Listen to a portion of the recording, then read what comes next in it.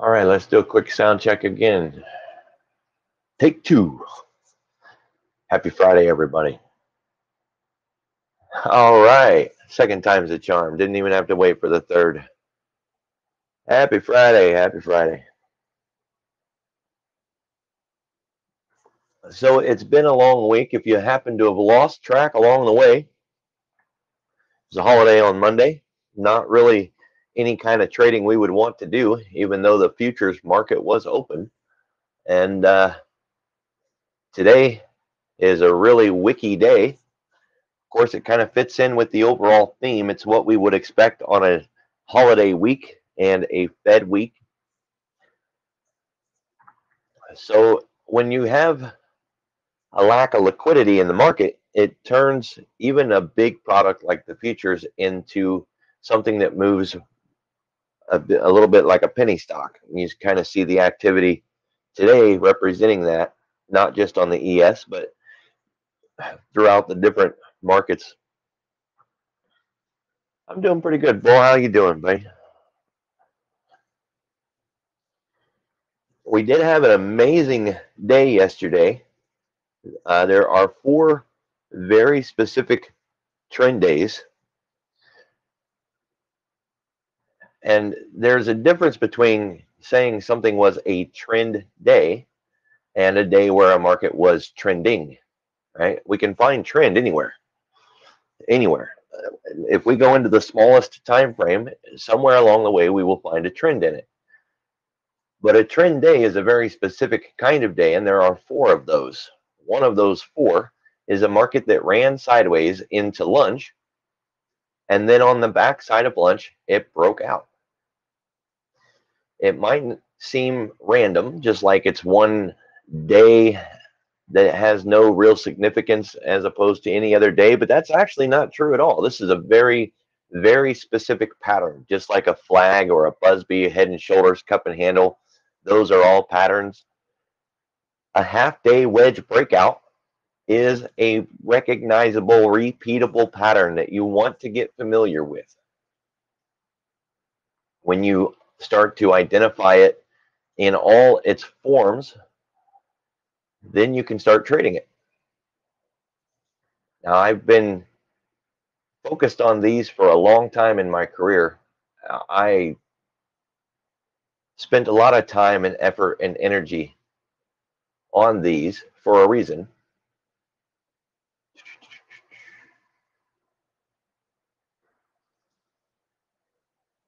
So let me give you an example of what these half-day trends look like. Here's an example of one. These are half-day wedges, and they are repeatable. Look at the parts that are involved in this. We have an open range, so it wasn't trending at the open. The open range very early in the day started to show compression. Price got tighter and tighter and tighter. It got into lunch. It finally broke out with a Busby.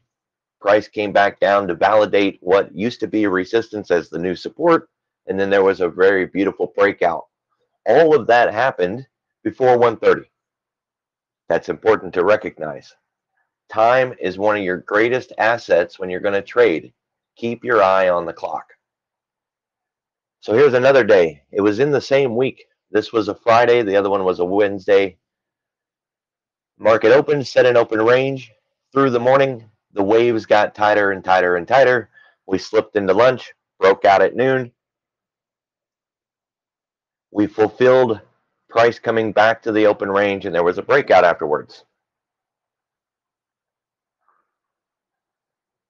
Anybody else having audio problems, or is it just Susie Q? Orale way. All good. Just you, Susie. Thanks, guys. Another example. I believe that this is the same one that we were just looking at. I just put more detail into it.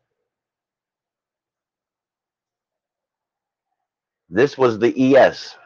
A couple of weeks later, I think it was 2 weeks later. And this one actually wasn't just a wedge, it was at the bottom of a strong trend. So we were looking for a base to form like a flag.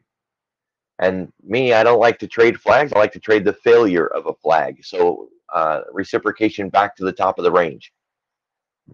By 10:15, though, it was not just signaling that we were getting a base, we were getting a pendant.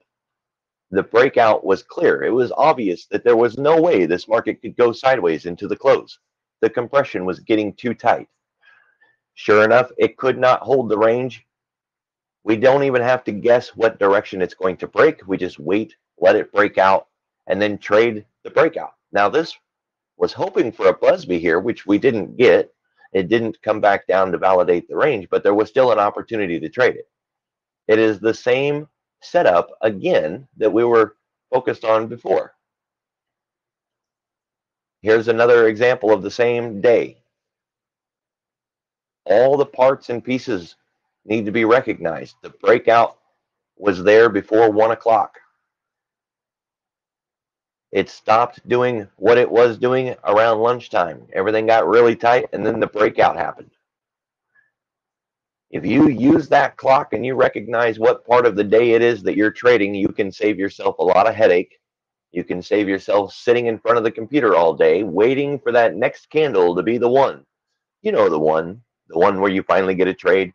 And of course, when you go to get a drink, it breaks out and you're not there to trade it. Keep your eye on the clock. So here's another one of those half-day breakouts, but it's not a wedge, just another example of keeping your eye on the clock. We finally had a break right around 1. It came back and validated by 2 o'clock with a Busby, and the trade opportunity was there. This is the best way to trade, guys. You got all the time in the world to take care of whatever you need to take care of. Come back, sit down, figure out your money management, get your order ready, swap your charts if you want to, and jump into the trade. You don't need indicators. You don't need advanced mathematics. You don't even really need a whole lot of experience trading as long as you can manage your risk. This is a really great trade with really good risk reward ratios. And I'm not talking about 2 to 1. That's just some internet crap that people put out there for noobs who don't know any better. I'm talking about really strong, clearly defined trade logic with all the parts and pieces in place. These breakout trades that I just showed you are risking 1.5 to 2 points for 80-point profit trades. I will risk 2 to make 80 always.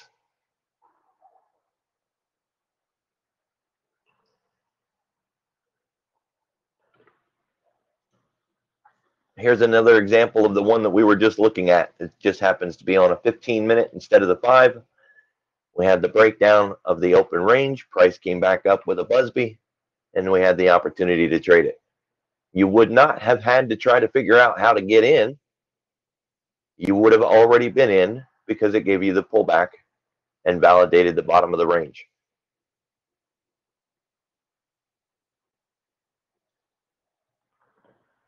This one was yesterday. Not as clean, but all the parts and pieces are there. It defined the open range. Price continued to compress. We got into lunch, broke out, came back down, validated the range. Not very clean. This was the messy part. And then the breakout.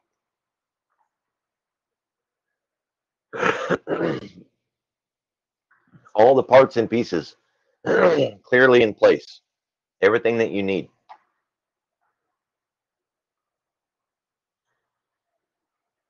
It's another example of the same trade. If you had set a fib line on it, when it broke out of the lunch right here, it set a high and started to pull back. The 786 was your opportunity. You don't have to put on any kind of resting order or try to guess that that would be your entry. You could have the fib drawn, see it react off the 786, and get in on the next candle. Because you would already have known, because it was the pattern that we've studied, that it was a trade to take. And you would pull the trigger at that point and enjoy the fruits of your labor. You got to love that stuff, man. Come on. Good times, right?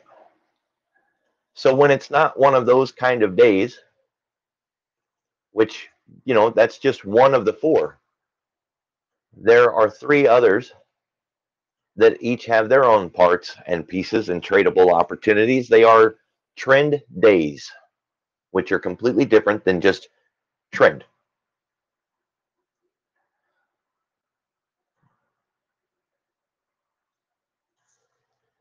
So now you've got something forward looking. You can take your time and go and research those parts and pieces and start building some trade logic or some kind of strategy that fits your skill level and your account size and your risk, and you can start trading something like that.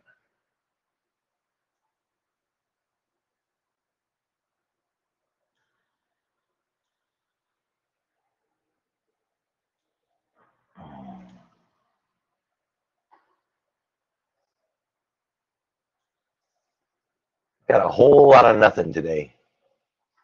Typically on a day like this, I like to bring up one of the indexes. The Dow is usually my go-to. And if it's a down market, I look at what's green. If it's an up market, I look at what's red, and I try to find some opportunity to trade. Really, Visa stood out to me a little bit, but other than that, I didn't really like too much of what I was seeing. I definitely don't want to join into anything in the red because we would have already missed all of the opportunity. Take Boeing for an example. This thing's been on the move all day. It would be too late in the day to try to join in on such a thing.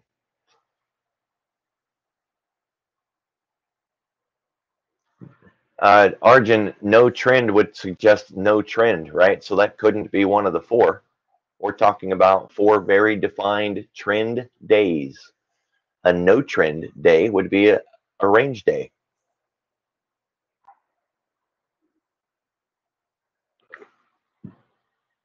It's not a state secret, though. I've shared the material more than once, talked about it often. You do have full trend days, and even those days are very unique. Every one of those 4 days are very unique. Their parts and pieces are clearly defined if you start looking for them and you study them and you put in the hours for it, right? I don't think that they're injecting at this time of day, but I could be wrong. I honestly didn't look at the schedule this week. What you could do, Jenny, is go to the Federal Reserve and bring up their schedule and see if they are supposed to schedule at this time of day this week. And it does change, right? You have to check the schedule every week. And if it's a really bad week, you have to check it more than once a week because say it starts out kind of sideways on Monday and Tuesday, and then everything goes to hell Tuesday night. They will come out with a revised schedule on Wednesday. And so it's definitely something you want to go and keep track of often.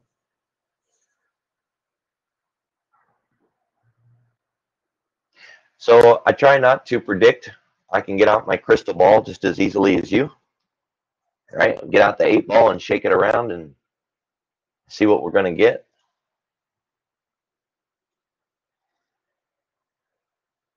This is a very, very big, very sharp flag.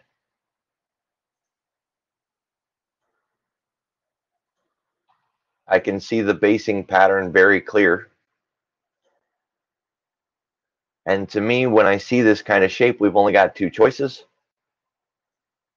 It is going to impulse into the next leg down, or it's going to begin reciprocating and working its way back up. The good thing is you don't have to guess which one. If it breaks out of the top, we would look to see some sort of Busby and then a follow through. You're looking at a couple of months for that, looking at the ATR of this product. And if it doesn't break out of the top, then it would break out of the bottom. But it would also perform the same shape. So it would break out to the downside, give you a Busby, and continue on. And again, that would be a couple months worth of trading activity looking at the ATR of the product, right? So I don't have to guess. You don't want to guess either. The only thing you know right now is that this thing is stuck inside of a range. It cannot do that forever, and it's going to break out one direction or another. Now, to answer which direction it would go, instead of guessing, which right now that's all you and I have is a guess, you can go and start crawling through the news. How's their money situation? Did they get any money from the government with that loan? Because if they did, they won't be able to do buybacks. What was their last earnings? What did they talk about? All those parts and pieces so that you can make an informed decision on where you think it's going to go long term, right? Because if we want to trade as a trader, we don't give a crap about long term. We just want to know where's my trade this week, next week, a week and a half, 2 weeks. As a trader, long term, hit the news. Where's their PE ratio? How much capital do they have left? Have have they been unduly affected by the virus? How many plants are shut down? On and on and on. So that you're making an informed decision.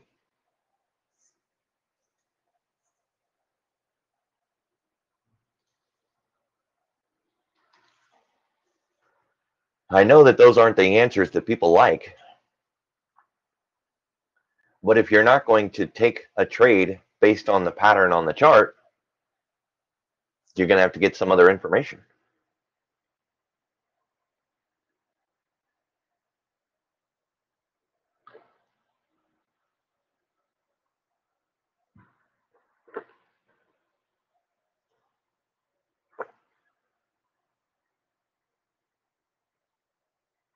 So I guess it was this news then, huh?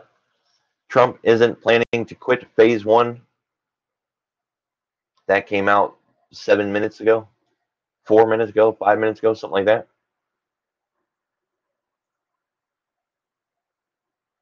No reason to guess what's going on. All we got to do is look at the news.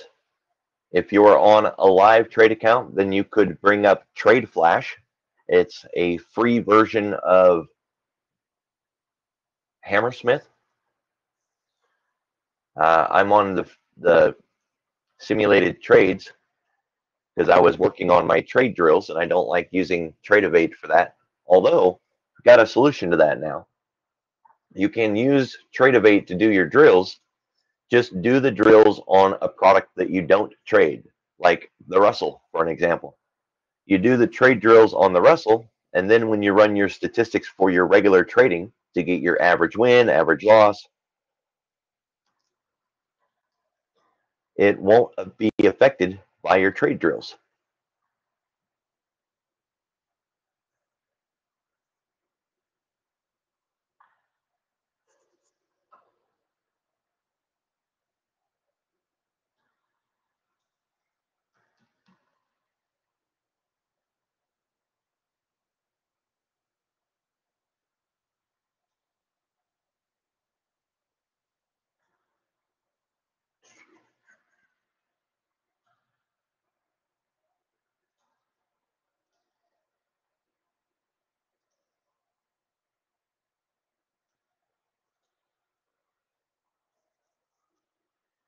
So Pepsi's been running in a clearly defined range. This looks a lot like the rest of the market.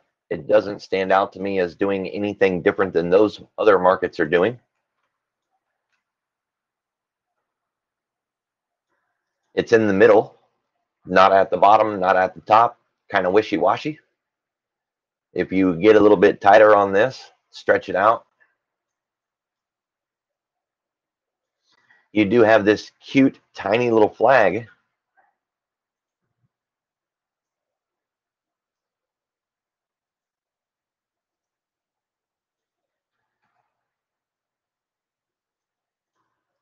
It is tiny. I think it'd be more prudent to look at the bigger picture, recognize that it's been forming through this channel since well, late April.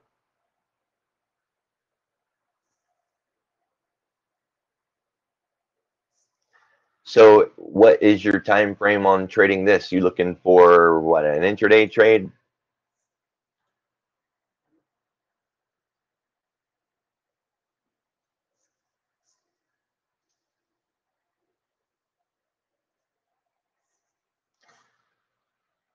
Well, 30 to 60 days. We look at it from this perspective. We're on a 30-minute chart. We are in the middle of nowhere. We are kind of coming off of this structure here.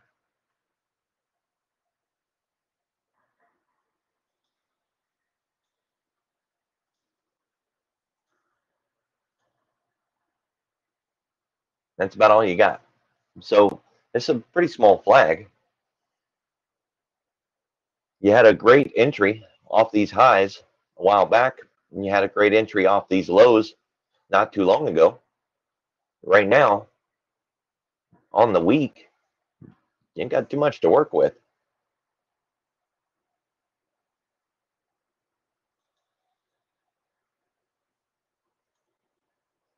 So there's lunch. Let's see if we can play around with these numbers a little bit and mark the open.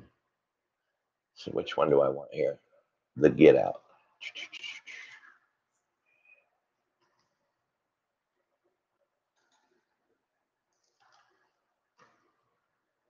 My goodness.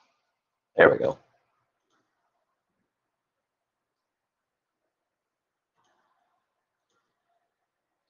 Nope.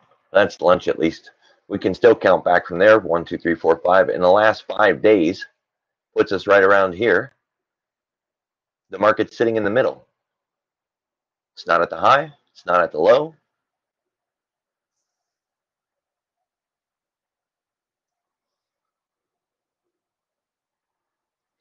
You need some structure, bud.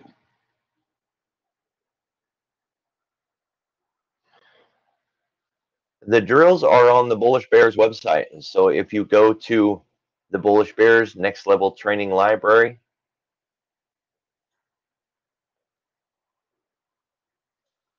you will find them under the Futures tab, or you can go to the Discord and look under Brokers.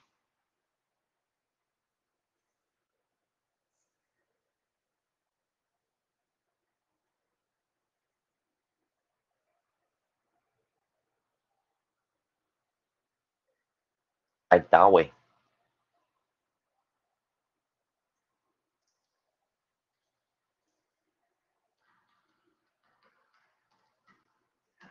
So, Bull, just looking at the questions that you're asking tells me you don't have a strategy.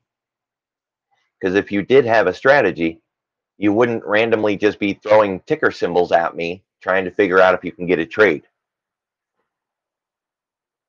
You need to define some system, some strategy, something that allows you to know that you have something there worth trading or that you don't.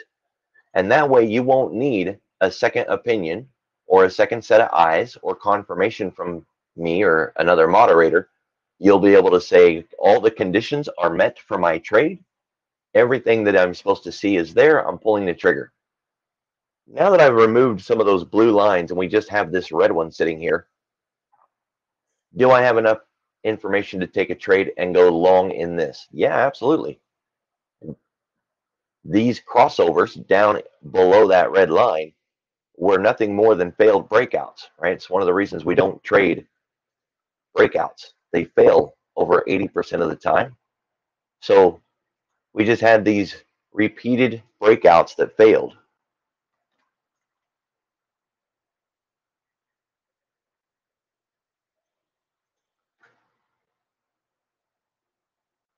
Give me another one.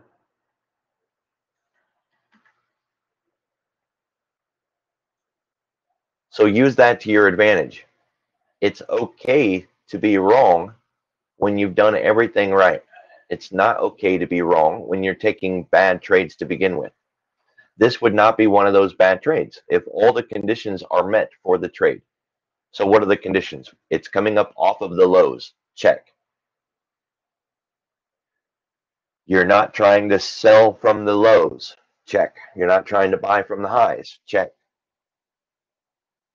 Does it have earnings in the next 3 weeks, a month? Is there any bad news? Are there any sales that we need to be aware of? Like when Target had to report December's numbers in January and it made Target tip over mid-January. I don't think Pepsi has any events, so there'd be no sales side to worry about. Is there any reason that you should not go long in Pepsi today? No, there's not. So pull the trigger and go long. You could give yourself a little bit of room, say you're getting in with the 130 spread, or you could get a little more aggressive and take it at the money if there is such options available, using one in, one out.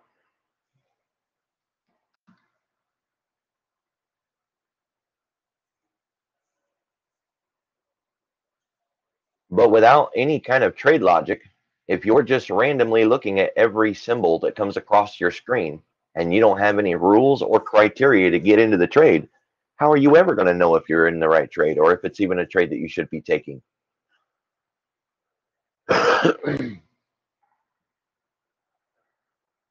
This trade could dump as soon as you get into it. It could, but there's nothing here saying that it will. Everything here says it's holding the line. If this dumps, more than likely, so will the rest of the market. It won't dump because Pepsi did something.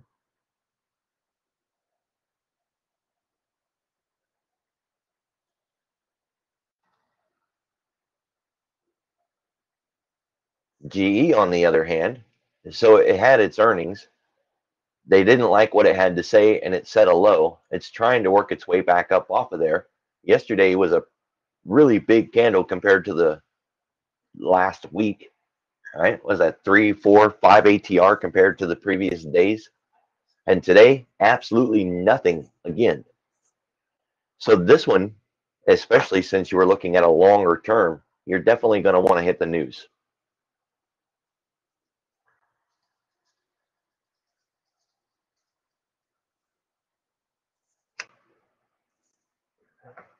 So that's a good point, Yoshi. When I'm trading in a shorter duration, I'm looking at a shorter duration.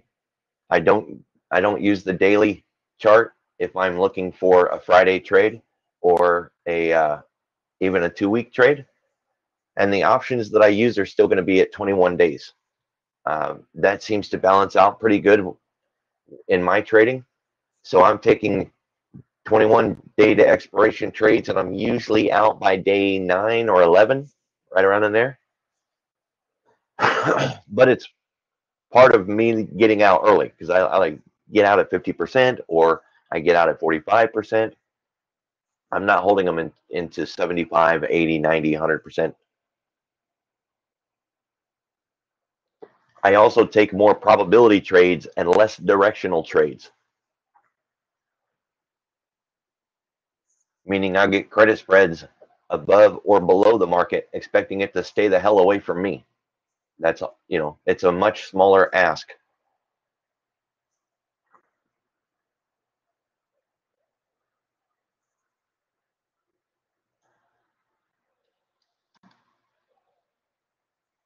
But look, guys, you can go through the Dow or pick your index. It doesn't have to be the Dow. I just prefer the Dow for my go-to, my first choice. CGC, Canopy Growth Stocks. Is it worth holding? I don't know, dude. What did you do? Did you go long? Did you go short? What did you do with this thing? You got to help me out, buddy. Give me enough information to be able to answer your question so I can help. Are you short?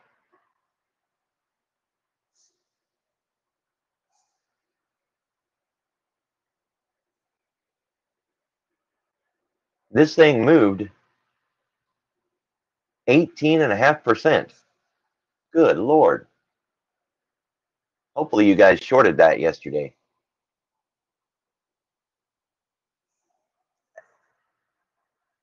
So you went long with 717. That's not too bad. Let's go see what long works.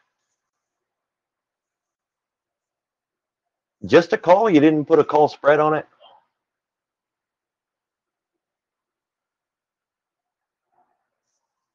Oh my goodness. Oh my goodness. Oh my goodness.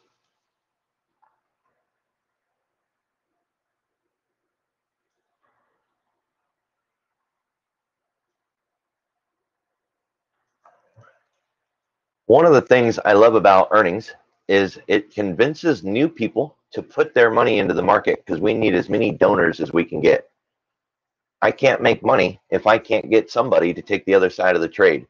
So new people who come in and do that kind of stuff, well, God bless you. We need you. Keep donating your money to the marketplace.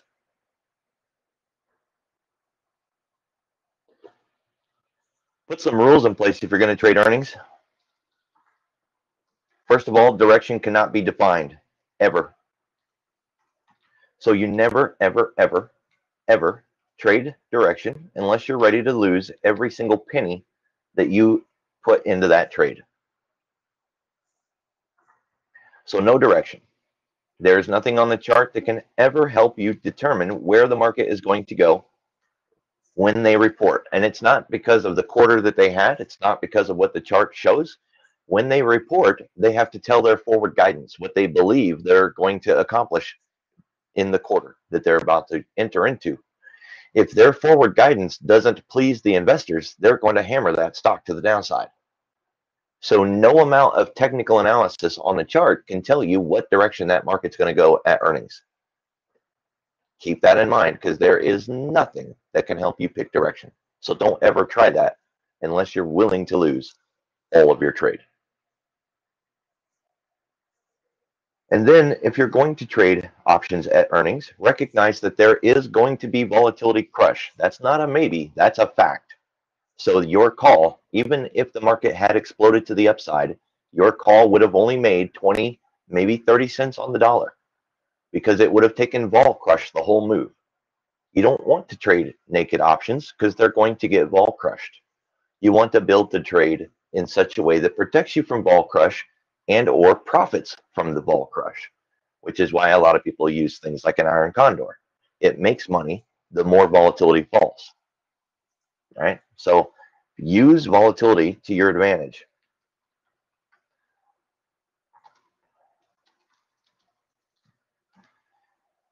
You don't want to trade anything that has parabolic moves in its previous earnings. So if you look back and it had earnings that exploded and earnings that exploded and earnings that exploded and it didn't come home again every time it did that, that's something you're going to want to avoid. I'll show an example of what that looks like. Target. Target is a magnet for noobs. Oh my gosh, I'm going to go trade earnings on Target and it's going to blow up to the moon and I'm going to be a millionaire. Don't do this. If it looks like that, don't trade it for earnings. So by having some very simple do not do rules, you can save yourself from taking losses. No gaps, no parabolic moves, no waterfalls.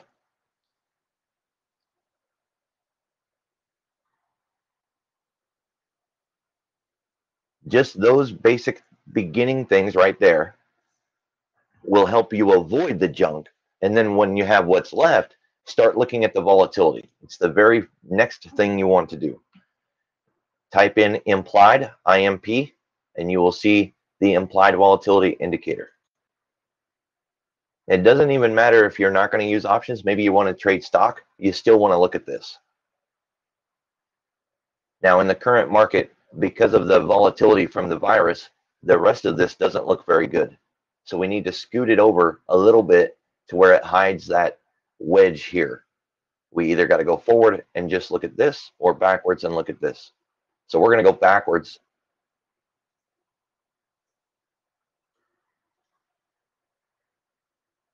We'll stretch this out a little bit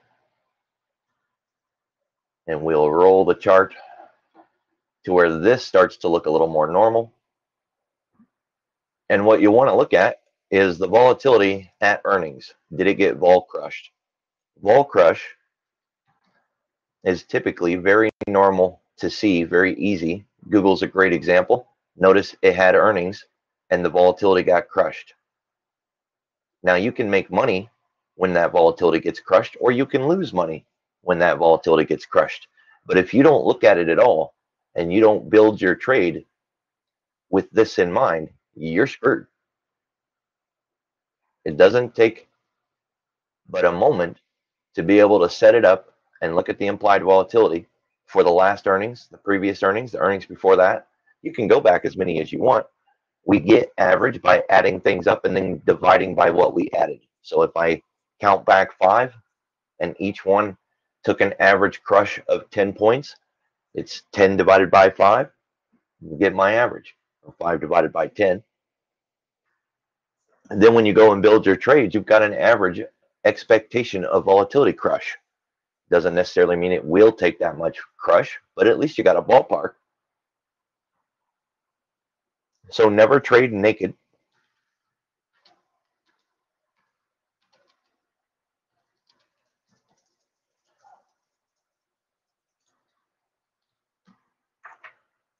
Because your naked options are exposed to volatility crush.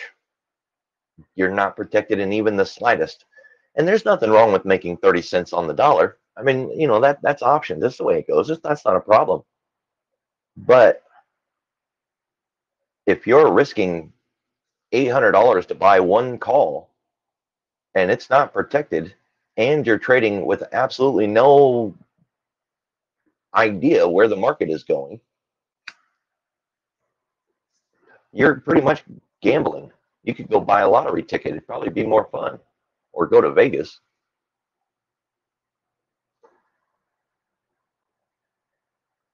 So the question is what to do with this. Will it recover? Is it worth holding? There's nothing here saying that it's going to hold. Things were finally starting to look good for the industry a little bit, finally. Do you know what caused their earnings to be negative? Did they not hit their targets? Was their forward guidance negative? Did they have failed crops? Donna, are you on a Thinkorswim account?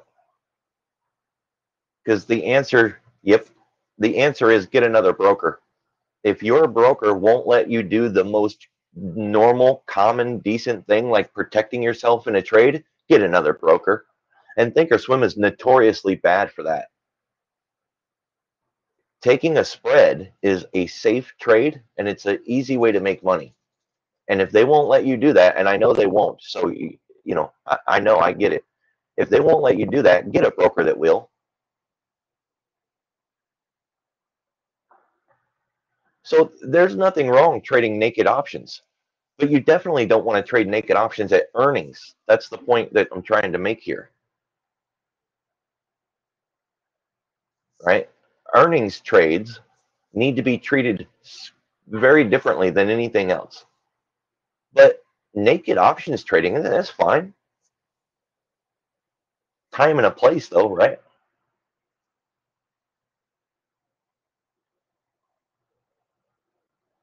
So for your trade in the earnings, only use the closest trade time frame. The DTE is Friday, days to expiration. Because if you're just doing an earnings trade, then just trade the earnings. Use Friday. It'll give you a way cheaper product, and it will make more money if you accidentally get the direction right. Don't use something 2 months out unless you're actually looking for a swing trade.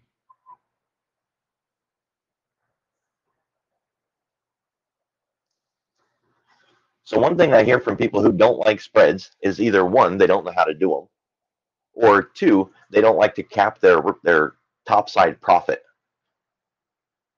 right? And so that's usually one of the two reasons that people don't trade spreads. Well, I don't know how to do it, or gee, I want the unlimited upside potential.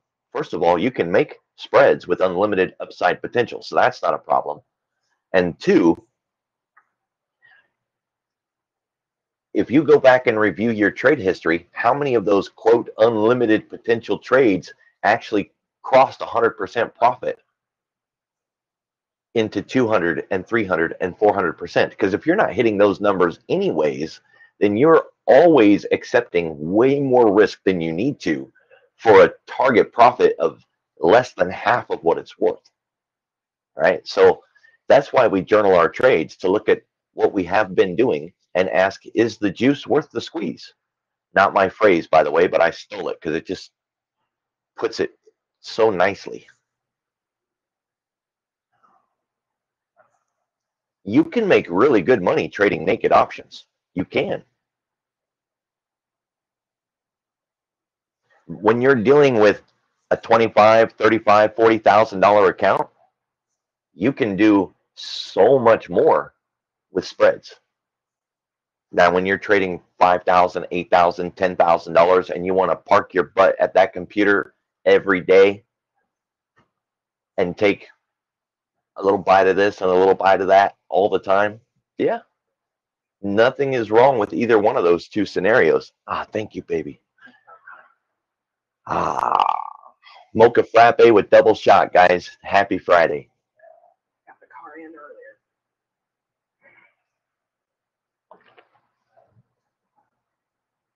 The earnings are very specific trades, and we want to have very specific rules to protect ourselves. And one thing that we definitely never want to do is try to guess what direction it's going to go. But we're talking about trading at earnings and not buying at earnings. So, for an example, CGC, say you really are a believer, right? Just suppose, and you've got $60,000 and you're looking for an opportunity to get into the weed market. You could definitely use this as an opportunity to invest. And you could do it with options, looking to actually, take possession when you're done with the trade. So there's a lot of ways to do earnings rather than just treating them as a trade.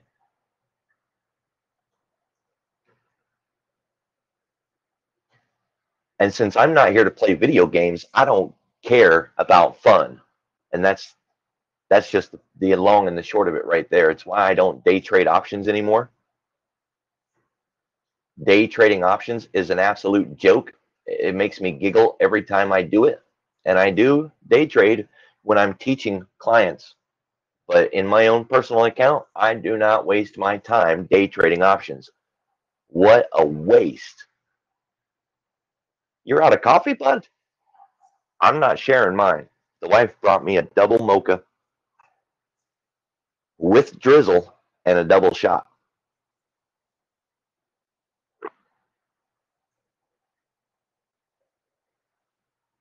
Oh, it's so good.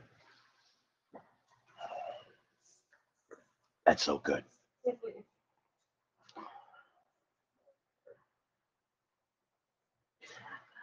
I trade to take care of the family, pay my bills, stop myself from having to go to a quote real job because I make money making money. That's what I make my living on, making money. So I'm not going to waste my time day trading, and I'm certainly not going to just do things that are fun. I want to do things that make me money consistently, repeatably.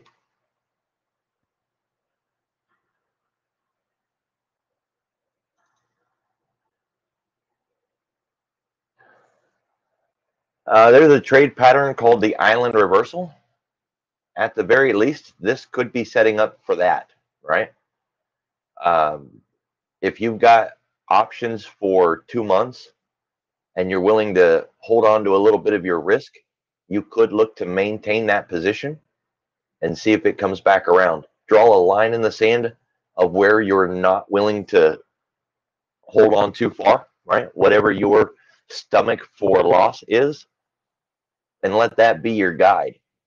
One day after earnings doesn't really tell you very much. You know what I mean? You give it time to play out if you're willing to assume the risk, which I have to think you are, or you wouldn't have took the trade to begin with. I think you guys said it was 517, right? Does that sound right? I think so. Trying to scroll back and take a peek. 717. Oh, yeah, yeah. That's what I meant. So 2 months. You got 2 months. If you're willing to assume the risk, let it play out.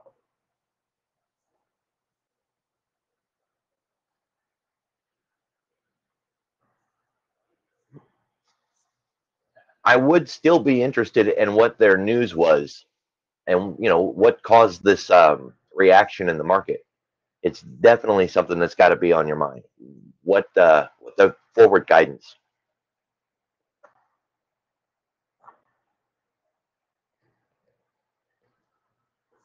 for this quarter? We had originally planned to start using this product called Earnings Whisper. And I got to admit, guys, I was real biased against Earnings Whisper. I hated them right off the bat, and I didn't even go look first, right? Very ignorant, but that's what I did. I had this assumption in my mind that they were actually trying to convince people that they could pick direction in the market at earnings, which is crap. You can't.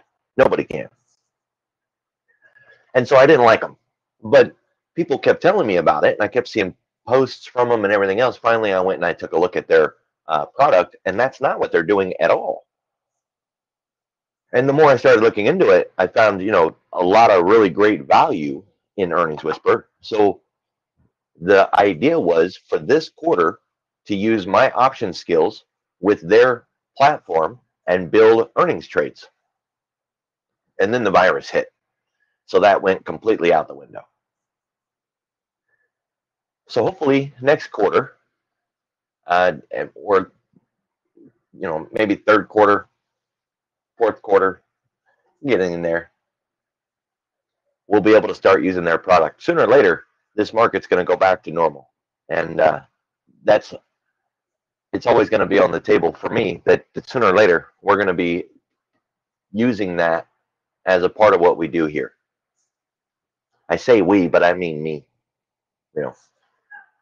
To where we'll be able to take a lunchtime, when there's nobody scheduled to stream, and I pop in and do my normal afternoon chit chat. We look at Earnings Whisper and look at what's going to be reporting, put together trades. Because right now, really the only trades we have are iron condors, and there's nothing wrong with those. Those are fine, but they are limited. Want more tools in the toolbox. So that was the plan.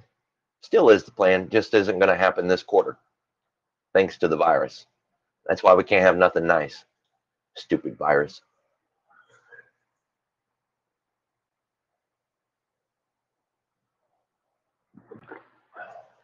So maybe next quarter.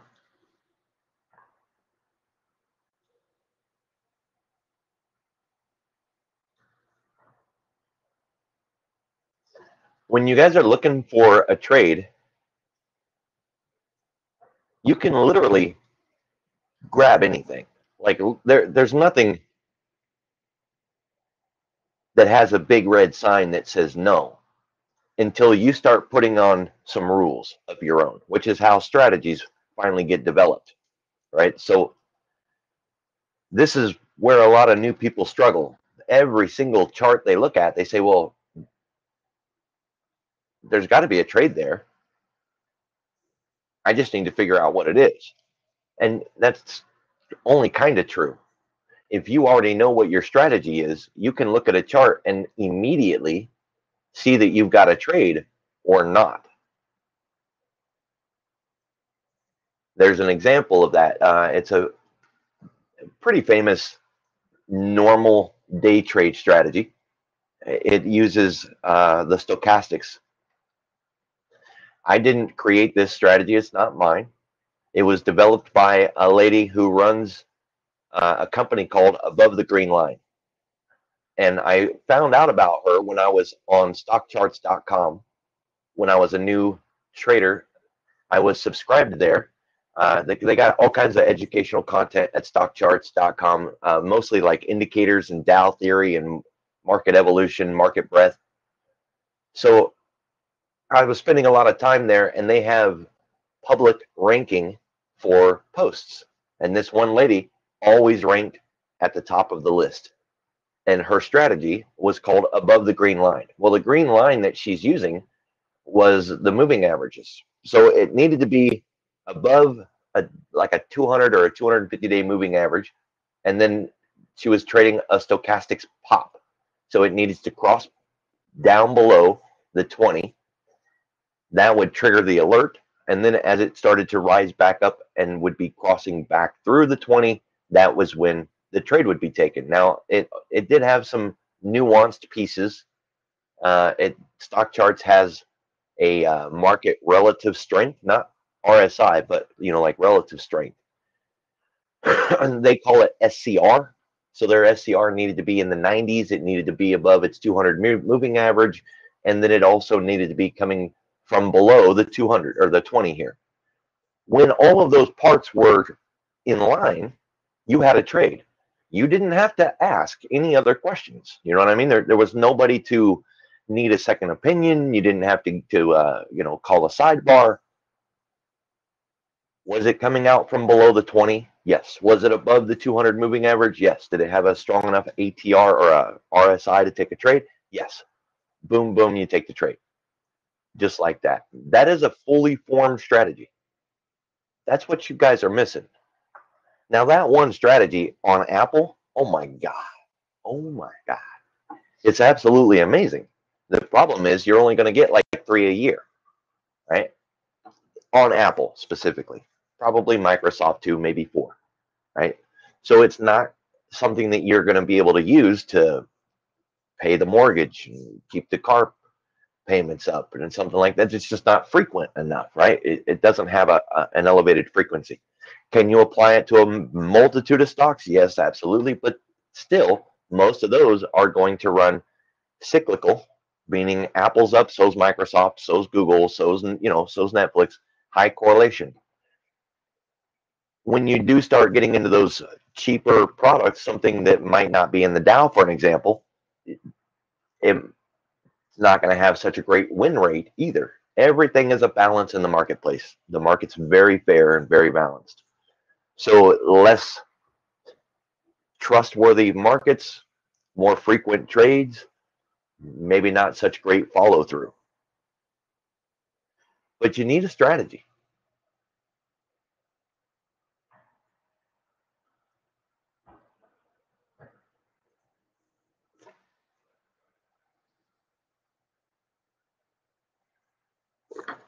Without a strategy, you're just floating in the wind, and every single chart you go to leaves you wondering, is there a trade here?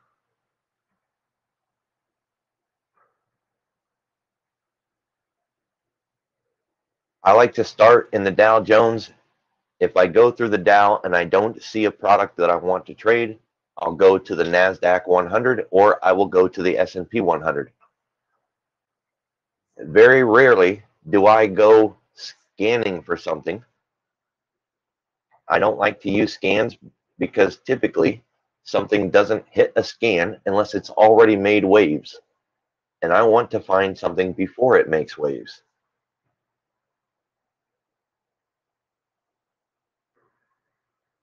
Now, with options, you don't need direction. It's one of the reasons that I focused on options as a new trader. I didn't have time to learn technical analysis and options. I had a full-time job. I'm a full-time college student. When I put those two things together, there wasn't much time left for education and studies. So I focused on options and left technical analysis for later. You can trade options with probability distribution. The problem with that in the current market is most things have been breaking out of their expected move a lot. If things don't stay inside of their probability distribution, that makes it very dangerous to trade. So time and a place.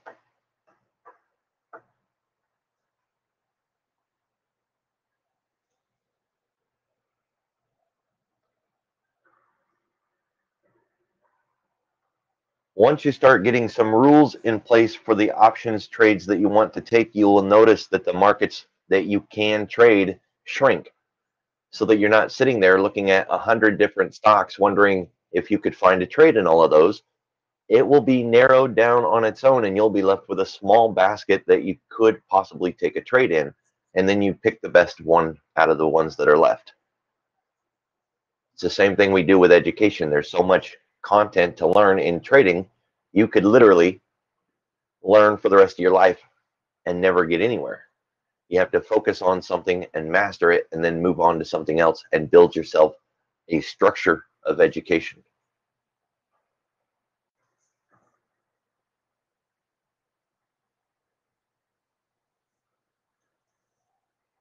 So on the Bullish Bears website, I've got a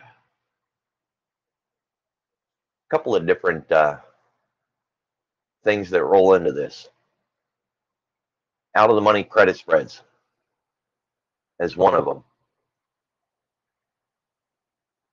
The weekly trades, they're kind of in the wrong spot right now for those kind of trades. But I did put on options for the current market conditions. This strategy down here, virus style option strategies, using the elevated implied volatility and market sensitivity to make money in options. Long story short, for that kind of trading, you just do everything from the put side. So this is not necessarily a strategy. This is how you would trade it.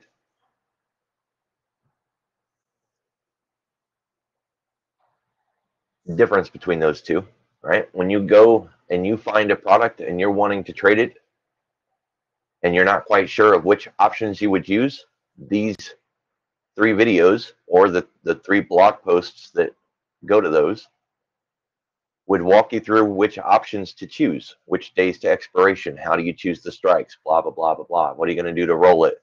How do you manage your trade, right? But you would have to have a product to trade to begin with.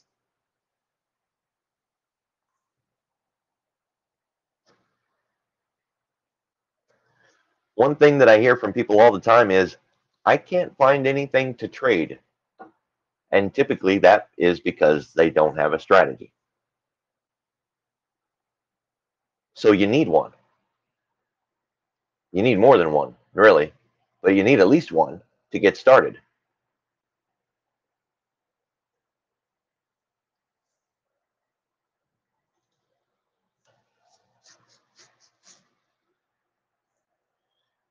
If you're looking for something to swing trade, try to start putting some basic simple rules in place, right? Some simple rules for a swing trade. If you're going to go long, maybe you don't want to take anything that's below their 200 or below their institutional levels.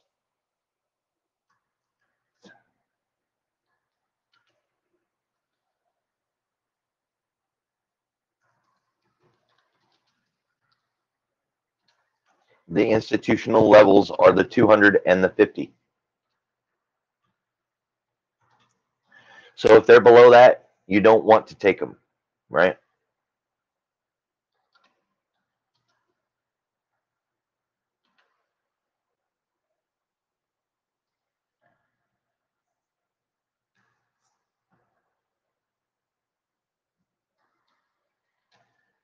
You could add in something like gaps again and parabolic moves.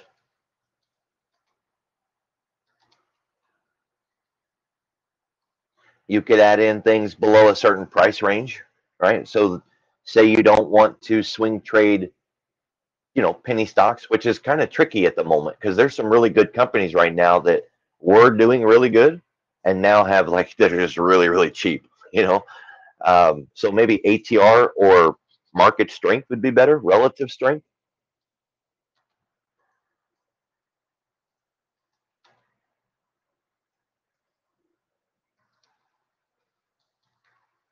Thinkorswim does have some form of relative strength. Damn if I can remember the indicator's name, though, because, of course, it'd be too easy to just call it relative strength. I do have a custom indicator for Thinkorswim that does do relative strength. You go to the Discord and scroll down to Thinkorswim. They're alphabetized, so just go to the R's, relative strength. I had a video in here from stockcharts.com because they are one of my go-to places whenever I'm trying to figure out the way an indicator works. And here is the relative strength indicator. So Thinkorswim does have one. I just never can remember what the hell it's called. And it's a mix. It does a couple of different things, kind of like what we're building. It looks at the moving averages. It looks like at the ATR, the relative strength. It's got like 6 or 7 different categories that it looks at, and then it gives the stock a 1 through 6 number. But we'll go ahead and use the one that I just copied and put that into Thinkorswim. You go up to setup, click open shared item, use Control V, like it says right here in the instructions. V is in Victor. Open it, name it, so you can find it again.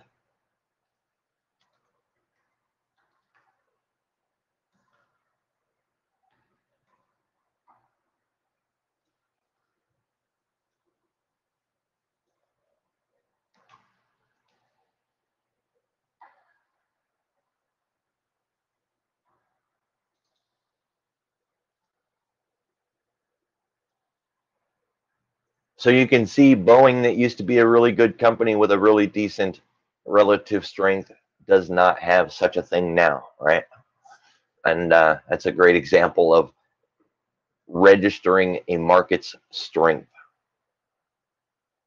The Discord, the link for that is in the room drive, but if you're on a mobile phone watching this stream, that's probably going to be a little difficult to get to because it's on a text document. So it's easier if I just share the link with you.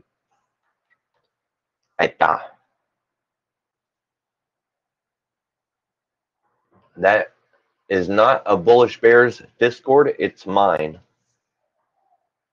You're free to come in. I don't charge anybody, of course, because it doesn't cost me anything to run it. I would never invite anybody in there unless they're from the Bullish Bears anyways. So, you know, you're pretty much just going to be hanging out with a bunch of us. There are people in there from other places. We live stream on YouTube, you know, and that ends up inviting people in. It's not a big deal. It's not like we're keeping people out.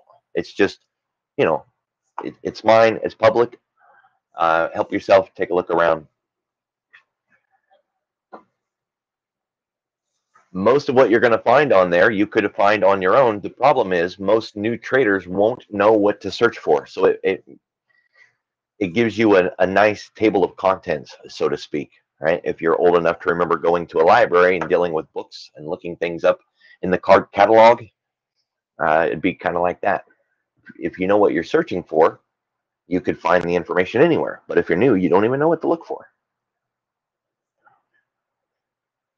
So if you start looking for products that are above their average, that don't have gaps, that don't have any parabolic moves or waterfalls, that have a decent to high relative strength, that can weed down a lot of the crap that's already on there, right? And then from what's left, then you can start looking for a more refined search.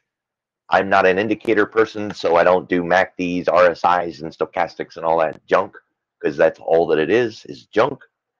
But if that's what you do, if that's what you use, then start putting your rules together. Maybe you need to see it come up from below the 20, right? Maybe you're looking for a pullback to the 50 on an RSI or a stochastics or whatever.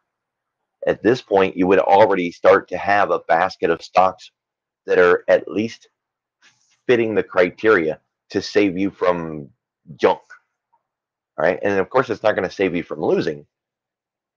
Nothing is going to do that. Losses are inevitable, right? I have a win rate in my day trading at right around, depends on if we count scratch or not. If we take scratch out, I'm winning 78% of the times, 79. That doesn't sound too bad, except that, you know, that means I'm not winning 21% of the time. My loss rate is around 11%, and my scratch rate is around 11. Those two kind of go from 10 to 11 and back and forth. Scratch means I'm breaking even. Loss means I took loss. If you put the loss and the break even together, then I'm not winning around 21% of the time, 20% of the time. So there's losses. And yet I'm able to stay home and make money by making money, right? That's how I make a living. So you're not going to build or find anything that doesn't have losses. The trick is to manage your losses. And that's the problem that a lot of new traders have. They either don't manage their losses, or they get frustrated when they take a loss and think, well, this damn thing don't work. I'm going to have to go find some other damn thing. And then they go to the next thing and the next thing and the next thing and the next thing, and they never master anything.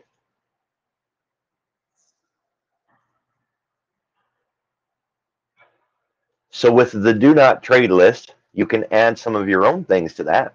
Maybe things that have earnings within, say, less than 30.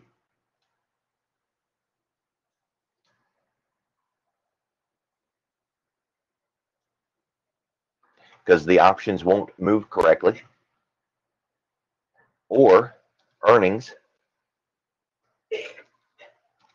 if it reported earnings in the last 10 days.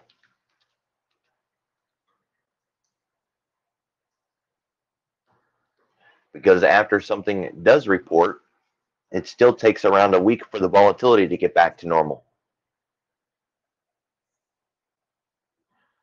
This one, the reported, if you're taking a 60-day trade, that one's not going to be too big of an issue, right? But if you're doing a shorter term trade, that one's going to be more important, right? So it kind of has to fit what you're working on. So once you start going through there and weeding things out, you'll find that there's not a lot left. Say we don't want to trade anything less than $15. I know that's very arbitrary because there are good stocks less than 15 bucks, right? But this is kind of focused more on an options side of things. But really, guys, swing trading is swing trading. Susie Q, you too have a great weekend.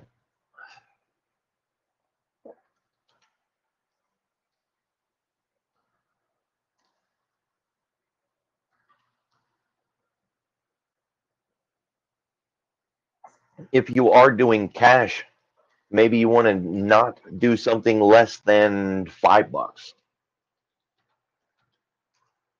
right? If you're not doing options, but you're doing stock. And really, that's more on you, kind of what fits your skills and account and stomach.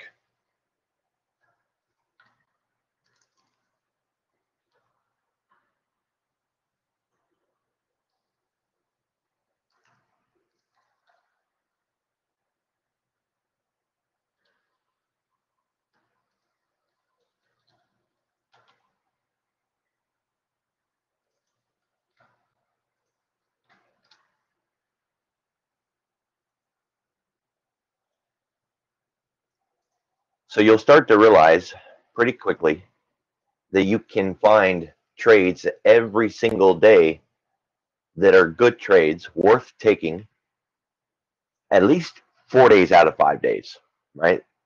One thing that I focus on a lot with the people that I teach is that good trades, if you're day trading, don't be surprised if you don't get one every single day. It's a good trade. It's not like they just rain down out of the heavens.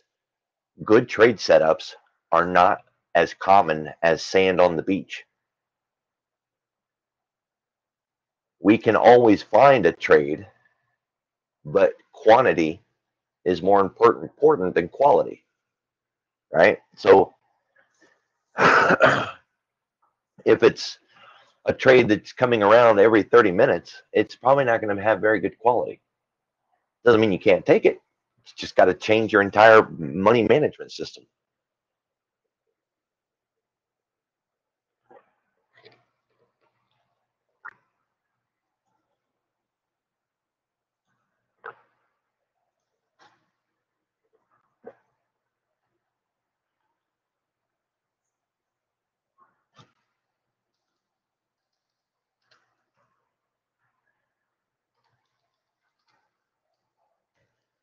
It would also help if you focus on things that are interesting to you. So, for an example, the weed companies. I don't give any kind of damn about those wheat companies. But I really love trading banks and credit cards and financial institutions. I know people who really love the cars, right? They focus on Ford, Tesla. If that's what does it for you, find something that you like that interests you. And that way, when you have to go do the boring work, read a bunch of crap and go through the news releases, you know what the news is talking about because it's talking about a product you understand and it's something that you're willing to spend time on.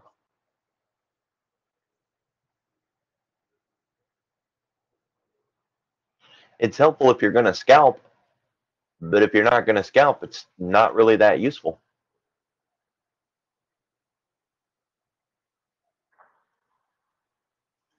That's one of the, it's not a problem, but it's one of the things that typically causes people to sit there and spin their wheels, right? It goes back to that conversation about there's so much stuff that we could learn in trading. So let me just go back to those pictures for a moment.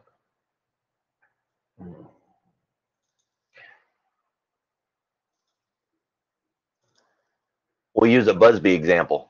This pattern doesn't give a damn about time and sales.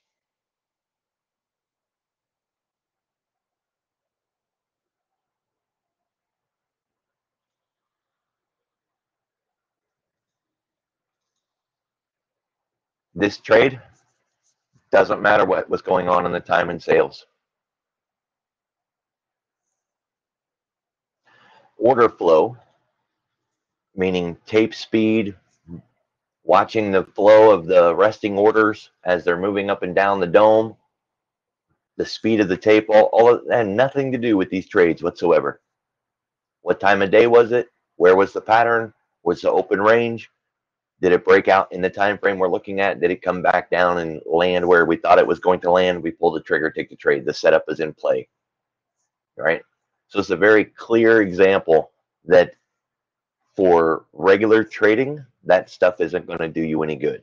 Now, if you want to scalp or take a momentum play, a very short term, uh, almost a reactionary trade, yeah, that stuff could be real helpful, right? Momo plays and what I call jumping on a train or jumping into a trade. Then order flow starts to make a lot more sense. You put your charts on a tick chart. You are watching time and sales. You're watching the speed of the tape as price is moving, and you're looking to take an opportunity based on the flow of the market. Absolutely, there's value there, but it's going to be a very, very small trade. And there's nothing wrong with those small trades. You know, I mean, people do that all the time. I'm just not the guy that wants to sit here taking 40 trades today, eight ticks here, 6 ticks there, 3 ticks there.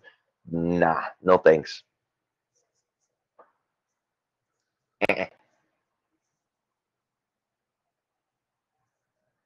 On the other side of that, anything that broadens your horizon is a good thing, right? So I'm definitely not going to say that you're wasting your time because that's not true. Any education is good education, but you could ask yourself, is there something I could spend my time on that would help me take better trades right now and maybe set that aside and come back to it later, which is what I did when I first started trading. And I set technical analysis to the side and just focused on options. It wasn't to say that technical analysis was worthless. I just needed to put my priorities in order, right? Scalping is an accumulation of experience. People who have a lot of skill are really good at scalping. New traders gravitate to scalping right away. And then they usually find out that, damn, that shit's hard. And they go find other things to do and they leave it alone. And it's not to say that you can't do it, but there's easier trades, more profitable trades, and you know, kind of goes into your account, into your time in front of the computer, your skill level. I don't want to park my butt in front of the computer all day.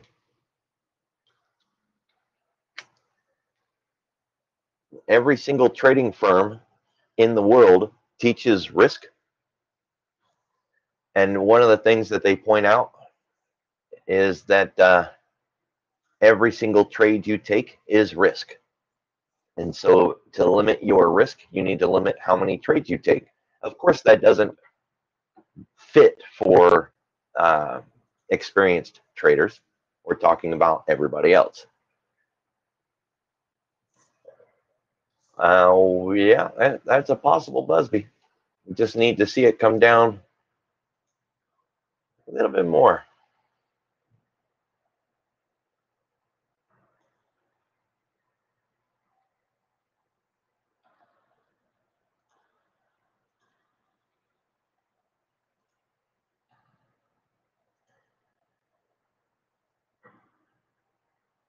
Not a very clean range, but it does fit the criteria.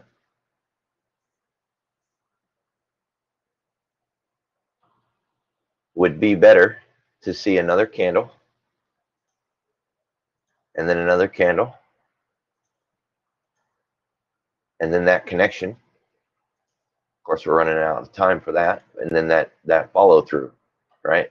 And this is one of the things that I teach when I'm coaching, is that there is a time and place for these trades, which is really great because you don't have to sit in front of the computer hoping that the next candle is going to be your opportunity.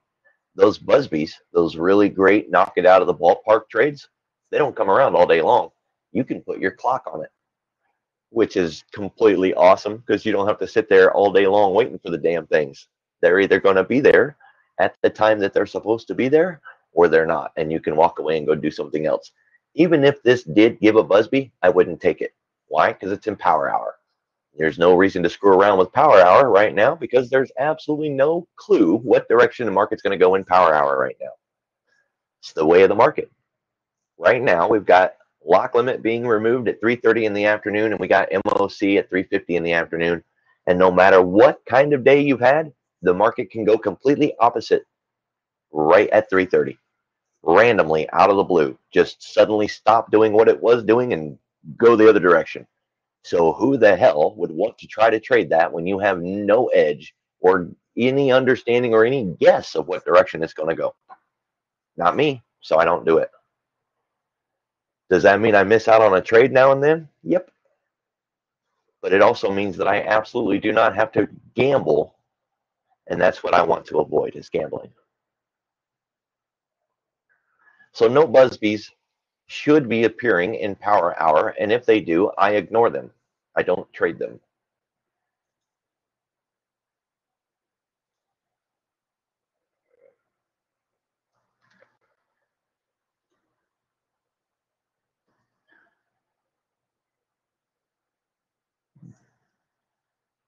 I think I still have that relative strength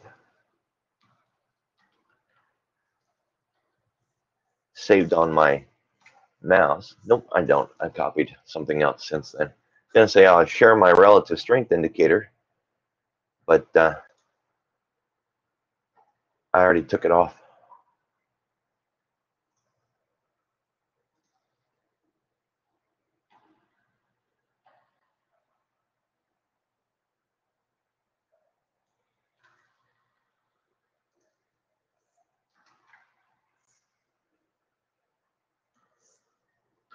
I don't know, Joe. I don't count candles.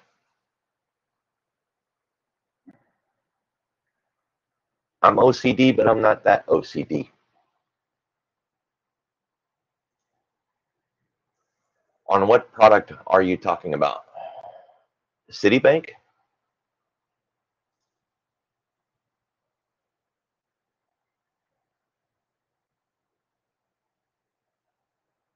Still don't know what product.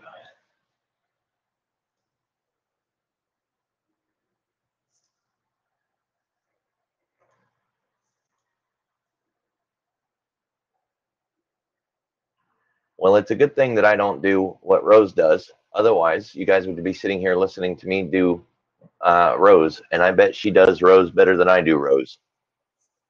Right? But either way, since I don't know what product you're talking about, the ES, the NASDAQ, SPY, Citibank, couldn't even answer your question.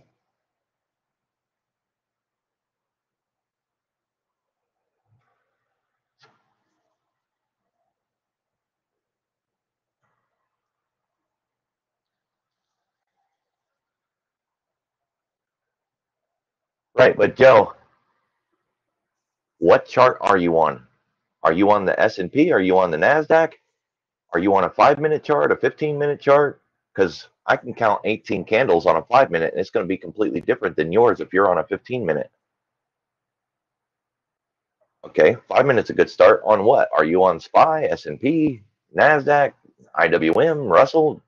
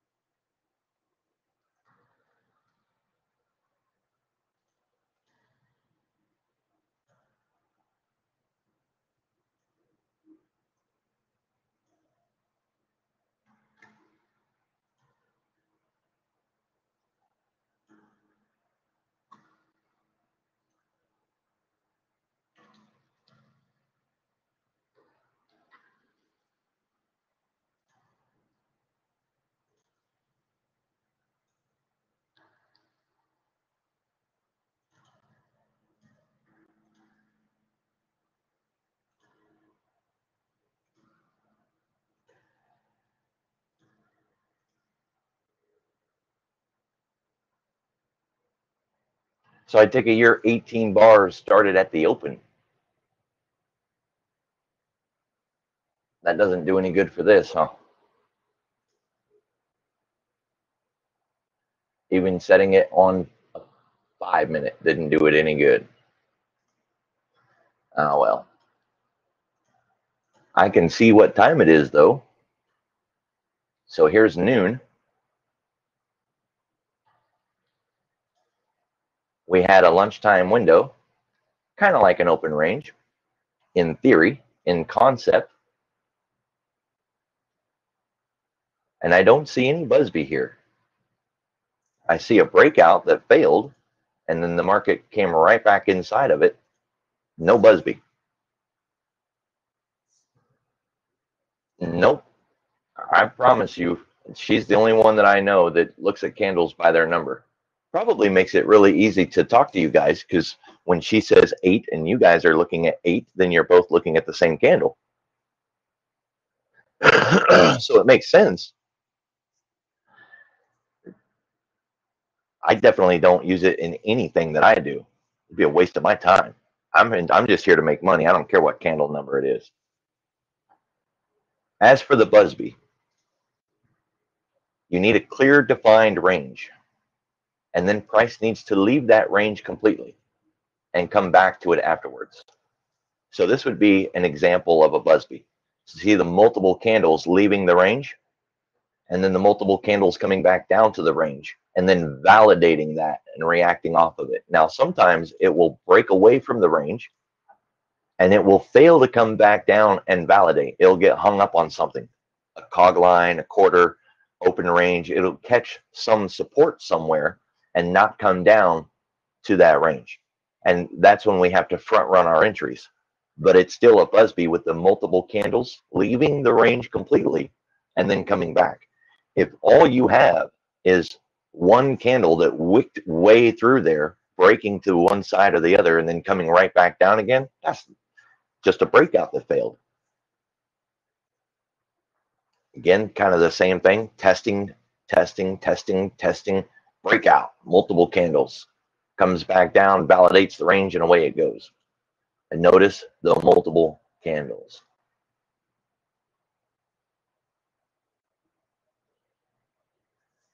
Here's a real live example on the SPY. That was an open range from an indicator. Test, test, test, test, break, validation, run.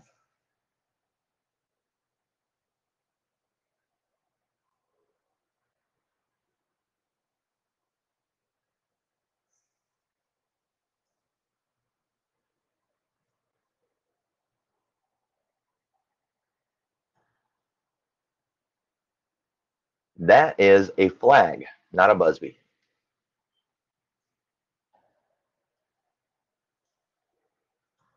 There's the flagpole. There is the flagship. There is the break, right? You got the market come down, go up, come down, go up. At that way.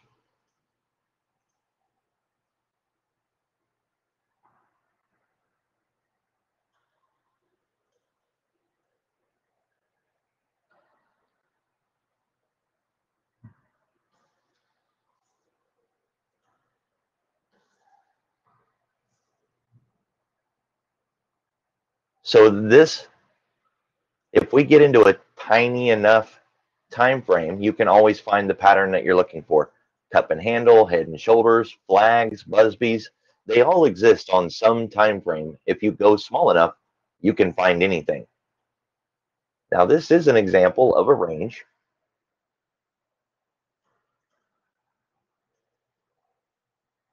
And we can put that into place like that and say, well, on the 1 minute, we've got a clearly defined range. And there's no Busby here. We're just sitting in this range. We can even tighten it up all the way. Come on, give me that. Like that.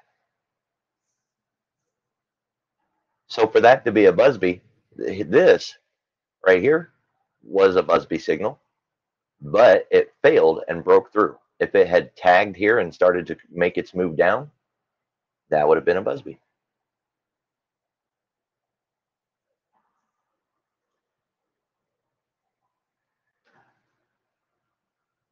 Again, this is the time of day that you want to look at the clock and say, hell no, I ain't trading no Busby at 3:30 in the afternoon.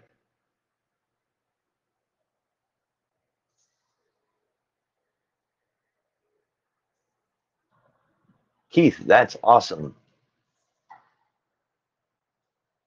I will put that in the room drive for everybody to be able to use it.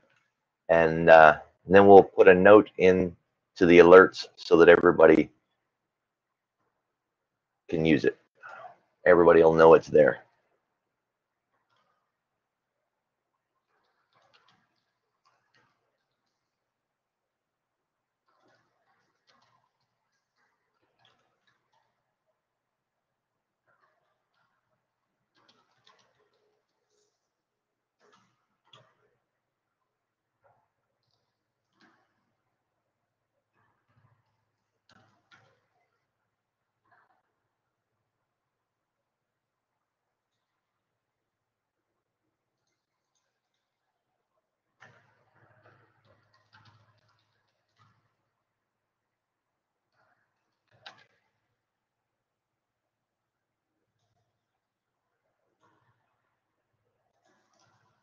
That's awesome, dude. So everybody, you will find that in the room drive. It will be labeled candle counter.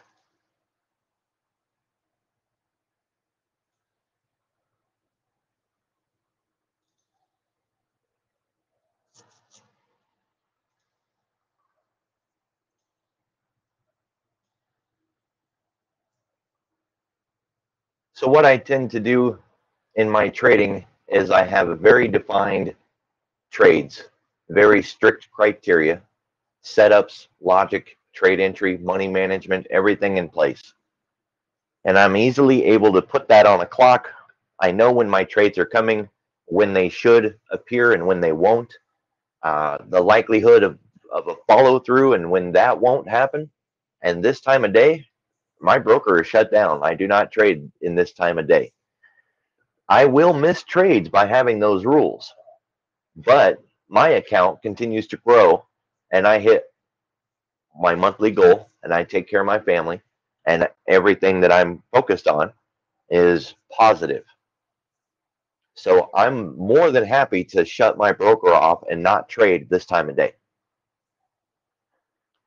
And that's not to say that nobody can trade this time of day. I'm certainly not saying that. But experienced traders would want to trade this time of day, and inexperienced traders would want to avoid this time of day. Hey, you bear, how's it going? That you should already be day done and have made your goal long before 2 o'clock in the afternoon. And that if you haven't, shut it down and come back another day so that you keep your profits.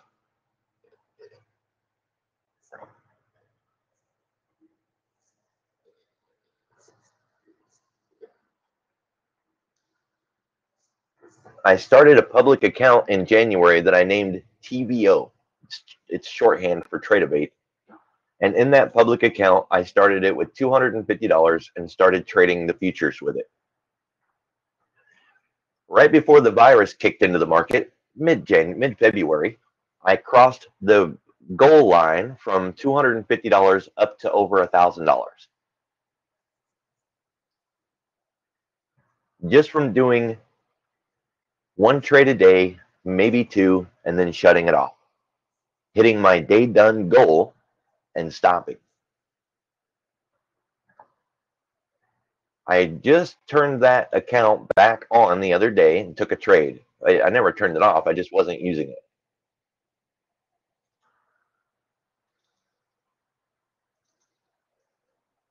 The other day, everybody that was in the room chit-chatting that they were having a hard time trading, that it was really choppy, there was no good setups, and I turned on the live account, the TVO, went in and pulled the trigger and hit my average day done goal in a single trade and shut the thing back off again. $20. I know, right? 20 bucks. What? That's it? New traders look at this from completely the wrong point of view. They say, hell no, I'm not stopping at 20 bucks. I can trade with no PDT 22 hours a day. Why would I stop?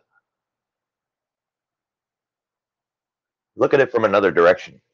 Every single time I pull the trigger on an NQ trade, I average 20 bucks, $10, 10 points, 20 bucks.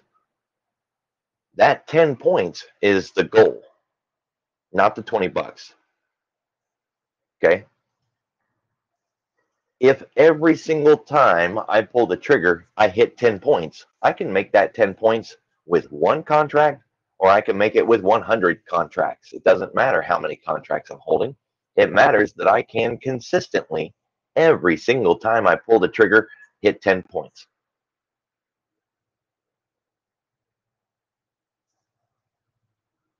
Where a lot of people go wrong is they say, well, I need one of these trades. I got to get one of these. Well, you're not going to get one of those every day. Hell, you might not get one of those every week. So you can't bank on getting those kind of trades every day. And if your day done is 30, 40, 50, 60 points, and it's some chop sideways day, you're stuck with a lot of trading to do to get to that day done. Statistically speaking, you're going to fail.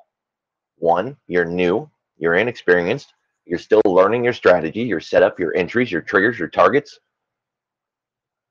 So you're statistically going to fail a lot. All I've got to do is my one single trade that I do every single day. The trade doesn't change. Doesn't matter if it's a trend day, a range day, a Fed day, a holiday. It's the same trade that I take every single time I pull the trigger. Can I hit 10 points? Yep, I do it consistently. So I prove that my strategy works. I grow respect for the strategy that I'm using. I gain experience doing the same trade every time. And whenever my account gets big enough, I can take more contracts doing the same trade. So it won't be $20 because I took a micro. It would be $2,000 because I did it on a mini and I happened to have more contracts in hand when I did it. scale. That's the important part. Not trying to get these absolutely Babe Ruth home run ballpark trades. That's unrealistic expectations. You're not going to get them every day.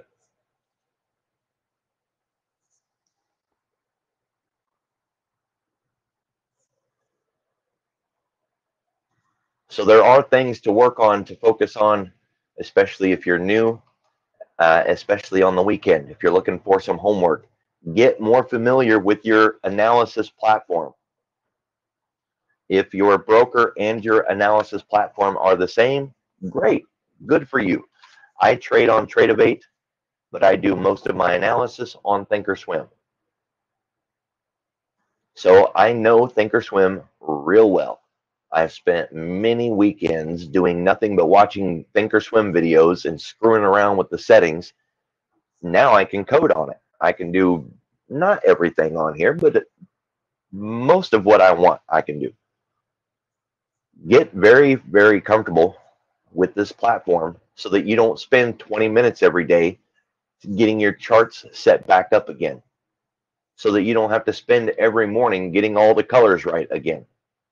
Find out how to save your work so you don't have to continue to redo your work every day. That's good homework for weekends. The market's closed anyways. Might as well do something else other than looking at candles. Spend that time watching videos on your broker or your analysis platform. If you trade futures, take the opportunity to go to the daily, the weekly, and the monthly chart on the weekend. It only takes 5 minutes. Just go out there and take a look around. There are such a thing called inside day and outside day, an inside week and outside week. If you are a futures trader or a day trader and you never go to the daily chart, you're freaking blind. You have no idea what to expect in the coming days because you aren't going out there to look. The ES hit the 200 daily moving average last week on a Monday. Now, me and my students, we knew it was coming because I'd already posted about it over the weekend and we talked about it over the weekend. And then on that Monday, we hit it twice. It was a really great trade opportunity. If you don't ever go out there, how are you going to know? It doesn't take very long. You just go out and take a peek. This was that day right there. The 200 daily moving average was right there. There is an indicator that will show it to you, but you don't need it.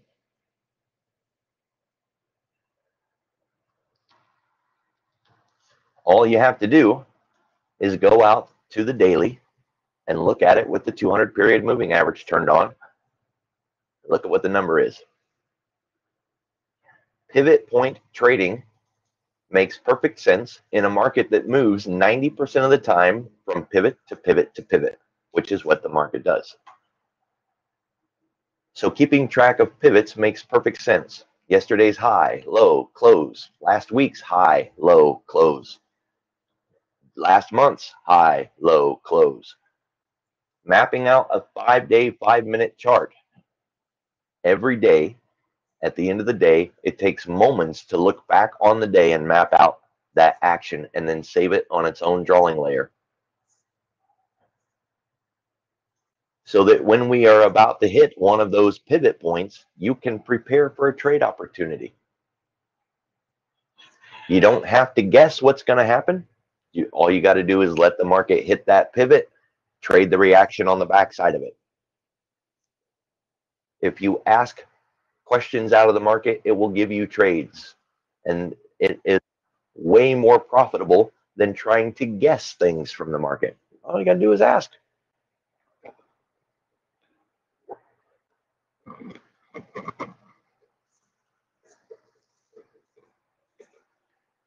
So spend time learning broker. You could take the opportunity to look up open range, gap plays, or gap fades, I like to call them, even though they don't always fade, they pop. Gap pop just don't sound right, so I like to call it gap fades. Resolution of lunch. You probably won't find things on that if you just go searching, but on your own, do a little due diligence. That's more of one of my own personal concepts. Still fits though. Give you a window to look at, say between 11 and 1. That's a good ballpark range for you to start. So there's 3 different trades there.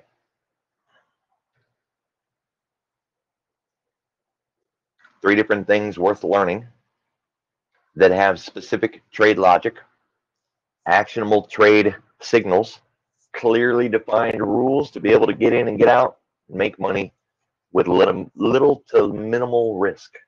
Kind of the name of the game, right?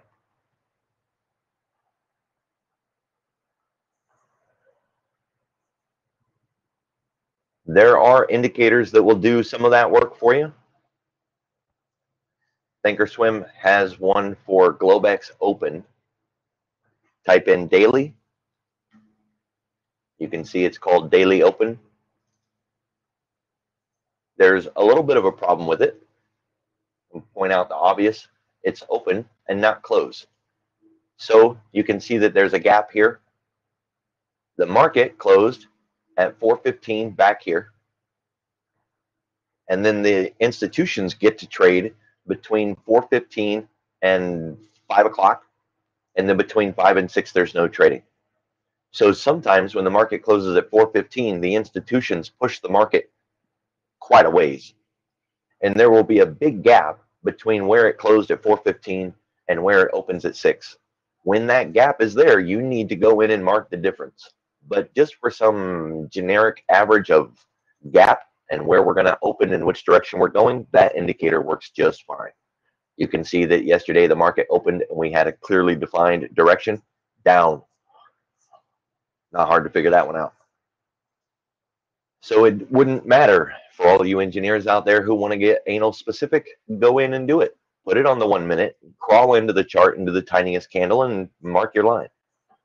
If you don't really care too much, you can go out to the daily chart and just zoom in and click your line at the high and the open and the low and the close, just like that, off the daily candle. You can do the same thing for the weekly. Go to the weekly candle, zoom in, mark the high, low, close. All right, really that easy.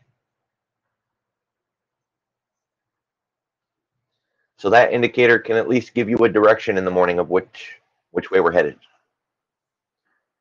Are we going to close the gap? And then open range. There are a lot of indicators that'll do this. None of them are Thinkorswim, but they are custom ones, right? I've got quite a few. We'll use Zone. I think Zone is one of the cleanest ones. There are ones that are made for mobile phones for you mobile traders. You'd have to find that on the Discord. So this one has a couple of extra parts and pieces built into it. The main thing is the yellow line is recording the open, and then the high and the low is, for my settings, a 5-minute open range. You can set yours to a 15-minute or a 10-minute or a 30-minute, hour, whatever. The time frame is in there. You set it to what you want. I don't trust these. If you're jumping through a lot of charts, say you're going through a lot of equity markets, Caterpillar, Microsoft, Apple, Amazon, and you're just jumping through charts, that's going to be real handy so that you're not sitting there having to draw every single damn open range, right? But if you're a futures trader, you're not going to a lot of charts anyway, so take the time to do it yourself. There's no reason to use the indicator. Sometimes we see things, if we're doing the work, it's better to draw it on your own so that you might recognize something that you wouldn't have seen because you weren't looking. I'll go ahead and share this so that you don't have to go crawling around for it on the Discord. It's not the only one. There are a lot of them on the Discord.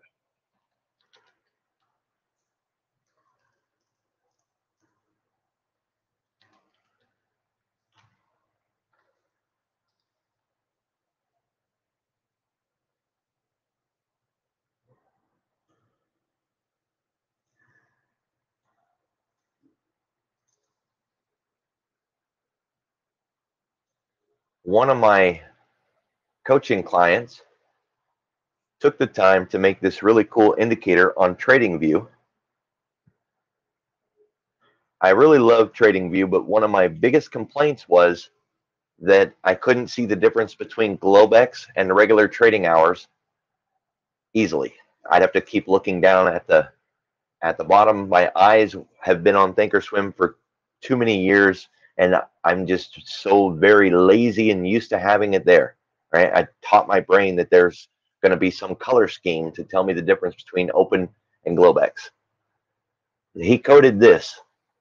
The gray shaded area of course is Globex. He added in the kill zone between 2 and 4. It has a lot more time frames that you can add to it. The purple area happens to be lunch. The yellow area is pre-market. If I turned everything on,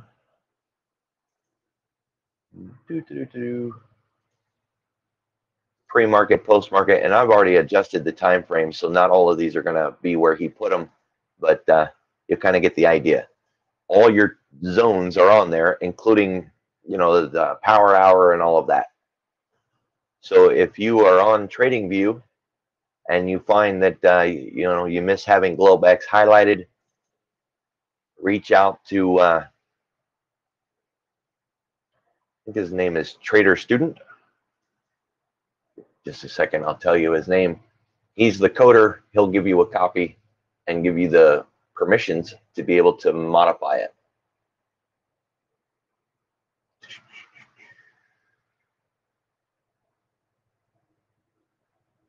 Yeah, reach out to Trader Student. That's his Discord name, and he'll give you a copy of it.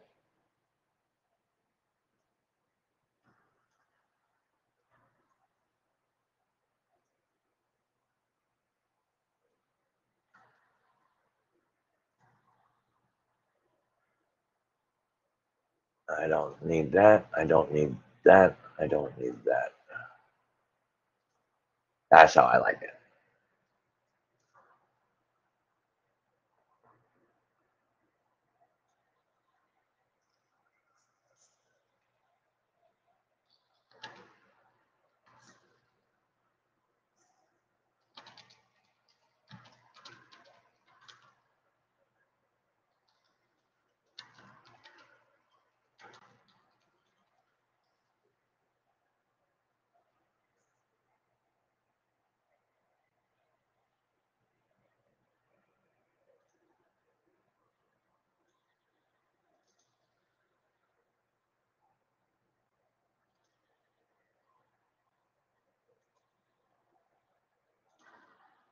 The good thing is, guys, is that trading really is not hard. We make it hard. We make it difficult. So if you can take the opportunity to remove a bunch of the junk that is distracting you or pulling your attention away from what matters, and you focus each piece by itself, it doesn't take very long before you can consistently, profitably trade. All you have to do is quit jumping from one thing to the next. Pick something. Doesn't even matter what. Just pick something. Stay on it. Master it.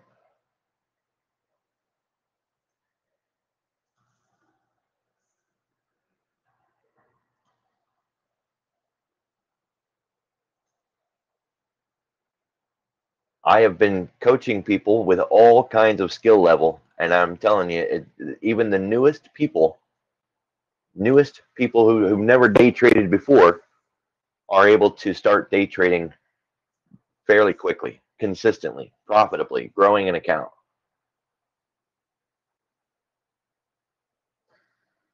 Behavior is a big issue in all of that.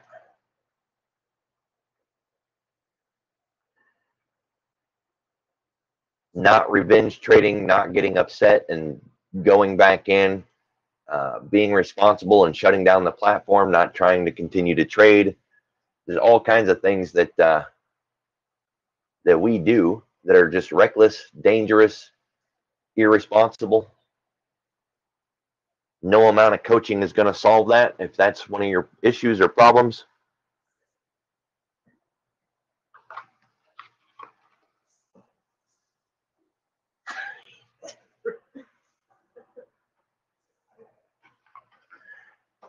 In my psychology classes, I started to focus on couples trading because I had read some really good things about couples trading. So if you're an individual and you continue to perform behavioral tactics that aren't working for you, try telling your spouse what you're doing. Explain to your spouse the trade that you took when it's a bad one. And I guarantee you, looking somebody in the face and telling them, "Yeah, I know it was stupid, but I did it anyways. I knew it was bad, but I did it anyways." They're going to help you quit doing that. Bad trades are bad trades, right? We all take a good trade that turns bad. Eventually, hey, that happens. But when you know what you're doing is wrong and you do it anyways, that's what you need to fix, right? And if you can't do it yourself, have your spouse or your friend or somebody help you. Look them in the eye and tell them what really, really stupid thing you did that you know was stupid and did it anyways. I guarantee you, it will help you stop doing it. Yeah, she's the one that helped me because I have behavioral issues just like everybody else. Pride usually gets in my way. And, I want to resolve that problem. So I started to tell her what I was doing, and she helped me get past that. So, it works, guys. One of the psychologies behind that is, a lot of us did not come from an environment where we were the boss. We worked somewhere and we had a boss who told us what to do, gave us expectations, and all we had to do was follow orders. We weren't the ones on the hook. Well, once you start trading for yourself, you have nobody to be accountable to but you. And so some of us aren't psychologically prepared to suddenly be the one responsible for making all the decisions and then having to pay the consequences. Right? So if you're acting in a way that is not holding you responsible, get some help so that you can be held responsible. Because I see the posts, oh yeah, it was a bad trade, but it was, that stupid Fed, stupid virus, stupid president. It's their fault. It wasn't my bad trade. It was the economic event and this.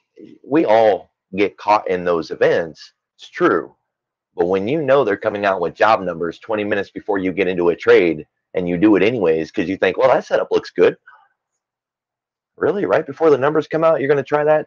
That's the blame game. Yep. So, believe it or not, couples trading has really high success rates. The number that talks about 90% of traders fail, that is not a statistic that matches couples trading. Um, so, something to think about. Now, I've tried to get my wife interested in the market, and she does not care at all. Does not give a darn what the market is doing or what I think about the market. But she does care if I'm making money or not. And so I started my company. I coach people for a living, and she helps manage the appointments and deals with the Discord development and the chat room and all of that stuff. So she's my IT tech support, and she's the helper. It's our business, and it's nice to have a team. But she doesn't want anything to do with the market, and she's not the only one. Most of my friends and family, I've all offered to help every one of them, and everybody said, "I don't want anything to do with that stuff." Okay, I wasn't even going to charge them for it. Their family. I was just going to do it for free, but they don't want it.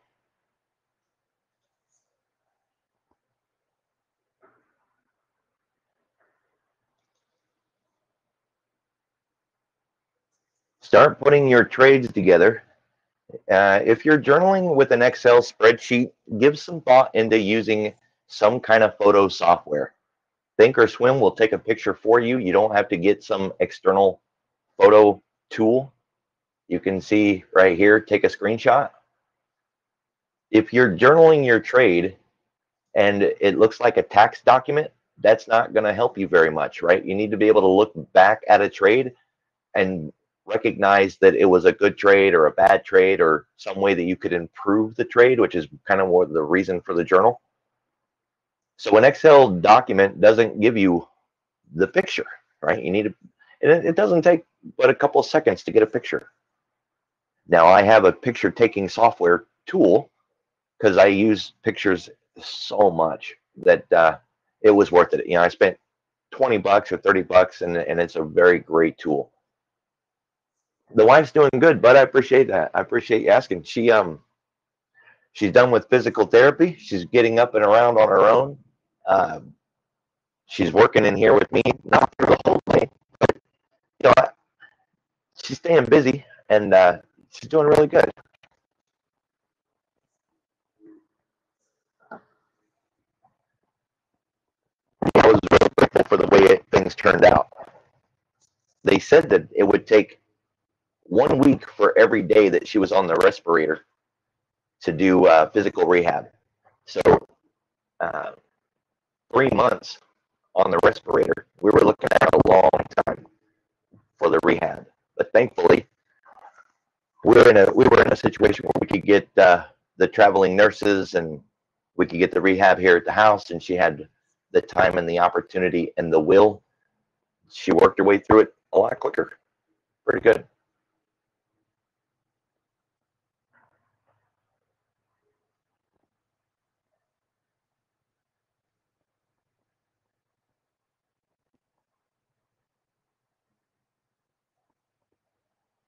So, Bull, when I'm teaching new clients,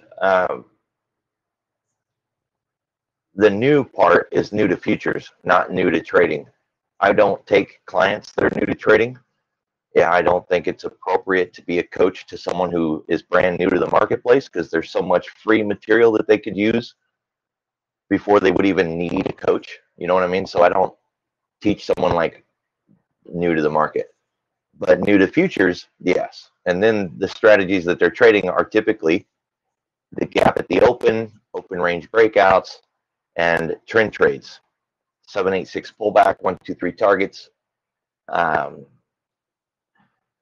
some of them on their own like to use that ride the nine. It's a trend trade tactic, so it doesn't really matter which trend trade tactic you use. It's being able to trade something in a trend, right? So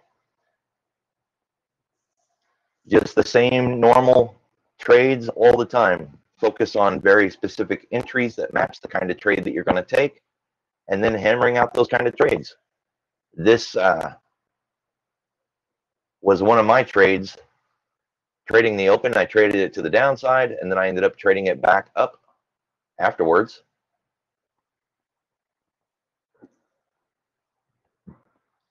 It's one of those days where I didn't do what I wanted to do, which upset me. I was trying to add into a trade. It's not something that comes easy.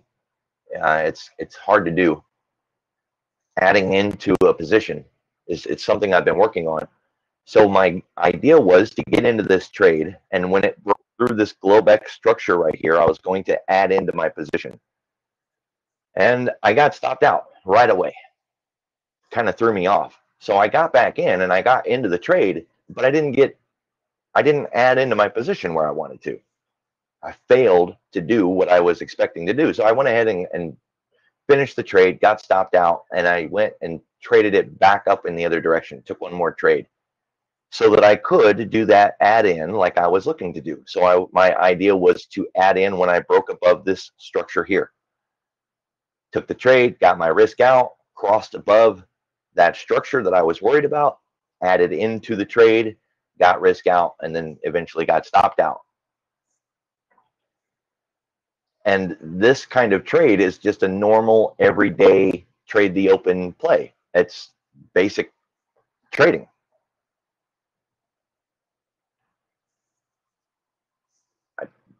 Minis and micros are exactly the same thing. Trading one from the other comes down to account size and skill level. Me, in my own personal account, I trade all 4 products. The ES micro, the NQ, the NQ micro. In my public Trade account, it's only doing micros because the account is too small to be doing minis. It's only $1,000 account. You know what I mean? The risk to reward, or even just the overall risk of the account, is way too big. You know what I mean? That would be inappropriate to do a micro in $1,000 account.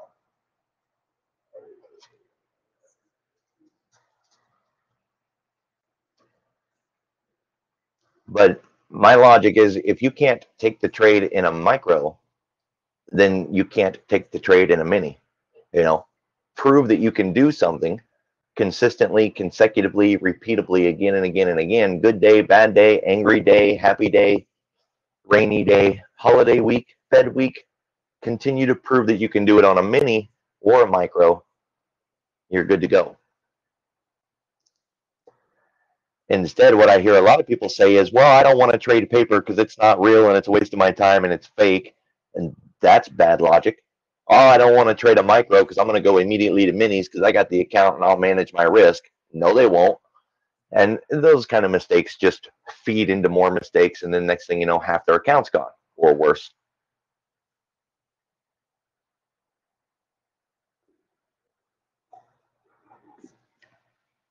This trade right here that we were just looking at, that was 210 points in that 2 trades that I took. The day done on that was not exactly 210. I mean, it was really close. It's a ballpark figure.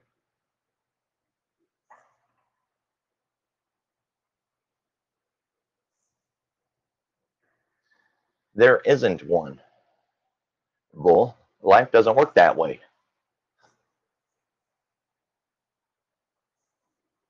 Every single person finds one thing easier than another person.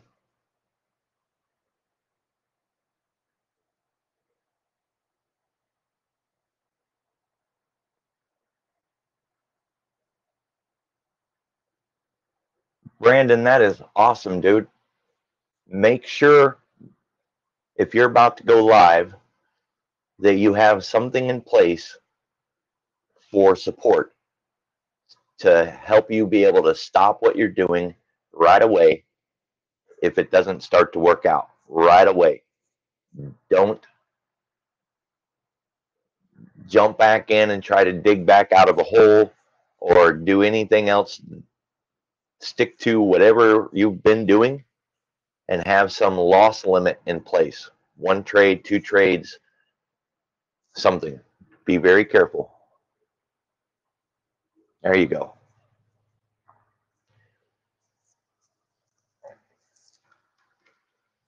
I remember the first time that I ever tried to day trade.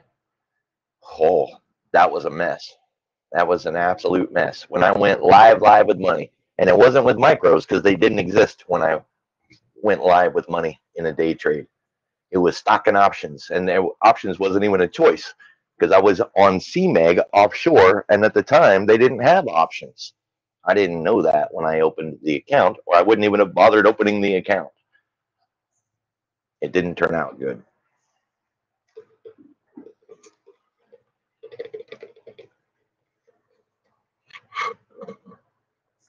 So, Bull, one of the parts that you're missing is that the entries on these trades are the key to taking these trades. Of course, by itself, that's not enough, but the entries are important. They have to match what you're doing, and then they have to match your skill level. They have to match your understanding of the market, and they have to match your account size. You can't just randomly say, well, what's the easiest one? Because I'm going to go do the easiest one. Easy for who? Right? That doesn't make any sense. OJ Simpson can play basketball easy. You know what I mean? He can do that in his sleep.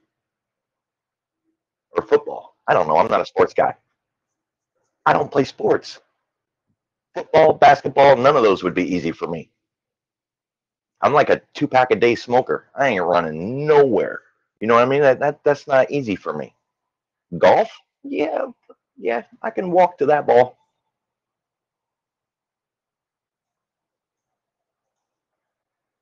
Entries. These entries right here kind of put things into perspective, right? Say we're trading the open. We don't want a pullback at the open unless it's already started moving and we're on an anchor signal chart, then we can use a pullback. We can do jumping on a train, which is like a momentum play, say clicking the market order, just the buy button. The breakout breakdown will tie into if you're going to be a pullback trader. There's no Busby's, so you set that one aside. Measured moves, well, that don't fit. Resting orders, not at the open. Don't want those, right? So that leaves breakout, buy-in with the buy button, or a pullback at the open. Which one of those are you good at? That would be a good place to start. How big is your account? That would be a good place to start. Jay, have a good weekend, buddy. Each one of these have their own defining characteristics, things that make them stand out. A time and a place to use that kind of entry versus some other kind of entry. A reason, a rule, a setup. What do you need to see out of the market before you pull the trigger? How far do you expect it to move? Are you going to fade in, fade out, get risk out, all in, all out?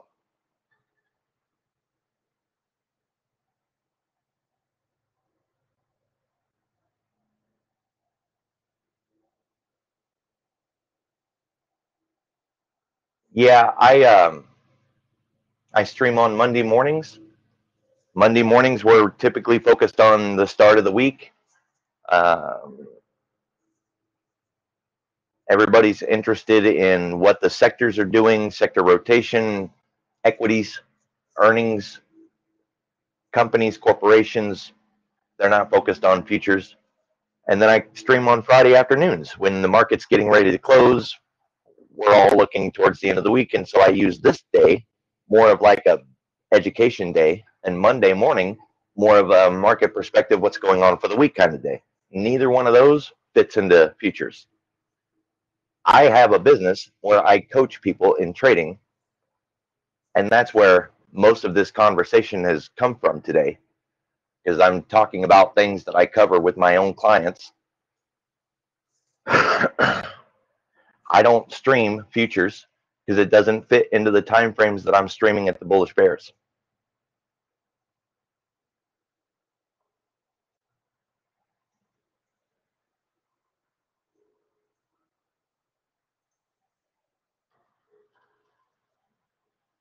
Now I am doing a video series, and right now it's not on the Bullish Bears because it's not done yet. It's going to take a year to complete, and so I'm just collecting the videos along the way. And at the end of the year, we're going to put them all together and build like a, I don't know, a little docu-series. And that is using that public account that I was talking about, the TVO account, and using that, just little 10-minute videos walking through how to open an account, connect it to your bank, what kind of membership package you want to use for the broker, whether you need what data you need, all that kind of stuff. Joe, have a good weekend, buddy. And a lot of people found that useful, but it's not a complete series yet, because the idea was open up a $250 account, and at the end of the year, turn that into what I call a trade station. A trade station is something that can generate enough money every month for you to be an at-home trader. You could quit your day job, stay home, and make a living trading. That's what I consider a trade station. You can do that. $250 in 1 year, you would have an account large enough to generate capital with monthly income, and you would not need to go to work for a living. And to prove that we could do that, I started this video series called TVO. The only reason it's not on the Bullish Bears website is because the video isn't done. I need a year's worth of video, and it hasn't been a year yet.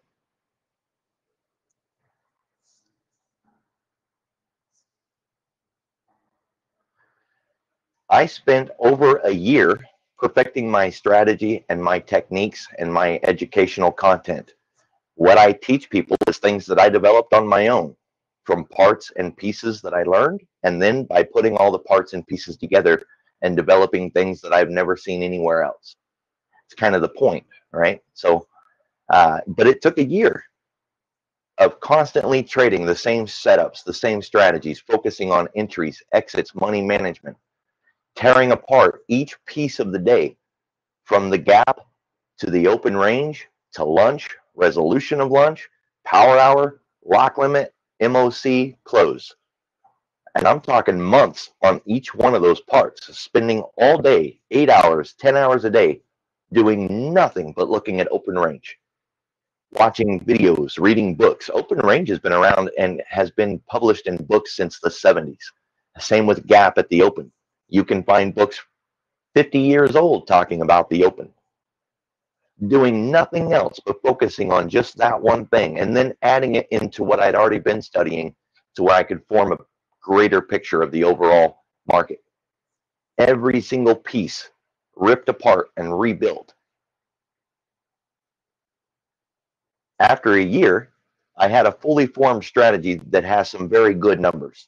When I pull the trigger on a NASDAQ trade, I average 11 points.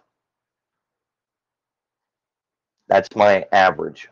If it's an S&P trade, I'm averaging 4.5 points. My win rate is 79% with an 11% scratch. Now, if I add the scratch to the win rate, I have a 90% win rate. Is that being fair? Well, we could go the other way and add the scratch to the losses.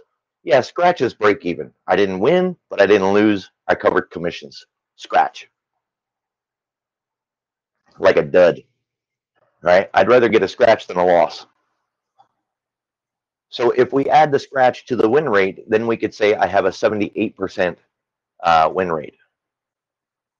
But that's my average, is 90%. I don't like to say it that way, though. It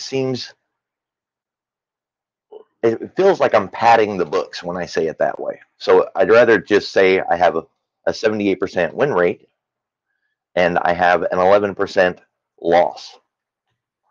That is more accurately representing. And these two numbers, they do swap back and forth by 1%. So sometimes it's a 10%, sometimes it's an 11%.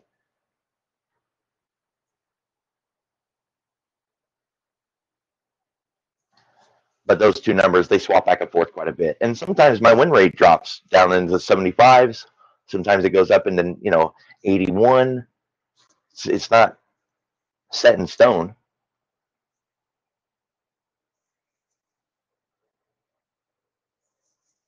So my S&P, when I lose, I'm losing at about 1 and a tick. So 5 ticks on average is my loss.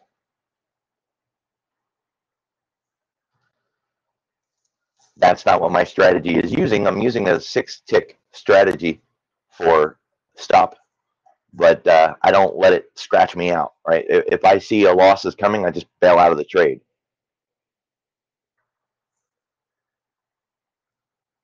My NASDAQ losses, I'm using a 2-point, but more often than not, I will bail out of that when I see it going into loss. And so I'm averaging 6 ticks of loss.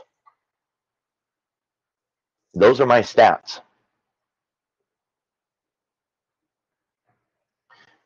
No, no, I don't trade that way. You're discussing something that looks like a scalp. I don't scalp.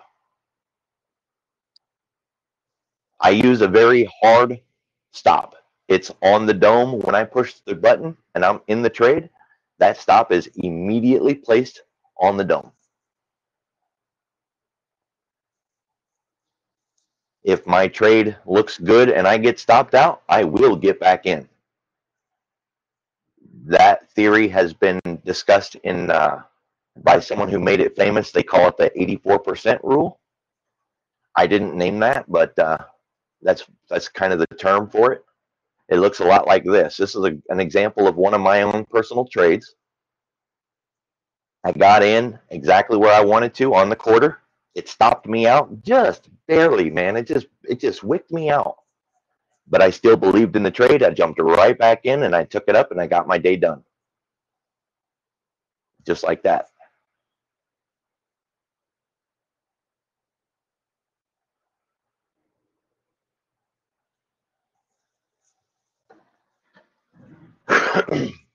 Give me just a minute, guys. I gotta take care of something. I'll be right back.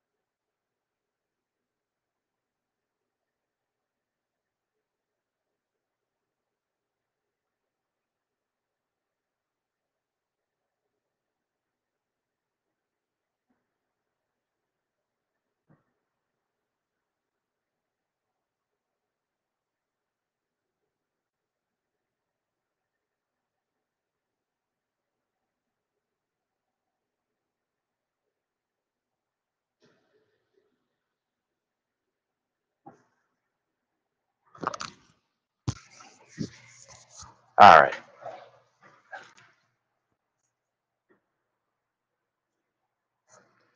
So I see that mistake often. People will look at a bigger picture. They'll be looking at a day like this, and then they'll go in and try to take a trade with a very tight stop, hair trigger, ready to get out in the moment's notice. And if it even appears that it's winking in the wrong direction, then they're going to take a loss. They're hitting the button and they're getting out. When you do trading like that, you're never going to get a trade like this. You have to get a trade equal to what you're looking at. Everything's proportional. There's nothing wrong with being hair trigger and using a really tight stop. Your target's going to have to be a lot closer though, because if your average win is say 3 ticks or 5 ticks, you can't be using 2-point stops. That's not going to work, so everything's got to fit. Look at what scalpers do. I know scalpers who run 1-tick stops, 1 tick, and they're successful traders. They're trading 200 times a day, but that's what they want to do. You know what I mean? I don't want to do that. I want something like this.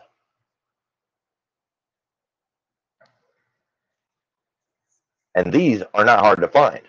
And getting into these are not hard either.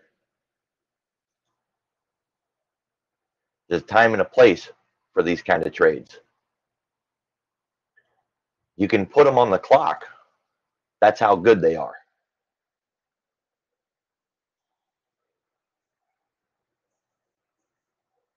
You don't need indicators. You don't need advanced mathematics.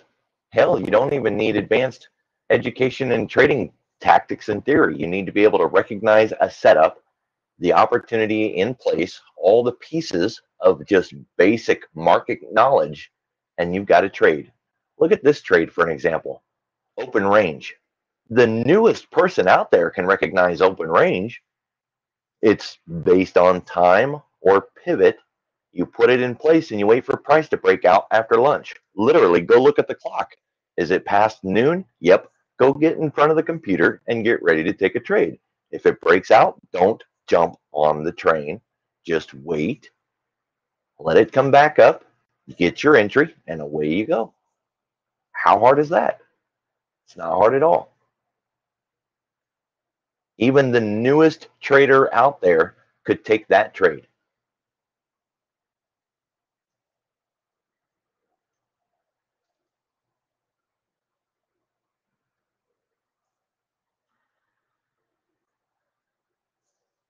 Easy peasy. Nothing to it. I don't even have to count candles. I don't need an ATR. I don't need a Bollinger Bands and squeeze indicators and red and green flashing lights. Don't need scanners and trade alert services. All you got to do is look at the clock. Has it been a sideways day? Yep. Is it past noon? Yep. Okay, time to go get in front of the computer, see if we get a breakout.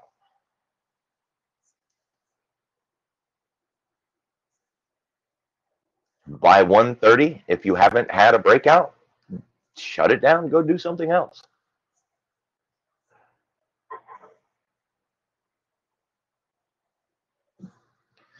That one trade, a breakout opportunity in the afternoon, comes around 4 times a month, maybe 5. So once a week. I know nobody wants to only trade once a week. They want to get once a day, twice a day, 5 times a day.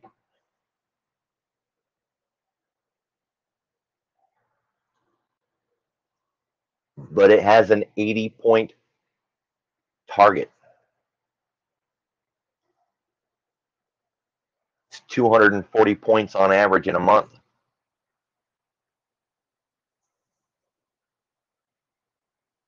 In the room drive, I shared a document about forward expectation of profit.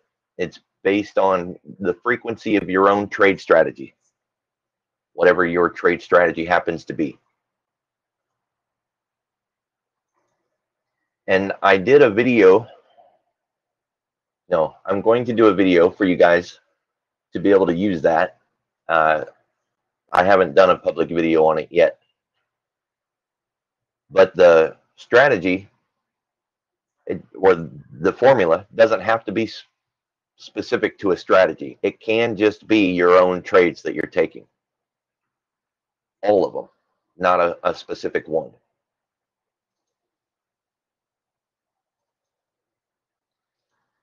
But these right here, we've had 4 in a month. A new trader can trade this. It took 1 point of heat,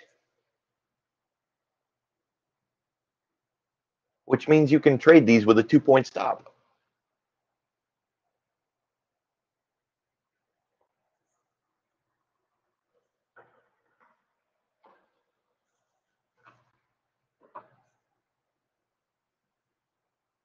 This was a Wednesday. This was a Friday. In the same week, no less. It was kind of odd, but awesome that they happened back to back in the same week. This was a Monday on the ES.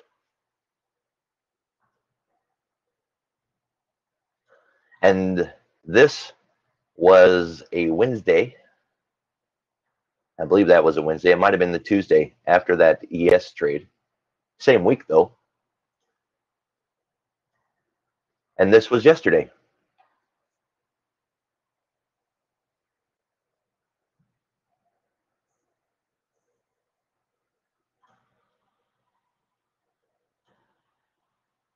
Even the newest trader can be taught those parts and pieces.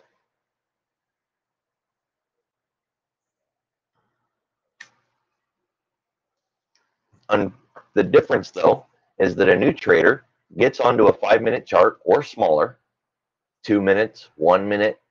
They get into those narrow time frames, and then they zoom in, and they're trying to trade through all this junk, looking at the next candle as the next opportunity to trade. Ooh, that next candle looks like I can get something there. What is it doing? It's going up. It's going down. I think it's going to bounce here. No, it's going to pull back here. Where's my trade? Where's my trade? Where's my trade? That's mess. That's chaos. It's impulse trading.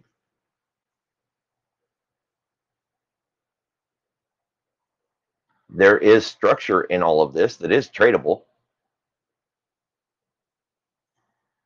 I'm not suggesting that you can't do it. And I think Rose very clearly shows that you can trade all of this, right? I mean, I've seen her stream. She lays it out very clearly, but she's an advanced trader. We're talking about new traders. Random Joe Bob off the street just can't come in and trade that stuff. So if you're looking to grow your account and grow your skills at the same time, you have to trade things that fit your skill level, your account size, your stomach for risk.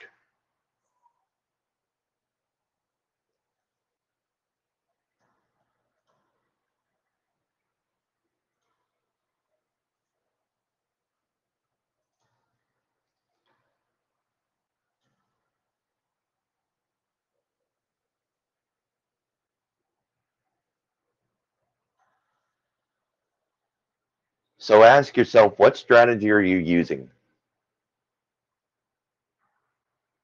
And is it effective? And are you using the clock at all? Because if you're not, you're missing one really, really valuable tool.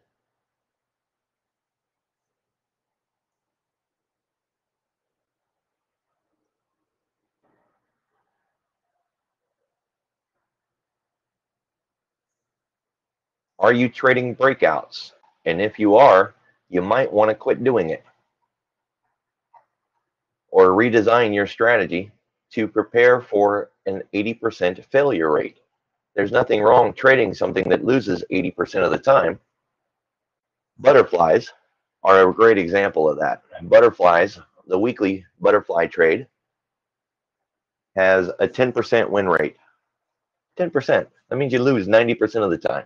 You could literally trade it 10 times in a row and lose every single time. And it's a really great strategy. I know it doesn't sound very good, right? But the payout is amazing. They're cheap, and their first target is 300% profit. So when they do win, they win big. And they're really cheap. So when they lose, they're not going to cripple your account. But if you're not a person who can go in there and lose 9 times in a row and come back for number 10, you don't ever want to trade that strategy, right? If you quit along the way and you never get the winner, all the losses were for nothing. I'm that kind of person. I don't want to keep getting kicked in the face and come back and get kicked in the face again. So I don't trade that strategy. Still a good strategy, though. Breakouts are exactly the same thing. If you're going to be a breakout trader, then you have to realize one simple fact. You're buying at the highs. I know everybody says, I don't buy at the highs. And when I ask them, are you trading breakouts? Yep. Dude, you're buying at the high. Uh-uh. Yes, you are. I don't buy at the high. I don't sell at the lows. So when it breaks to the downside, I don't sell there. That's selling at the lows. It's buying at the highs. I don't do that. Doesn't mean you can't, but it fails 80% of the time. So you're going to have to tighten up your money, and you're going to have to work on the risk management. You can't put your stops anywhere in here. Nowhere. It's like putting your stop right in the middle of traffic. So when it breaks out, your stop has to be down here. Holy crap, who can afford that? The risk reward ain't right. So I'm not trading it. Screw breakouts. I don't want them. I will find another way to trade it, which is the Busby. I wait for it to come back, validate, and give me my run. If it doesn't, all right, no problem. You know what I mean? I just missed that one. Still better than losing 80% of the time. I'd rather just miss the trade.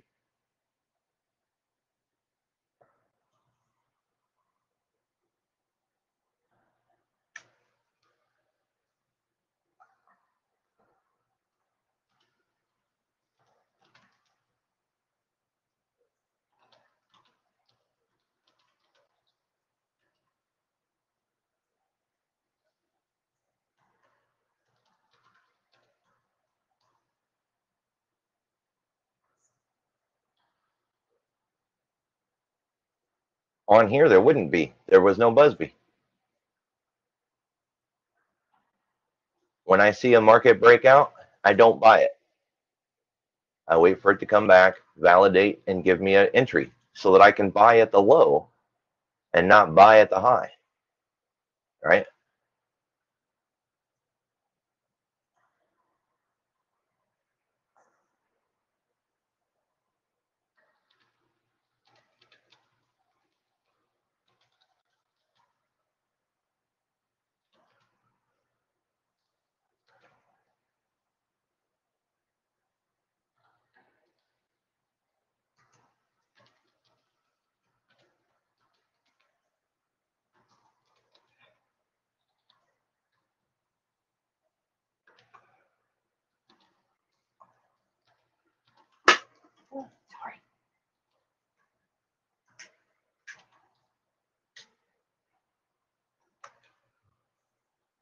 Well, we all were at some point. I mean, I traded breakouts just like everybody else. We've all done it, but I grew to the point where I quit doing it because I didn't see the risk to reward in a way that works for me. You know what I mean? There's no risk to reward that works here. Not the way that I trade.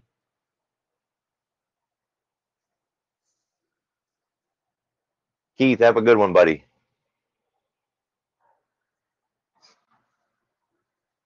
So, I mean, a lot of people trade breakout, and depending on the strategy or the tactic that they're using, maybe it works, right? It just doesn't work for what I do because I don't scalp.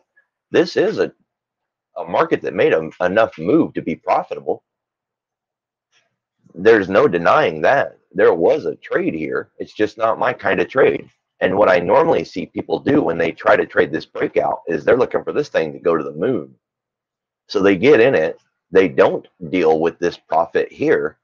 Then it comes back and stops them out, and they say, "Oh, damn it! I should have got out up here." So then the next time they do get out right there, and it runs to the moon. Ah, damn it! I should have stayed in. Why did I get out? And so then it's just that cycle back and forth. They keep going from one side to the other, to the other, to the other, to the other, to the other, and never happy, never satisfied because they keep getting on the wrong damn side. Me, I'd say screw it. I don't want that 5 point trade. I'll wait for it to come down, validate, and then I'll get a trade.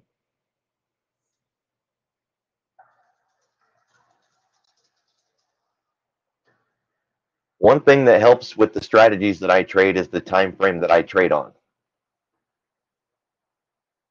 And I look at all of the market all the time. So this 4 grid setup, I run it all the time. Usually I'm zoomed in about that far. It's a 15-minute time frame, and it just stays on the 15-minute time frame.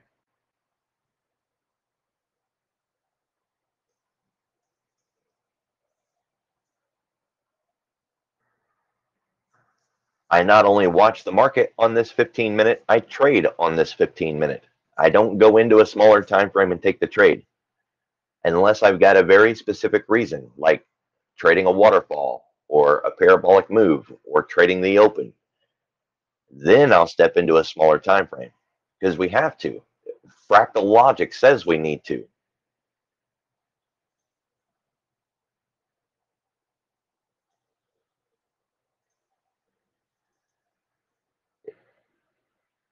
If you're new and you haven't heard of that concept, think about a daily candle. This daily candle, you know there was activity inside of there. There's the high, there's the low, that's the open, the close, That's all we can see right here, but we know inside of that day there was some trading activity that we could participate in if we could see it, but we can't. We need to get inside of this 1 minute or this candle. It's a daily, so we go to a 1 hour. Okay, well, that's some better perspective. I can start to see some structure there, but those are really big candles. All I got is the high, low, close, and open of the candles, and they're big. I need to see inside of those if I'm going to get a trade. Well, you can keep doing that logic all the way down to a 5 minute chart. Anything below a five is pretty much worthless. It's just wiki junk all over the place. Not anything that I'm willing to trade. So when you've got a 5 minute candle at the open and it's a 10, 15, 20 point candle, you know there's trade activity inside of that 5 minute candle. We don't want to go to a 1 minute to see it. So we need to get inside of that. At that point, I go to the signal anchor. That basic concept says that we can use a tick chart on one side and leave our 5 minute chart on the other side. Since if you're like me, you don't trade on tick all the time. I trade on time. I'm used to seeing time, used to seeing candles in a time-based period. I'm not going to give that up. Okay, so I keep that, but I also bring up the tick chart so that when I go back to that open again, now I can trade that 5 minute window. Now I can see inside of that 5 minute candle. The left side is the anchor, the right side is the signal. This isn't just used for the open. You do the same thing on a parabolic market or a waterfall.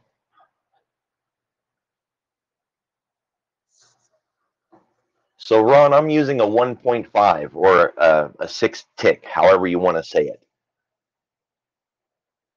That's my average S&P stop. 6 ticks.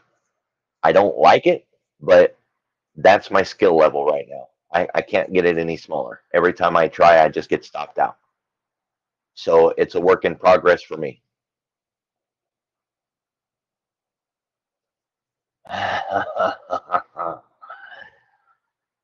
Let's turn that indicator back on. So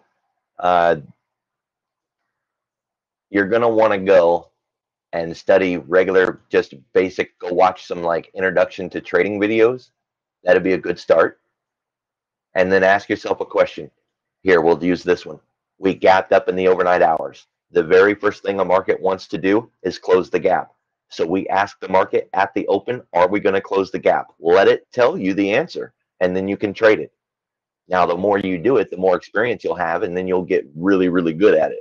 But say you're just brand new and you're a noob and you have no idea. You know what direction it's supposed to go, down. It's supposed to go there. That's what it wants to do. We need to know if it's not going to. So what indication do we have that this is not going to close the gap? None. Red, red, pull back with a green, red, red. Trade done. Where in any of this did it say, never mind, I'm going to go the other way? Nowhere. Get your trade.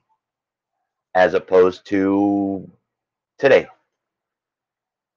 The gap was over our head. Is it going to close the gap? It already did, by the way. It closed it right there. So here we are at the open. Is it closing the gap? No, no, no. Maybe. Nope, nope, nope, nope, nope. It told you very quickly, no. The very first thing you should be looking at right at the open, are we going to close that gap? Let it tell you. Yes? Hell no, we're not closing that. That's a red candle. What about this one? Nah, couldn't even get through the last candle. That's an inside candle. That's an inside candle. Oh, maybe. Nope, never mind. You see how easy that is? It told you the answer right away. If we go back out and look at this one, where's the gap? Way down there. Where did it go at the open? Down. Was there a trade there? Heck yeah. It didn't close the gap. The gap is way down there. It is. But we knew what direction it was going. Did it go in that direction at the bell? Yep. And we can continue to do that again and again and again and again and again. It really is that easy. I don't guess, guys. I don't have to guess. Let the market tell you the direction and jump on the ride. This was so close. It had already closed the gap. In fact, it closed it and then went above the gap and then came back down and closed it again the other direction. But what did it do at the open? Close the gap. It's the very first thing it did. Now it wicked. It did wick. If you was on that anchor signal chart, that wick actually was a trade opportunity. That was the pullback that let you get in to take the trade. But you can't see it. It's a 5 minute. Gap is easy, guys. But what I see people do is they guess. I think it's going to close the gap. Nobody gives a damn what you think. I have a sticker on my monitor that says exactly that. Nobody cares what you think. And it's right there on my monitor. I look at it every day. Ask the market, where are you going? You going to close that gap? If not, call it resolved. That is the term that I use. Gap resolution. If we form an open range, we're done with that gap. And that don't mean we can't go back and close it later. It means that right now, the gap is no longer our concern. Open range is our concern. Here's a perfect example. At the bell, immediately, what did it do? Formed an open range. So what about that gap? Ain't happening. Cool, done. I'll trade an open range breakout instead. Let the market give you an answer. Don't guess, ask.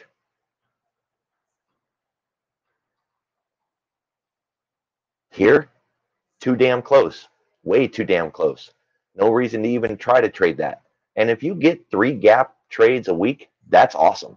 Normally, you're going to get like 1 good one, maybe 2. This, pretty simple. It didn't even try. It didn't even try. Done. We're in open range. Just like that, immediately.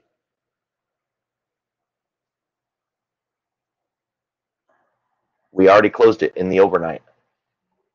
You got to catch that. If you're going to trade an open range, you better make sure we haven't done it already a couple times. You know, I'm not biased. I'll do either one. There are some days where the NASDAQ has already closed the gap, but the ES hasn't. And then they both go to the open. I'll trade the one that looks better. I'll trade the one that looks like it's actually going to make it. This week has been an example of major divergence in the marketplace. Your question doesn't fit at all because one day the NASDAQ went up at the open and the S&P went down at the open and they both closed their gap. How does that work for logic? It doesn't. You have to treat each one individually and choose for yourself which one you want to trade. Which one is better today? Which one had a better overnight? Why is there a gap? Is it because of banks, bonds, finance? Probably want to go and deal with the S&P. Is it because of tech, advertising, social media? Probably want to go to NASDAQ, right? I promise, guys, trading is easy. We make it complicated.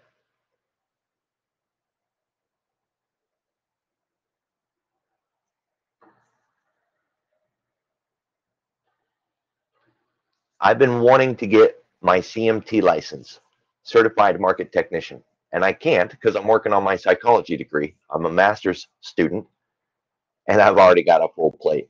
But I've read through the manuals, I've looked at the material. I haven't taken the license. I don't have one. I don't have my license, but I've looked at a lot of the material. And guys, it is not hard.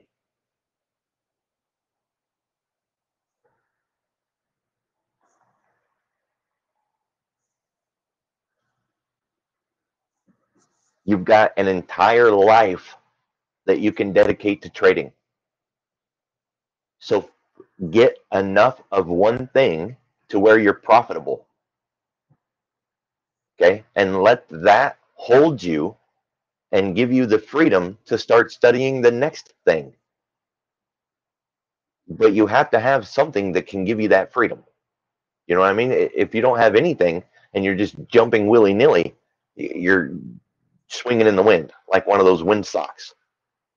Ground yourself with one thing. Let that be your consistent profit model, and it'll free you up to take the time to learn something else. So it's CMT, chartered, I hate that word, chartered market technician, CMT.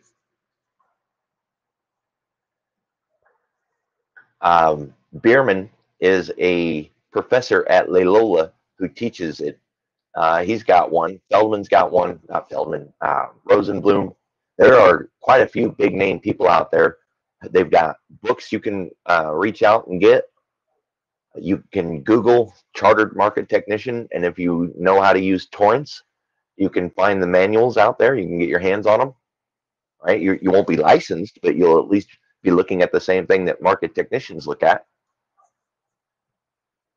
But it's not going to suddenly turn you into a trader.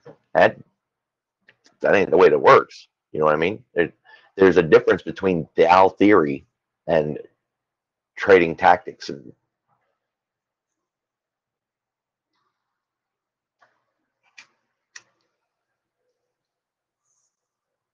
But you know what? I teach people. I have a company. I got my own LLC. I teach people to trade. And a lot of what I teach them is to quit doing bad things. Imagine that. I spend half my time trying to convince people to quit doing bad things. What kind of bad things? Quit trading 30 times a day. Quit trying to trade in power hour. Quit trying to trade the next candle. Quit looking for a setup every 20 minutes. Quit using 5-point stops.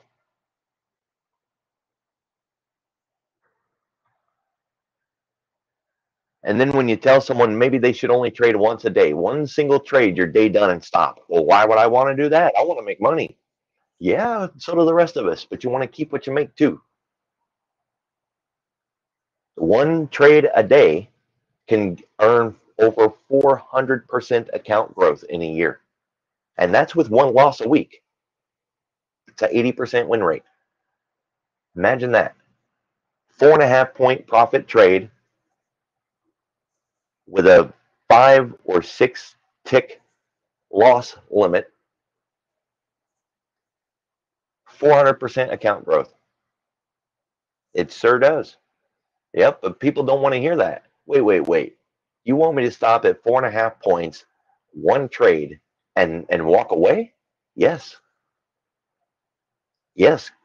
Because on those days when we get one of those amazing knock it out of the ballpark 80-point trades, take it. That's one of your bonuses, right? That's one of those extras that come along once a month, twice a month, 4 times a month. Statistically, right now, it is 4 times a month. It's basically one a week. But we don't want to just sit there and only trade once a week. So trade once a day. Stop at 4.5 or whatever your day done is. And when that big one comes, hammer that son of a bitch all the way out of the ballpark.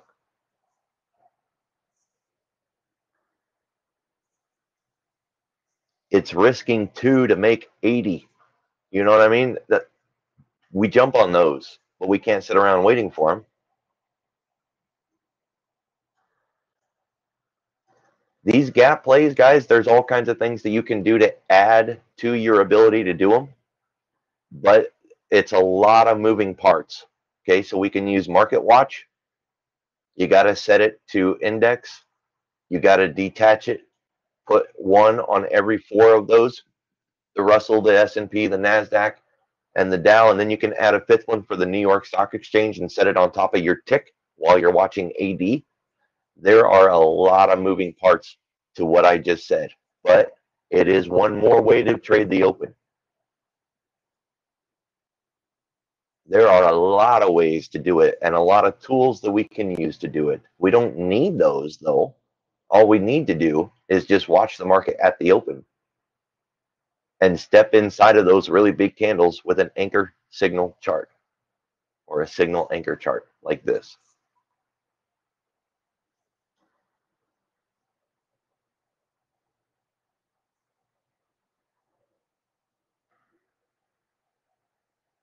Because once you put this 5-minute candle into some structure, now you can see the opportunity. You can see the pullback, the break, the next leg down, structure, opportunity. When it's just that candle, all you're seeing is price wicking up and down in that same candle, just right there, just as time is ticking by. That don't do you any damn good.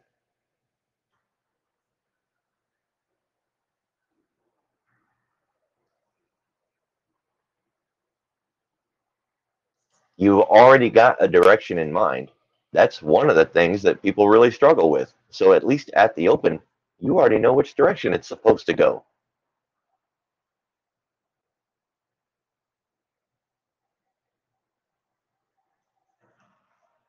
And there will be days where it doesn't even attempt to go in that direction. These 2 days are perfect examples of what I'm about to say. This one immediately opened and closed that gap. The market opened, it just ran down there like tag, you're it. The next day, it didn't even bother. Look at that. It didn't even bother. Like what open, what gap? Screw that gap. And that put us right into open range. And there's the Busby, and there's the trade. Come on, man. You know you like it. Everybody likes it. If you can mark an open range, the gap is resolved. It's done. Doesn't mean we can't go down and close it later, but it's done. Another thing that you want to work on is recognizing very quickly that it's going to be a day like this. Because when it's a day like this, just shut the machine off or go to paper. Don't even bother trying to trade this. And I'm not saying that nobody can, because we know we can.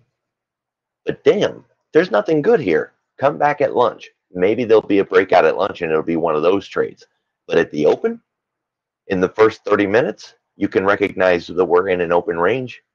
It's a 30-minute open range right there. There's nothing there. Walk away. Come back at lunch. Don't even bother to mess around with that crap. If it hasn't broke out by 10:30, it ain't gonna. Or I should say by 10, maybe even 10 after 10. It ain't going to. Walk away. Come back at lunch. Don't trade that choppy stuff and you won't whittle away your account. Because the difference is between one of those days and something else. Look at how very different that looks compared to something that has a very defined, very definitive at the bell open. Oh my God, there is no question here about what's going on, right? I mean, immediately. You know what that looks like? Even 5 minutes into the game, 10 minutes into the game, 15 minutes into the game, you know what's going on here. At any time, you could trade this all the way up until 11 o'clock. You have all morning long to get on that train. And you know that when it gets near 11 o'clock, you need to quit trying. Shut it down. Stop. Back away. Because I'm sure all of you know what it feels like to find a trend, finally trust it, jump on, and then that's when the trend ends. I think we've all been there.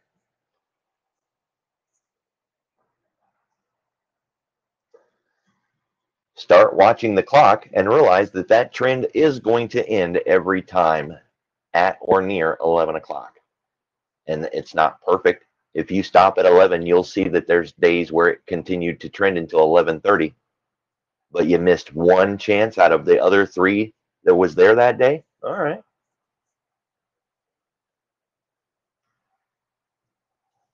Look at this. Strong trend to the downside. What did it do? Stopped. 11:30 instead of 11. Stopped. How did we know to get in it? Because we had an open range breakout. We even had a pullback to get in. Come on, man.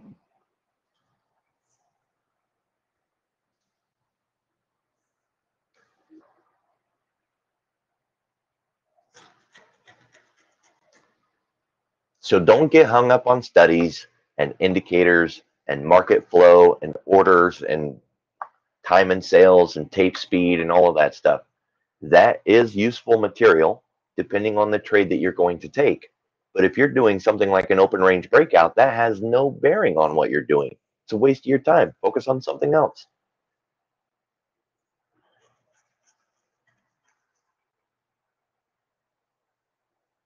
No, if I'm already in the trade, I'm not bailing out. But if I'm looking for a pullback entry, I'm going to quit trying to take an entry when it gets to be near 11 o'clock, right? These pullbacks are a chance to get into a trade, a trend day. So when it's trending, it makes a move, pulls back, makes a move, pulls back, makes a move. Well, those pullbacks are our entries. When it gets to be near 11 o'clock and I see an entry, a pullback opportunity, I'm not taking it. I'm not getting in that thing. It's after 11. It's more than likely going to do this.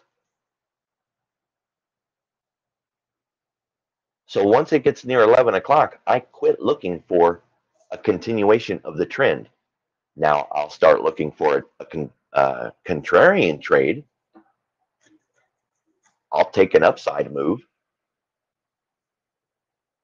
but I don't trade all day long. In my own personal account, I am day done every day right here. And it's not because this is a better time to trade. It's not. But I'm real busy. I teach people. I run my own business. I stream here. I'm a full-time student. I'm not obligated to anybody in this time period right here. This is mine. And I use that time every day to make sure that I hit my goal. I call it making the donuts, doing the grind, right? It's just that nasty business called work. I need to get X amount of points every month to be able to stay home and do what I do. I can't wait for these really beautiful trades, especially if I'm going to be coaching somebody in the middle of the day. My luck, I'll be coaching somebody and miss the entire damn trade like I did yesterday. I didn't get to trade that wedge breakout. I was streaming, coaching a client. But I know I can trade every day right here, so I get my points. No. Uh-uh. There are multiple ways to trade. Everything that we do has to fit the time frame. The ATR in here is really low. The setup opportunities are completely different. You've got to worry about central bankers in Europe, Canadian job numbers, our own economic events come out in that time frame. Uh-uh. Nope. I step into a lower time frame. It has to match what you're trading. So when I talk about a person being able to sit down at the computer 22 hours a day and pull the trigger, it comes from being an experienced trader, being on the right side of price. You'll know if you're that kind of trader if you can do that drill and do it consistently, profitably, consecutively every time you do the drill. So trading this, you never know what you're going to get. You have to be able to trade anything. Notice the setups. There are none, right? Maybe it's a range, maybe it's a trend, maybe it starts with one and you get another. News comes out. This is a very, very difficult time to trade. When I hit my monthly goal, I'm done. I quit. And more often than not, I hit my monthly goal usually around like day 10 or day 11. I'm done for the month. I quit trading this as soon as I hit that goal because my obligations are done. I start looking for these other trades because I don't have that weight on my shoulder. I'm not feeling the pressure. You know what I mean? And I'm a month ahead on everything. I've got my family covered. If I can't trade for a month, we're still good. You have to get that kind of setup. Otherwise, man, the pressure it's just too much, you know? So once I hit my monthly goal, I'm done with this junk. I don't even bother making the donuts. And I look for these other trades.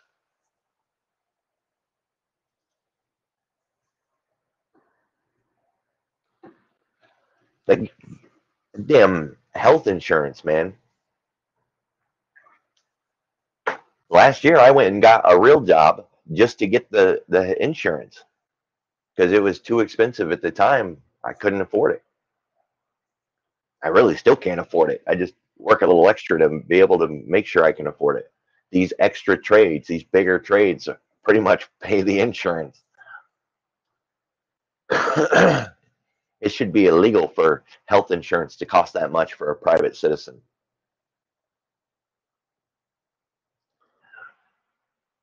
you get what you pay for.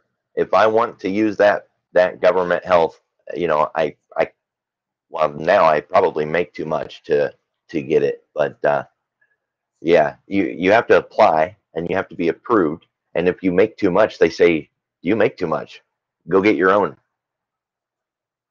And if you don't make enough and you have to use theirs, well, you get what you pay for. And since you're getting it really cheap, your insurance is really cheap. Junk. It'll cover the basics, but I got a wife that needs more than the basics.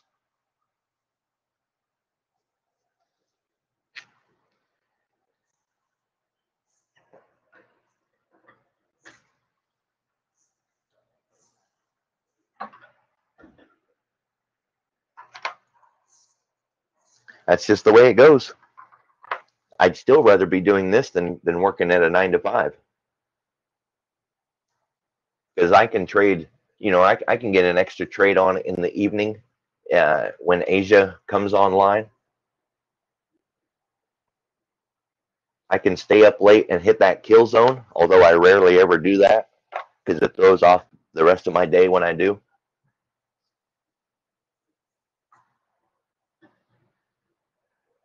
There was nights where I was staying up till around 9 or 10 and getting into these Asian opens and getting a swing trade and then going to bed. Say like you watch for your entry, Asia opens, you get in like right there, it pops. Uh, it starts this round. It gets far enough away that you can put a stop in, say somewhere like right there, and you go to bed, somewhere right there, and you wake up the next day with profit, or you wake up stopped out, and there's no loss there because your entry was way down here and your stop was up here. You know what I mean?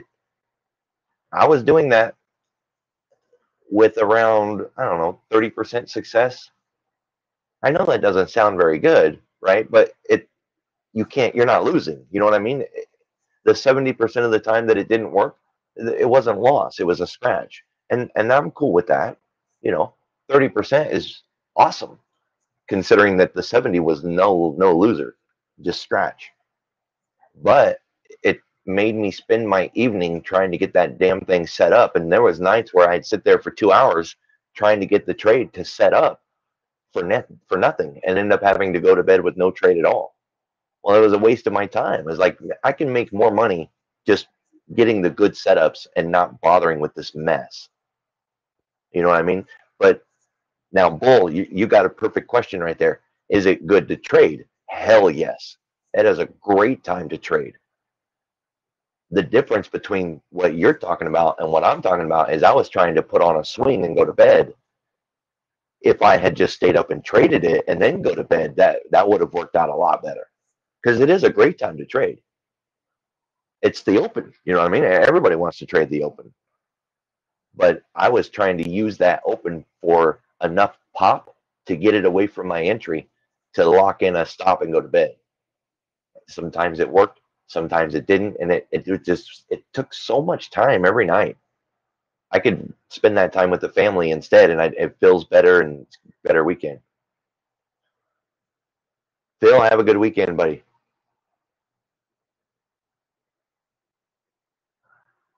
So you can learn the time frames. Thinkorswim shows them. You go to the home screen, Tokyo, Hong Kong, London, and then this will actually show you when they're open and or going to open or close.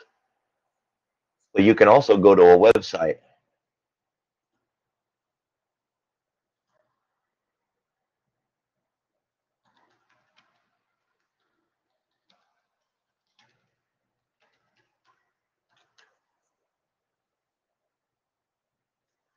tradinghours.com. This is a really awesome website. You can see when their holidays are. Thinkorswim does not care if it's a holiday or not. It will still show that it's open or closed because it doesn't check. All it does is match the clock to that part of the world and shows that it's open or not, and that's not accurate. The website is. You know what I mean? It matters. So, as I always say, don't trust Thinkorswim. you can go over here, and they just started using API, which is cool if you wanted to actually get a subscription. I don't, because I don't need it, but you can. And then if for you coders out there, you can do all kinds of neat stuff with it. But you only need to keep track of 3: Tokyo, Hong Kong, and London. That's it. And you have to keep track because they close for lunch. They open back up after lunch. They have a pre-market, and then they have an aftermarket, just like we do, right? So those times matter. And then you also need to make sure that you don't step into an economic event. For that, and I think Creed has pointed this one out often also, FX Street. You want the economic calendar. It's free. Do not sign up for a subscription here. It's free, but they will bomb you with emails until you shut them off, because they're just like terrorists, man. It's terror. Don't do it. You know what I mean? Just go there for free, get what you need, and bail out. So those 2 are all you need to be able to trade at night. That way you don't get in when central bankers are chipping their teeth, and you got a little bit of warning, and you know when their markets are going to open and close for lunch, for pre-market, all that good stuff. And it's free. I like free. Free, free, free, free, free.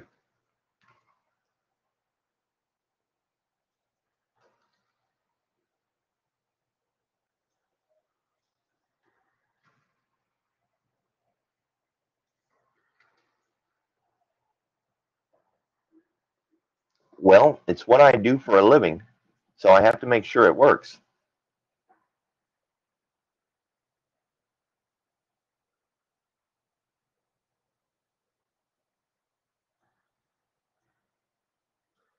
For you swing traders, check out Koifin. Now, this is one of those that you actually want to sign up for. They don't bomb you with emails, which is totally cool. They only email you when they actually make a change to the platform. And they do make changes, but they're not like every day. So you're only going to hear from them, maybe like once a month.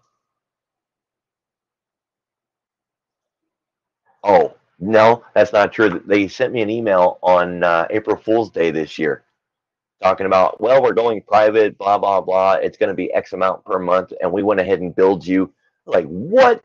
And then if you keep reading the email down, it's like, haha, April Fool's got you. Thanks for being a customer. We'll see you again next year. But yeah, they got me on that one. So I've done both, Bull. I have jumped in before the bell, and I have waited. It depends on how much you're willing to risk. Um, it depends on your stomach for risk, really. You want to try to get away from guessing, right? And if you're getting in before the market opens and before it starts to actually give you some answers, you're guessing. It really comes down to that. Quit guessing and let the market tell you. So like right here, it was, like you said, it's starting to close the gap before it even opened, right? So it was indicating that that's what it was going to do. But I mean, think about this. Let's back up a little bit and look at the entirety of the Globex. It had already made its move, and it was just holding that range, right? And sure, we peaked, test, test, test, test, finally got a breakout. This could have easily buzzbeat. You know what I mean? That was enough of a move that it was a buzzbeat. The only thing that it didn't do was hold, right? So you wouldn't want to guess that it's going to actually try to close that gap. And look, it didn't close the gap. Hell, the close was all the way down here, right? And it never made it. It did give a trade. There was an opportunity. You don't want to guess. Let it give you an answer. Get away from the idea that you have to have the top. Get away from the idea that you got to ride it all the way down. If you look at something like this and just ask, can I get some of this? I'm not greedy. You know what I mean? I don't need all of it. Can I get some? Just a little porridge, please, for me. Once it has already indicated that it's moving in the right direction, like here with the anchor and the signal, you can get your setup and take the trade.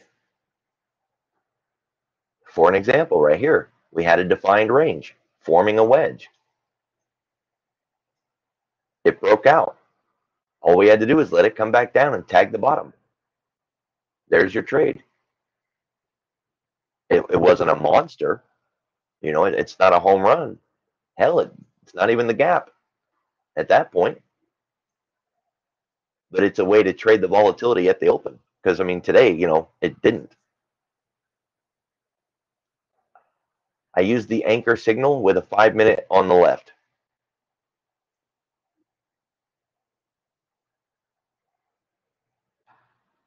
And I used that anchor signal at the open and on parabolic markets and on waterfalls for the very same reason on all three. I need to see inside of a really big candle, right?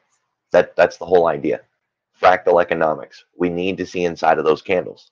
If the candles are really big at the open, like they are, we know there's tradable activity in there. I just need to be able to see it. Once I see it, I can trade it. Anybody can trade it.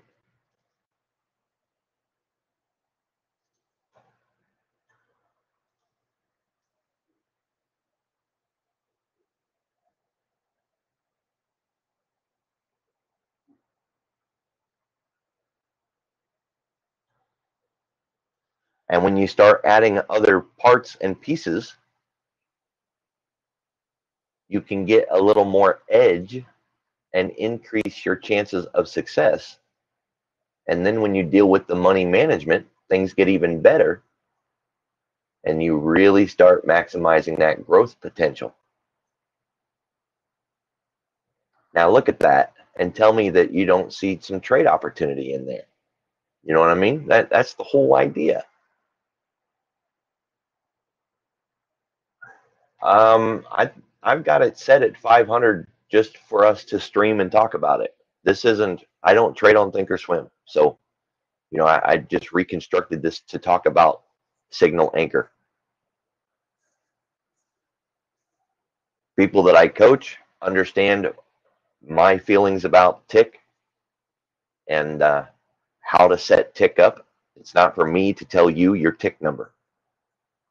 And it matters if you're going to trade the ES or if you're going to trade the NASDAQ. That tick changes. And it's supposed to. It makes perfect sense because tick is order flow. It's liquidity. And the ES has way different liquidity than the NASDAQ. So it does not make sense to use the same tick on both of those products, as far as I'm concerned. But hey, you know, I'm OCD, I guess. You know, I'm not the expert, right? We come back on Thursdays and hear that.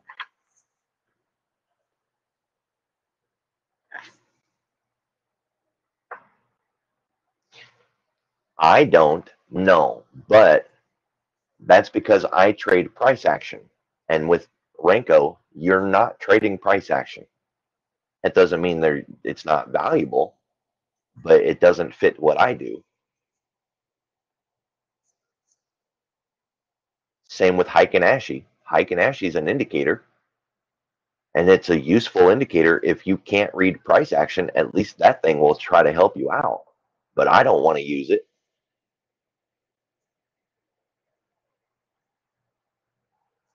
It's going to hide every useful thing that you need if you're trading price action. So it's okay to use as long as you tell yourself you're not trading price, trading something else.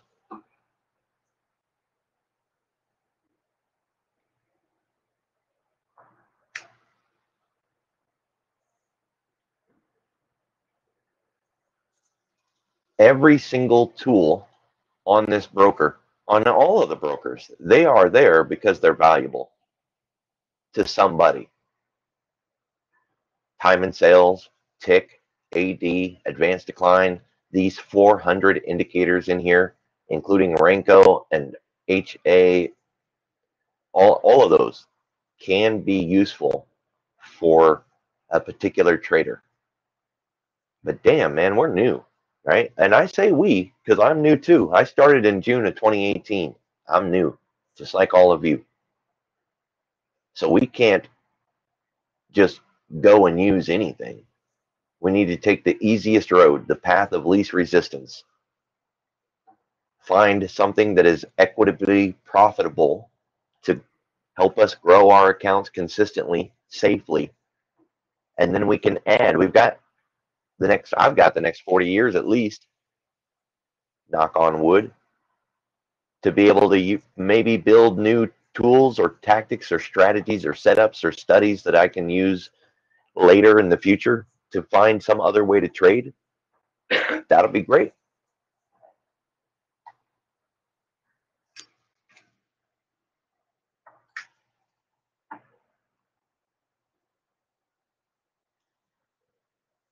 You can use something like the hard right edge and put it on Renko and develop your own tactics and strategy and skill set to use it.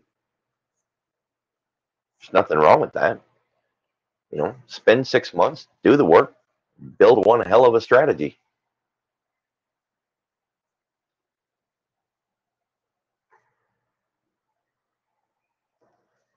It would be worth it. Of course, you can do the same thing with an RSI and a MACD and a stochastics and anything else that's on there too. Any one of them can be the thing.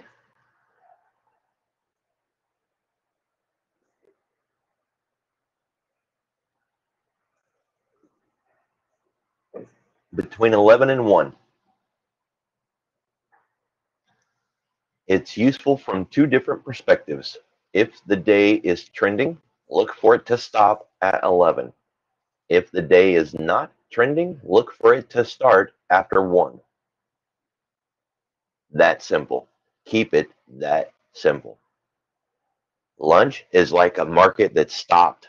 Even though we really don't, think about in your mind, the day has ended at lunch. And when we come back, we have an opportunity for a completely different day. People change their bias at lunch and come back, and we get an entirely different market. So if it's a sideways day, come back after lunch and look for that sideways day to change. If it doesn't change by 1 or 1:15, there's not enough time left for it to change. Screw it, walk away. But if it was a market that was making a move through the morning, look at that market as it's going to stop at lunch. 11 is your line in the sand. Now, if you say 11 and it doesn't stop until 11:30, so what? It only stopped at 11:30 this time. Statistically, it's going to stop at 11, so quit trying to trade trend. I don't have a gap indicator, Tim. Sorry, bud. Well, actually, let me take that back. I do have a gap indicator, but not probably what you're thinking. So when I was talking gap, it's just anchor signal, two different charts. Set them side by side, right? But having said that, I do think that there is an indicator that catches gap, but I don't think it's going to work the way that you think it does. I think it's an equity gap. Let's go see. I honestly don't know. Let's go look. Oops, wrong Discord.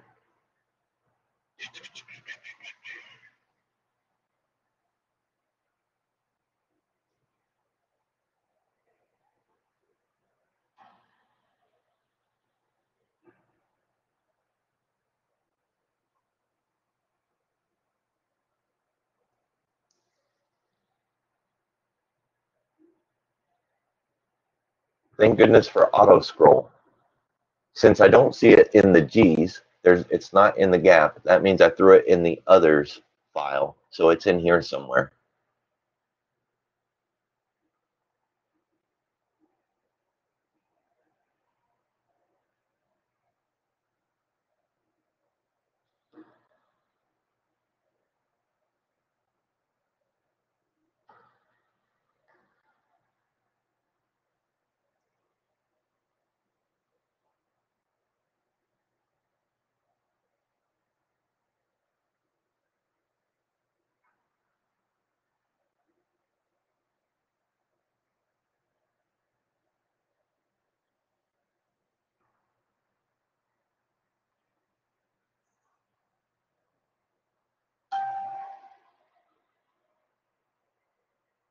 So if a market is trending in the morning, you're looking for that trend to stop.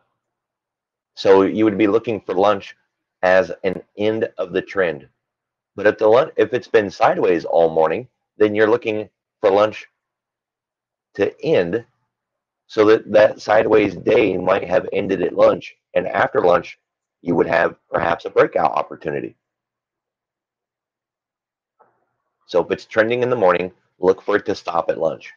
If it's been range bound all morning, look for a trend to begin after lunch.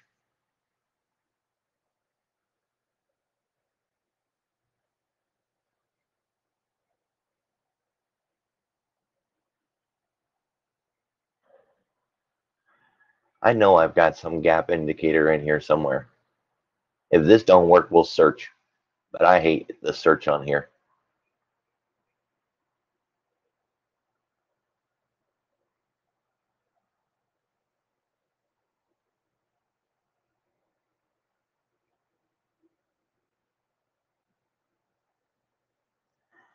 The clock is such a valuable tool, guys. I promise it can save you so much time because you won't be sitting there stuck at the computer all day hoping that the next candle is going to give you that opportunity. You won't be trying to trade trend when the trend is about to end, which used to be my biggest complaint. I hated trading trend because you never know when that damn thing is going to stop. And of course, when I would jump in, that's when it would stop. I promise, it's like it was waiting for me. Okay, SIG finally got in. Time to quit trending. Damn it, man, that sucks. But when you start looking at the clock and you realize it stops, gap indicator. When trend stops at lunch every single damn time, you know to quit trading trend at 11 o'clock. And you will miss trades because of that. If you do stop trading at 11, you will miss, occasionally, but you won't ever be the guy who gets in to go with the trend at 11 and then gets stopped out because the trend stopped. So here's a gap indicator, one of.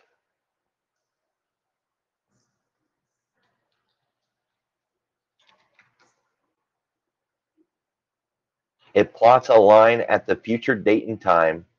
Oh wait, no, that's not the one. It's this one. Let's see where the gap. What? No picture? Because that's not it. This one. All right. Closing price down there. The indicator is showing the overnight gap. Yeah, that's what you need.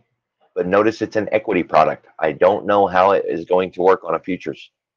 I don't use indicators to do simple things like showing me yesterday's high low close, showing me gap, showing me open range. I don't trust the indicator to get it right.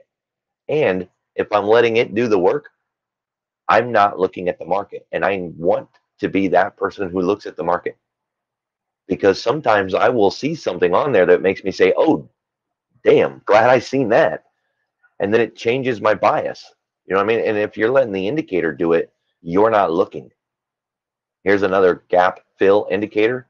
So you can see how it it's showing the gap. And again, this might not be, this is showing in Q. So, I don't know, put it on and see, you know what I mean? I, I don't know.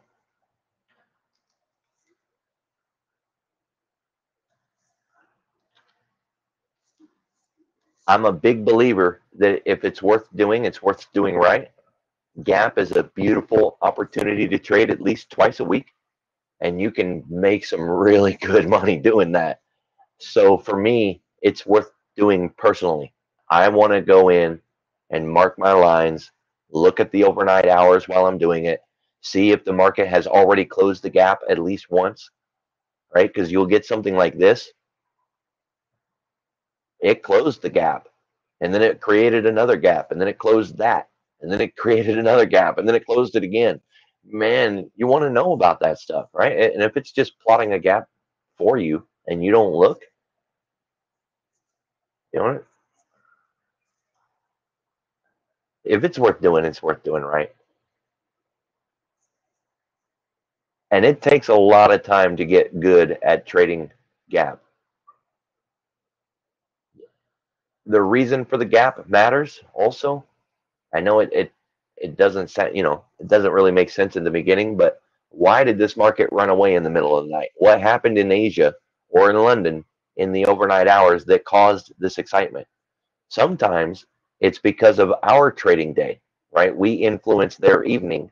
We'll have some kind of event during the day and it will bleed over into the nighttime, and they'll trade based on what we had. But other times it'll be like this. It was a down day. Things really didn't get anywhere. I mean, it wasn't a negative day. It was just, you know, just a typical pullback. But something happened in the overnight hours. Some news was positive to overseas markets, and they rallied real strong, and it didn't hold. Sometime in the late afternoon in London, some news or event or situation started to come out, or maybe in our morning market news, economic events, something changed fundamentally and it started to give it all back, so that at the open, we were running down to close that gap and then some, right? So it's not just being able to trade the gap. It's spending a little time in the morning asking why there was a gap. What the hell happened last night? What's going on this morning? Who's speaking? Who's got earnings? What are they talking about on TV? I don't listen to the TV. I listen to Bloomberg News on XM radio, and it really doesn't matter to me what they're talking about. It matters about their tone and what they're focused on, like what broad subject are they covering? Because if there was some situation, they're covering that situation. If not, then they just bring in like different people and talk about, like today, they were talking about Twitter in the early morning hours because of what the president did. It was an event, it was a situation. It affected all of the tech, right? So there was a reason for everything that was going on, and that was all they were focused on. So spend a little bit of time in the morning absorbing the bias. Is everybody scared? Are they upset? Are they angry? Or are they talking about a major market that is in the Dow? Uh, all these different parts and pieces kind of explain the reason for the gap. But you still don't have to guess. When the market opens, it will tell you where it's going. Hell, you already got the analogy that I use is going to the grocery store. We can all get in the car and into different cars and go to the grocery store. And it doesn't matter which roads you take or which roads I take. It matters that we're all headed to the same destination. It's the same thing with trading the gap. If you know the market is going down to close that gap, it might take a long route to get there. There might be some pullbacks and speed bumps and some detours, but if that's the destination, you've got a head start. You know where we're ending up.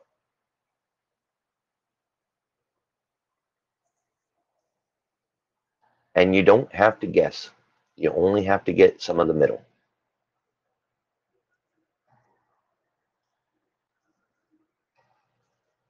So that when you start working on your account, you should be able to manage the parts and pieces that matter.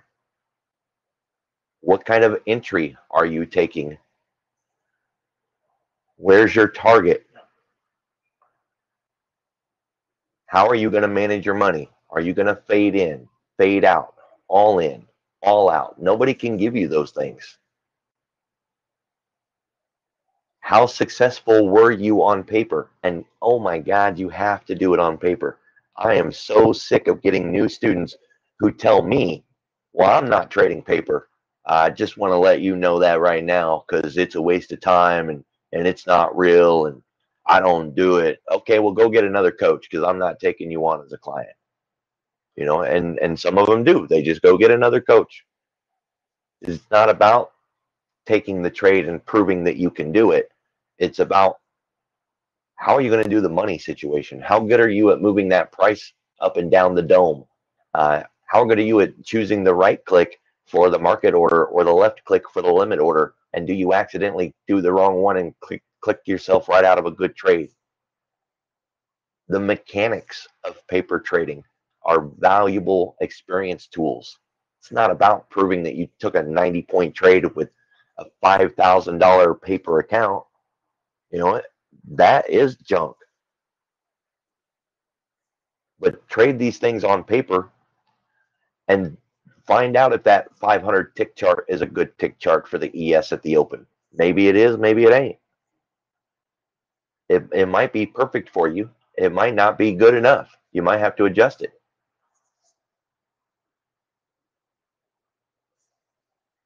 Maybe you don't want to trade the pullback. Maybe you want to trade the breakout when it pulls back and then comes down and breaks to a new low.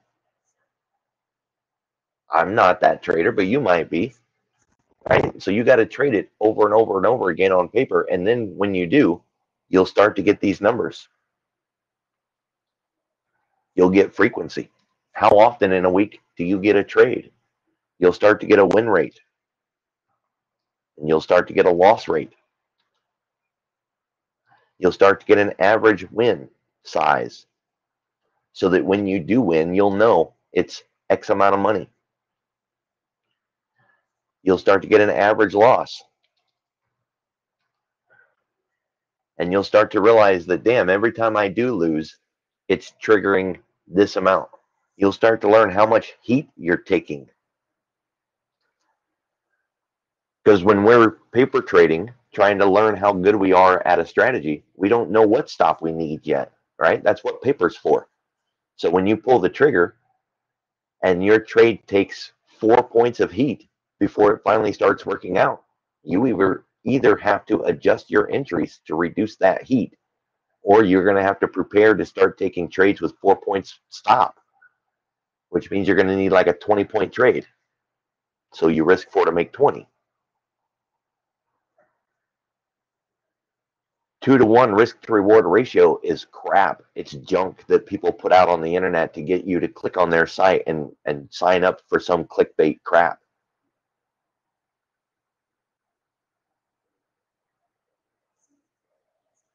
So start trading it on paper. Do the homework of taking a picture of the trade after it's done. Journal the trade. Where did you get in? Where did you get out? What was you trying to accomplish? Did you accomplish it?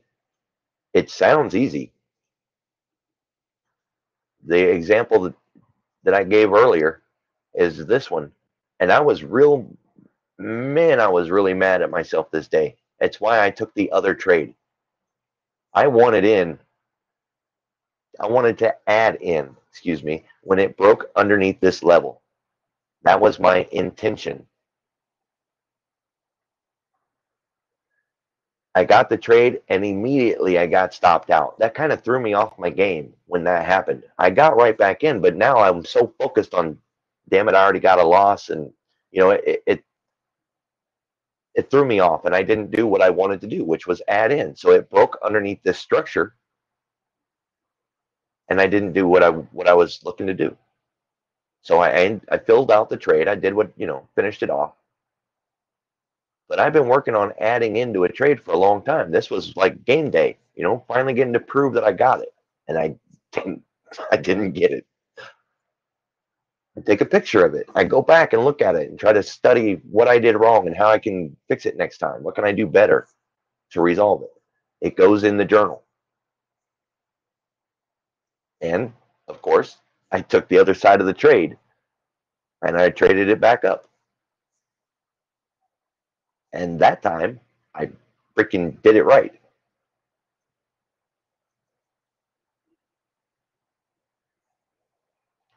Notice my entries. They were in the pullbacks. Well, not right at the low, right? But on the pullback, I got in at the lows to go long. I got risk out. It broke through the structure that I was worried about. And I took another entry. I was still in the trade. I just added more to the trade at a pullback, not getting in at the highs. I didn't get in at the perfect lows either. Come on, I'm not perfect, but getting on the lows, right? That's kind of the idea. Wait for the pullback, get in at the lows, ride the wave. Got my risk out, and then, stopped out. It goes in the journal. I can review my work, look for ways to improve my trade. Do the same thing again tomorrow and the next day, and then whenever there's an opportunity to trade the gap. And look at this gap. It wasn't huge. 30 points. It's enough. That was 210 points.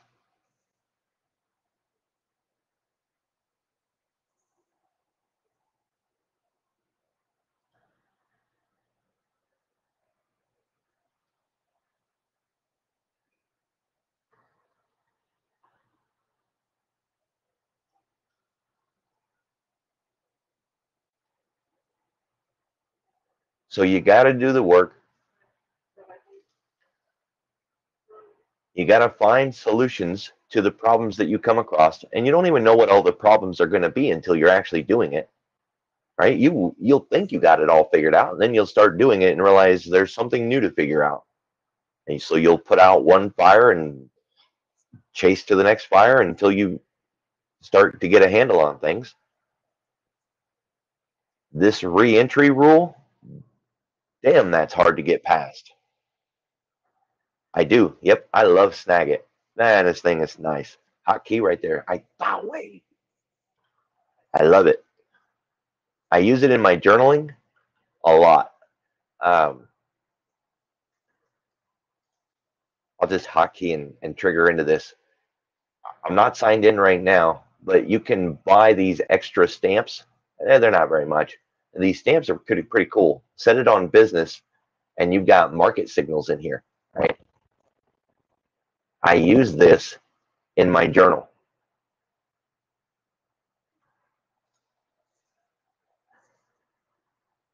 I love this stuff. Love it, love it, love it. What a great tool. And it's like 30 bucks a year. It is so valuable to everything that I do. The hardest thing was setting up some consistency so that my journal reflected the same thing in my notes, that picking what I wanted to use and how I was going to use it. Yeah, it took a while. So right now, I've been getting this blue screen of death on my new trading rig, and I'm trying to resolve the problem. So I like got two different hard drives going on. This hard drive right here has some of my files, but not all of my files. That's why there's day done and saved photos, but then in my actual documents, there's my other day done. I'm in a real bad spot right now. I'm still waiting on some RAM to show up, and when it does, I'll be swapping out the hard drive again, going back to another one. So everything's it's kind of all over the place. But I have my day done file. If you're paper trading, keep your day done paper separate from your day done live. If you're running multiple accounts like I do, keep those separate as well. Uh, don't get everything all mixed up. You know what I mean? And the stats matter, but so does the picture. No, I never do the Word document. I used to take an Excel spreadsheet and I would combine it with my pictures, but it just got to be a mess. So I save the pictures, and I'm more focused on what the trade is. So if it's an open, that's a strategy that I trade. I've got strategy numbers. What's my frequency, my win rate, my win average, my loss rate, my loss average. Same thing with a Busby. That's why I don't trade a 5-minute Busby anymore. No, I clean out that editor all the time. Everything just goes in its own folder. So before I was swapping hard drives everywhere, I use my documents folder. That's where my live day done, I don't want to call it a journal, but that's where my documents go. They're in the documents. Anything in photos are duplicates or copies that I use to talk to you guys or to show an example of something, because I'm liable to accidentally delete them, draw all over them, chop them into pieces. So these are only copies. My live accounts do not go in the pictures folder, so I don't screw them up somewhere.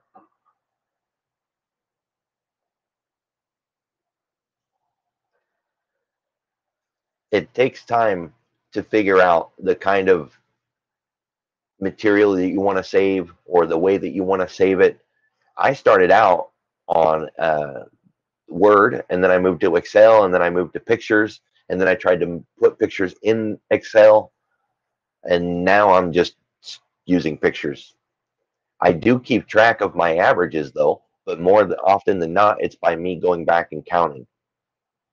Plus, Trade does overall, right? So it won't tell me, well, your 5-minute Busbies have a 80% win rate, but it will tell me, well, the last 5 trades you took, you won 4, lost 1, and your average win was 4.5%. All right.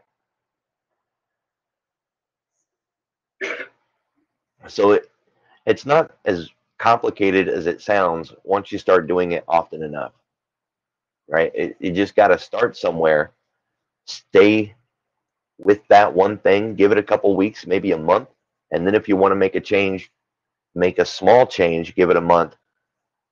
You'll grow into what you want. And I'm kind of good at coding Excel, but not great.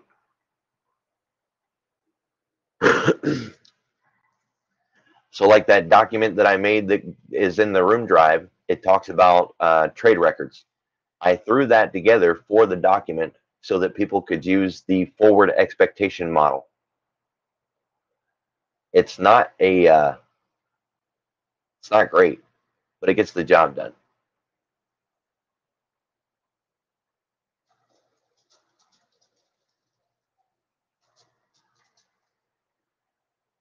That one.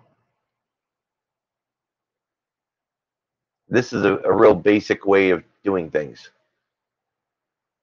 So in this model, you just tell it what you're trading. And I separated it, so this is Monday. You're trading the NASDAQ, you're trading the S&P, you're trading the mini or not. And for some reason, either things are turned off or I broke this. It should have choices. Should let you choose between mini and micro. What did I do? Did I break it?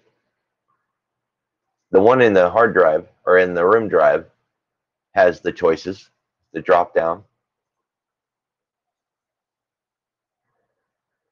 You tell it what it is, how many you won, how many you lost, what your day done is, and it will figure out your profit, your commissions, your win rate, your loss rate. It puts all the pieces into the profit model and tells you what your forward expectation is if you continue to do that strategy with that frequency. Now, a lot of you don't have strategy, so you could just put all your trades in there instead of doing a specific kind of trade like a 5-minute Busby or an open range breakout or 786 pullback. But this was just a generic trade record to go with the profit model so you guys could learn how to do it. And one of my clients is good at doing this kind of stuff, and they're making a better one, which I'm grateful for because, I'm okay at it, but I'm not great. I did find an awesome person on YouTube though. She is a master Excel. Uh, she's won all kinds of awards, and she teaches it for a living. And she's got free videos online. I just haven't had the time to watch them, but she's freaking awesome. I'm not trading a 5-minute Busby. I was, and I don't like the numbers, so I quit doing it. I will trade a 15-minute Busby, but I will not trade a 5-minute Busby. Now, if there's something that I can stack on top of it, then I'll think about it. Like if it's an open range breakout, and after it breaks out, it comes back and tags that open range. I don't care if it's a 5-minute, a 15-minute, and a 1 hour. I don't care. I'm trading the open range, right? And it might have presented a Busby, but the focus was the fact that I'm trading an open range breakout. You know what I mean? And so I do end up taking those 5 minutes, but it's because it landed on an open range. And the reason I did that is because the win rate is around 73% for me on the NASDAQ and 77% on the ES, and that's not bad. But you're babysitting a lot, and I don't want to babysit the market looking for those damn things. They're just not that profitable. If you don't yet have a trade for the day, it's great, right? It's better than nothing. But if you're already day done like I am in the morning, I don't want just some nickel and dime 12-point trade. I want a 20, 30, 40-point trade, and I'm willing not to take a trade today if I don't get one. That's the comfort of being able to say, well, I'm day done, so it don't matter if I get one of these or not. You know, I'm not going to go in and nickel and dime halfway through the day with a 5-minute Busby.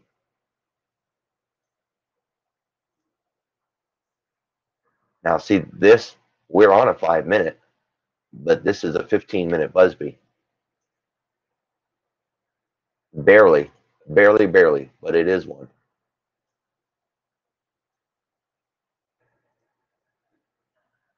We want to see more candles than that, right? This broke out, and then we had one candle, two candles, we hit it. So it is a 15-minute Busby. It's easier to see it on the 5-minute, and either one is really focused on the fact that we had an open range breakout and it came back up and tagged the bottom. That is the key to this one, right? That the focus of the trade.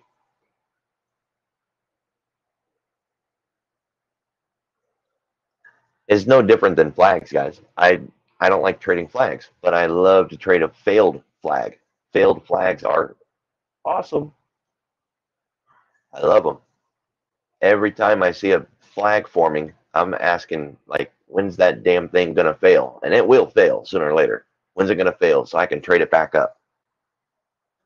Here we had a strong trend to the downside and it formed a base, and I would be looking to trade that thing all the way back up, stopping along the way, hitting my targets. Love it. Love it, love it, love it. What a beautiful trade opportunity. Every single flag, I'm looking for it to fail. And that doesn't mean that I don't want to trade a flag. It just means that there's more money on a failed flag and it's easier to trade. I teach new traders, so pointing out the easy stuff is the better way to go. Make money on the easy stuff, learn the hard stuff. Learn it until you master it and then do the hard stuff. No reason to struggle. No, first you get the failure, then you get the base, then you get the Busby, where you get the breakout from the base, and then you get the Busby. All the parts and pieces come into play. It really is easy. Really, really is. We don't have to rush, don't have to get in a hurry.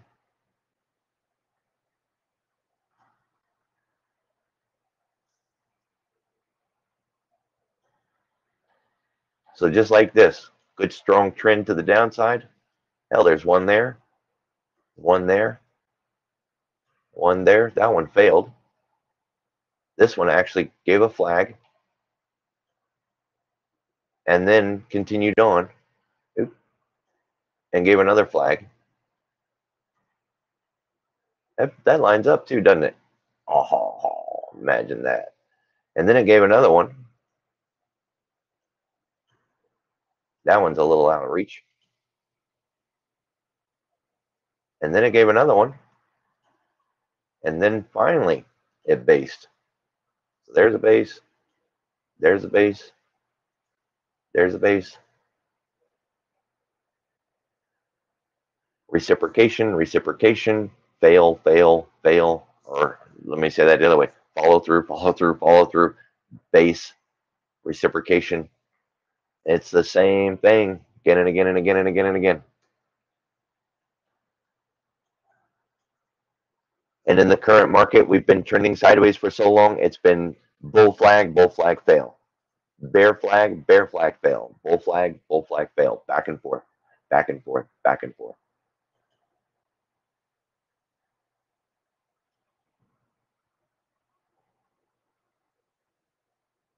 For the last month and a half, that's all we've been doing. Look at this. Just so easy, easy, easy.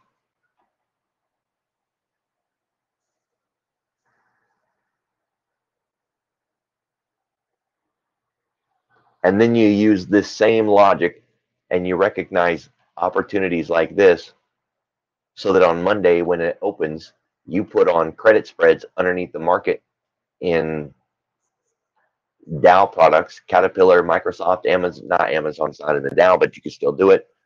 QQQ, IWM, all the indexes, throw them on with a Friday credit spread and just pad the books a little bit extra. Why not? Actually did it that week, and Caterpillar was the only one that got scary. Still worked out though, but it was struggling.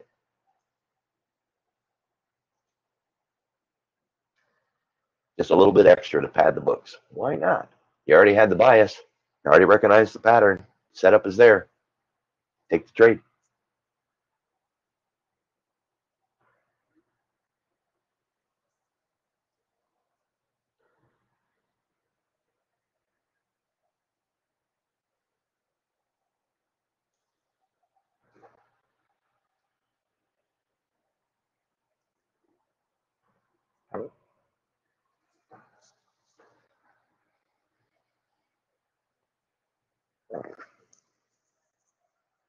Just take the time to start breaking things down and work on one thing at a time. If that's going to be entries, do entries.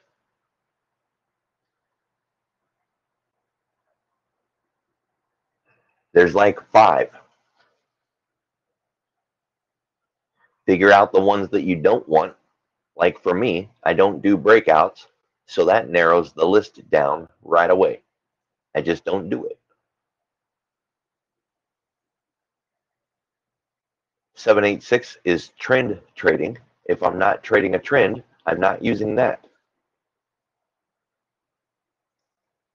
Busby's, I like to use on a 15-minute, and it's a big structured move.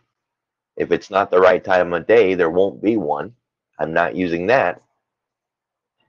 So it just comes down to what trade are you taking? What time of day is it? What's your expectation? And where's your trigger?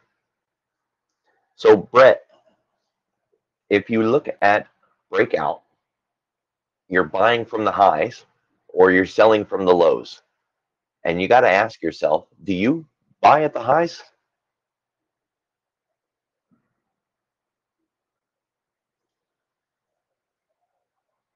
I mean, you personally, do you buy at the highs?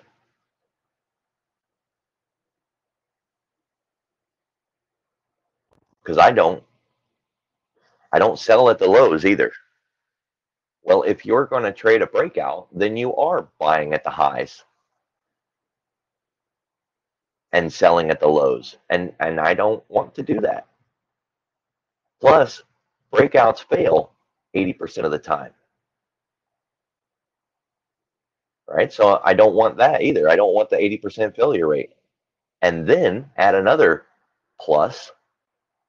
Where do you put your stop? So if we have a range bound market like this, right? This is a great example. So here we are, we're in a range bound market, it breaks out. Where do you put your stop in this breakout to the upside? We'll focus on the upside breakout first.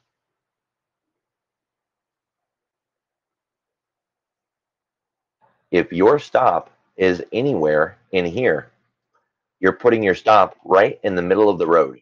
It's like standing in the middle of the interstate. The strategy would be trading a breakout, right? Because that's the question. Why don't I trade breakouts? So here's a range bound market and it's breaking out. Why would I not trade that? Because there's nowhere to put my stop. The stop would have to be down here. That's a long, long ways in the futures market. So that's an appropriate spot for your stop. Maybe underneath that yellow line, maybe, right there. That's still a huge, huge stop. Okay, so I don't like that. They fail 80% of the time. I don't like that either. So if it has a 20% win rate and it has a stop of +6, what is that? 6 8, right? Plus 4 for a stop. Nah, that's huge. That means I'm going to need like plus 12 profit model. Well, here's the breakout at, we'll call it 23. There's 33. That's 10 points. That's maybe kind of a good start. I'd like a little more than that, but look what I'd have to get past just to get to a good risk to reward ratio. So breakouts don't work for me. I don't want it. I don't want to buy from the high, and I don't want to sell from the low. Same thing when we get the breakout here. Later in the day, it breaks out again. You can be the person who sells the breakout. You can, but you're selling from the lows. Where does your stop go? Well, your stop is going to have to at least be right here, but most places will tell you your stop belongs up here. That's what they're going to tell you, right? Because that's appropriate. But damn, look how big that stop is. It's huge. So that model don't work. That's what I use instead is Busby. This right here, after it breaks down, it comes back and validates that previous resistance as the new support. When it comes back and gives me that validation, there's my entry.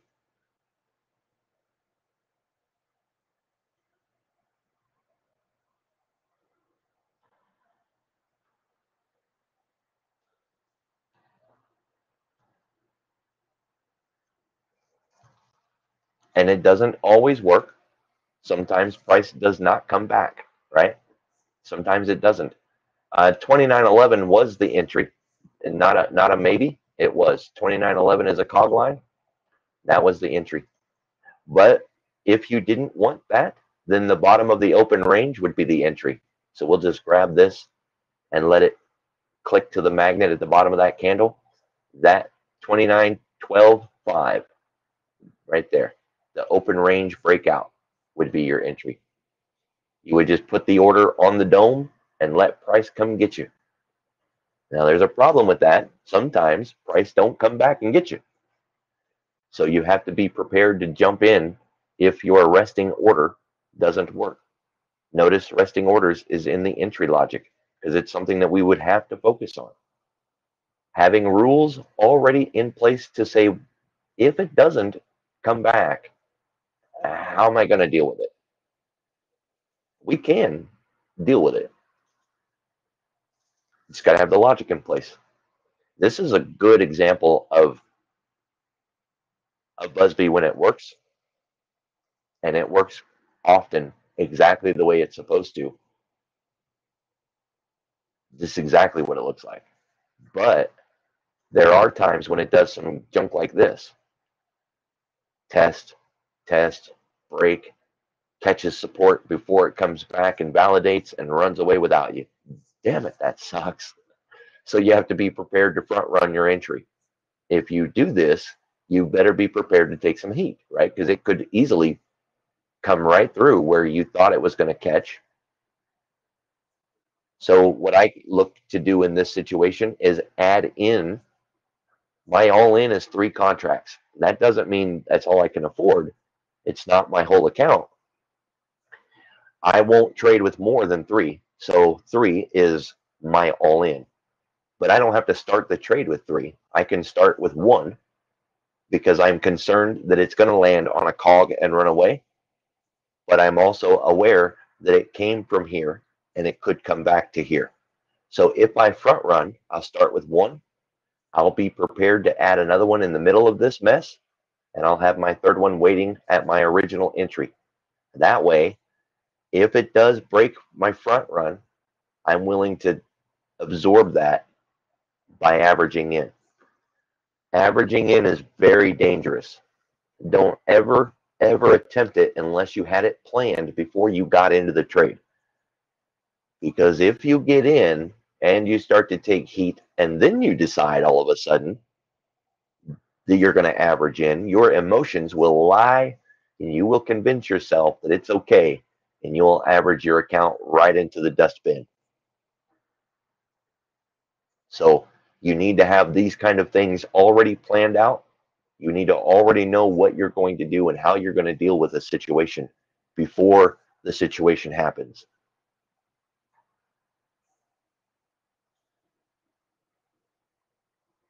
Here's an example on the SPY.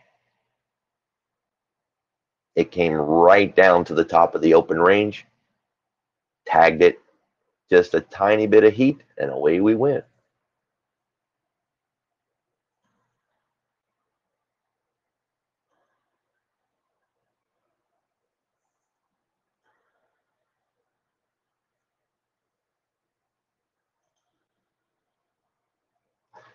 So there's no maybes here, guys. There's no confusion of, was this a Busby? Was it not a Busby? Can it kind of sort of be a Busby? This is a flag.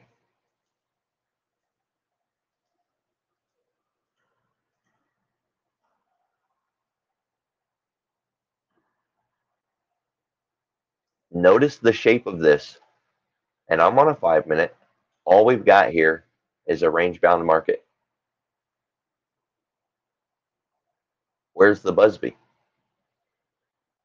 And where's the open range?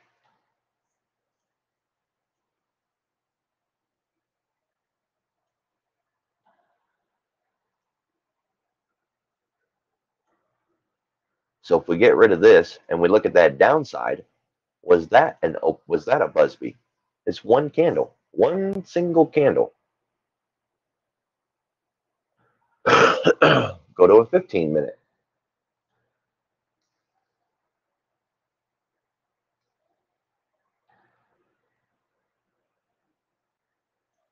So here, breakdown, came back up and tagged the top, tagged the top, tagged the top through. So test, test, test, break. Man, that lack of liquidity really shows today, right? With all those wicks. If we take that open range and we move the entire range down here, now what do we got? Right? So you got to kind of adapt. Look at what you've got here. There's your 5-minute open range. Your range at that point is this.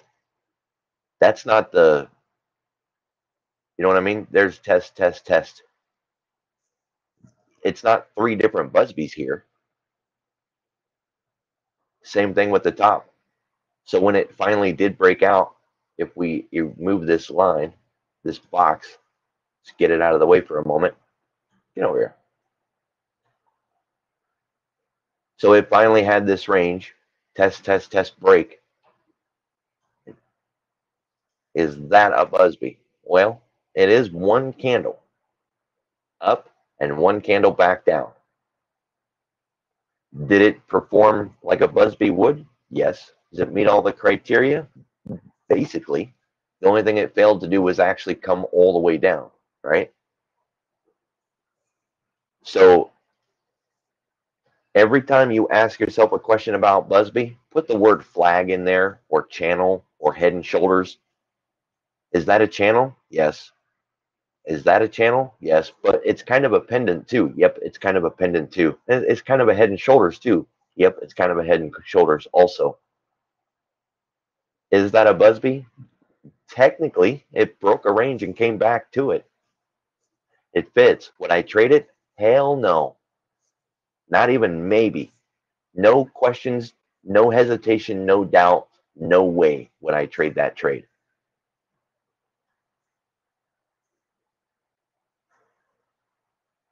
It's too late in the day. It's one hell of a mess. The range is not defined, and it's one single candle. I'll pass. Thanks. So open range is a tricky thing. Everybody kind of does their own, and it has to suit you. When I started doing open range, I was using a 1 hour, and I would not trade in that hour either. I would sit out. After a while, I realized that sucks, and it's really stupid. I'm sitting there watching the market for an hour, missing out on all kinds of good stuff. So I quit doing that. I went to a half hour, and I noticed that the half hour was often the same open range as the 1 hour. Like, it didn't change often. I'm like, okay, well, that doesn't really do me any good. And then I came across the 5 minute. There was a book that I read on open range, and it talked about the 5 minute. And I thought, man, that's real aggressive. It it can't be that easy. Well, I went in and started marking a 5 minute open range, and I like it. It really suits the way that I trade. So I started using it, but it's not good enough on its own. It's real important to recognize this fact. Like, you can't just rubber stamp something and say, well, I'm always going to do this. The market doesn't always do anything, right? So you can't always do one thing. And so I realized that a 5 minute open range is great, but there's one more piece that you can use: pivot high, pivot low. And it won't matter if you're on a tick chart, a 1 minute chart, a 30-minute chart. Pivot high, pivot low. If you put those two together, you have all the information you need. Now, on a day like this day right here in this example, it wouldn't matter anyways, right? That a 5 minute open range is that 5 minute candle, and the pivot high and pivot low is just a little bit more, right? It's just that little bit. So there's no real change there. But if we go back to that half day open range breakout that I was talking about earlier, this one, it matters a lot. This was one of those days where the 5 minute open range was all the way up here.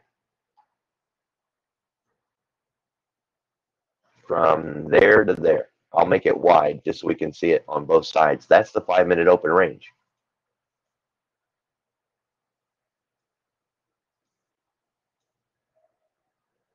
And yet pivot high, pivot low is from here to here. Now it also is a trending market that closed the gap. The reason I would draw both of these is because at the open, it immediately started running to close the gap. It didn't give me any kind of range through the morning. Is it a bit arbitrary? Yeah, it is, but so is everything else. Which tick do you want? Which chart size do you want? Right? So I draw both. If I mark an open range, like the 5 minute, and the next candle is also right there in that same area, I'm cool. I'm more than likely going to stick with it. But if it jumps out the gate and just starts ripping to one side, I'm going to ask myself, where's the range?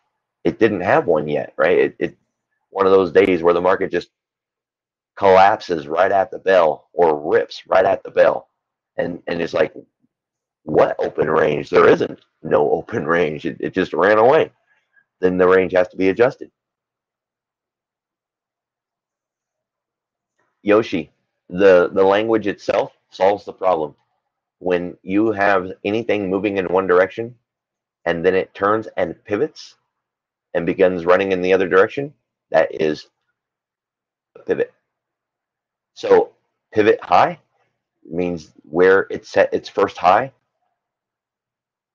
Pivot low, where it set its first low. Where did price go down, set a low, stop going lower, and start going up? That is the pivot low. Now, this gets a little tricky for people who are new to trading. So, not understanding price action kind of makes pivot high, pivot low not work for you, right? And so set it aside. You don't have to have pivot high, pivot low. If you don't have the skill set for it, best to probably put it on the list of things to learn and not use it right away. Just focus on the 5 minute. But you don't even need the five. You could focus on a 30 minute or a 15 minute. I've done all of them because I was just, let me find the word for it. I was doubtful that any of them could be profitable. I thought there had to be one, right? Like if a 5 is good, then how come a 15 is good? I don't know why it is, but it is. You can use a 15. Then why are people using 30? Because the 30 is good. So is an hour, right? All of them. And that seems illogical to me. Like, look, we all can't be right. You know what I mean? This isn't this isn't liberal day. We all don't get a trophy for participating. Somebody's got to be wrong. So if I'm right with a 5 minute, then you 30-minute people are wrong. But that's not true at all. I can be right with a 5. Somebody else can be right with a 30, and we both get a good trade. And so that means you can pick whichever one suits you, and it's the right one. I hate the answer, but it's true. The main thing is to focus on what that open range is doing for you. It's getting your eyes to look at a near-term structure. And it is near term. It's an area of weakness, exhaustion, pause. It's a pivot. The market moves pivot to pivot 90% of the time, and all we got to do is recognize those opportunities to trade it.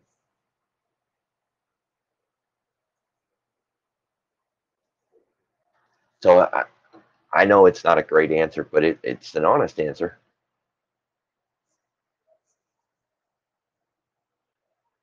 It's the same thing with tick. Trying to pick your tick size. You know, some people run one tick all the time, like I don't know, 1,000 or 4,000 or something. I don't use tick all the time, so I don't know what number they're using. But that doesn't make any sense to me because it's order flow. And order flow on the ES is different than order flow on the NASDAQ. So how could you use the same number for both? And what about using a tick chart at the open compared to a tick chart at lunch? They're two different market structures.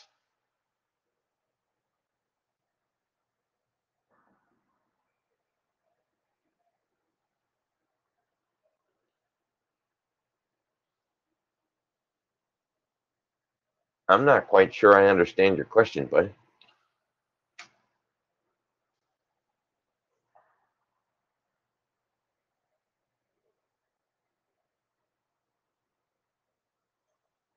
when you're trading options,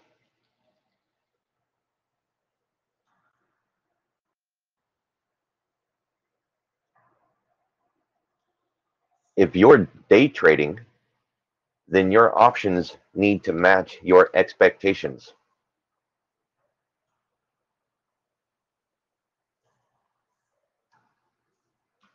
Yeah, but are you talking about a day trade or a swing trade?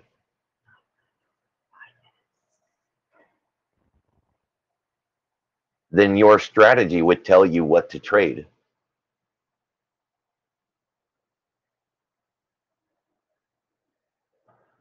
If you're doing a Friday expiration trade, then you don't need a month, right? Your strategy is already going to tell you that you're using a 14-day expiration or a 7-day expiration or a 21-day expiration.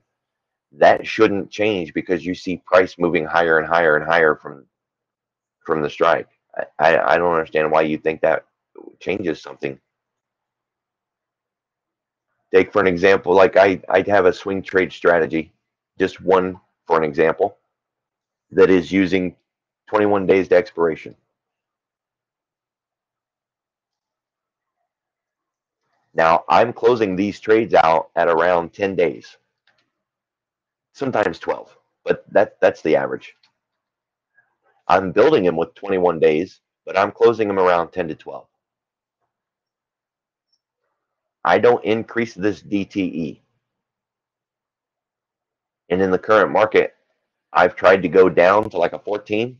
Doesn't work for what I'm doing. But 21 is a good sweet spot, and I've been using that, and it works really good for me. But that's my strategy. My strategy tells me what my DTE is going to be. That way, I'm not just sitting there reacting to every single trade like it's something different, because it's not. All my trades are part of a strategy.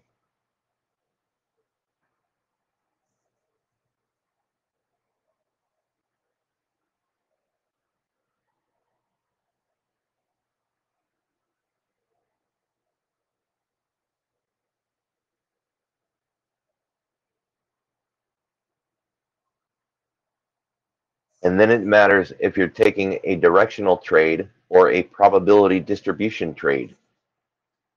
And it also matters if you're dealing with an equity product like a corporation or a company, or if you're dealing with an index ETF like QQQ or SPY or IWM, or a sector like XLF or XLE.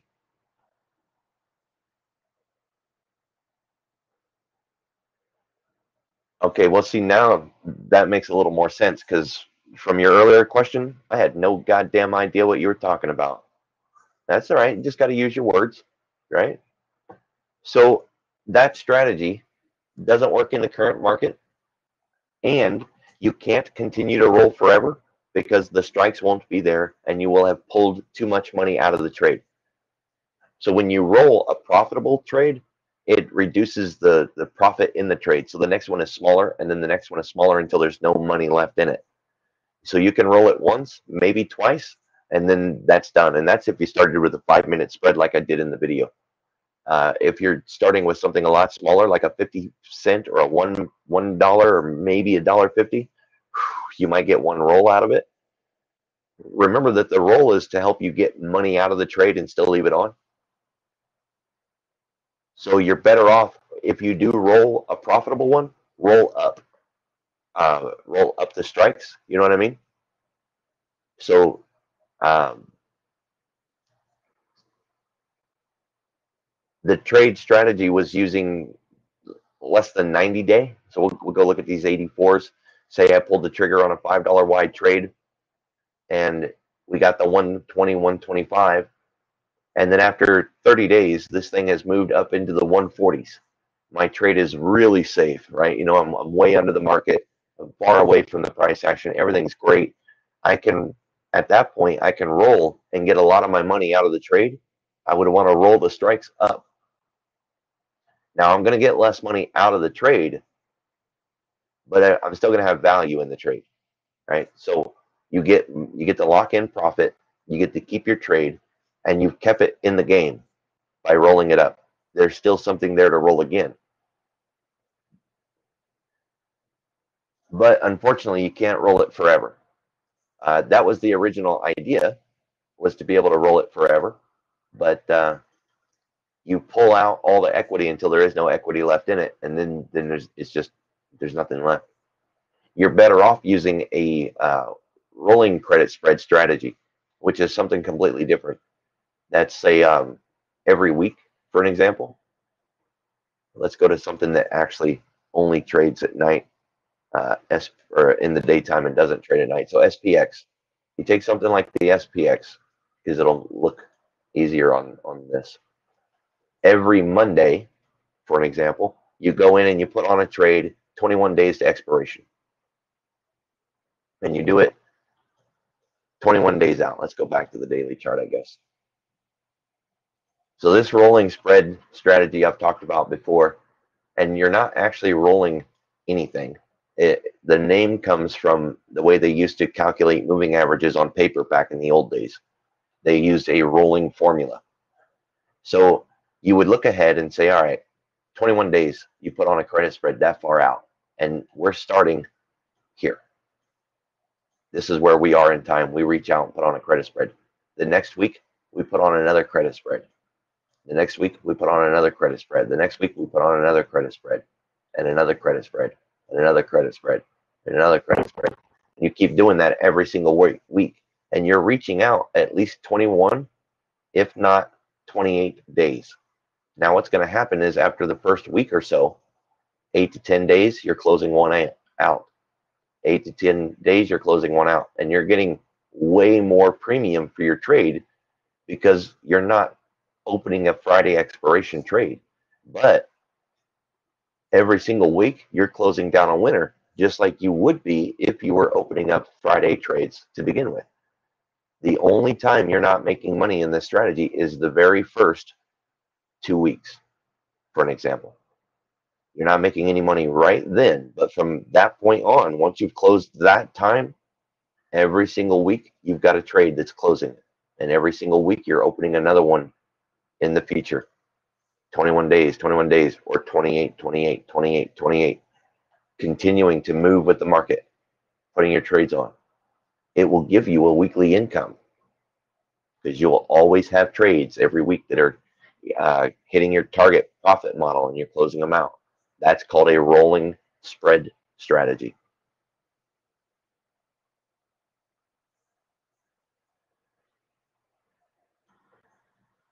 At one point, I had anywhere between 180 and 210 of those going at any one time. And I was working a full-time job, 8 to 10 hours a day, and I was a full-time student. I was trading those at lunch and on my lunch break, or on my afternoon and morning breaks.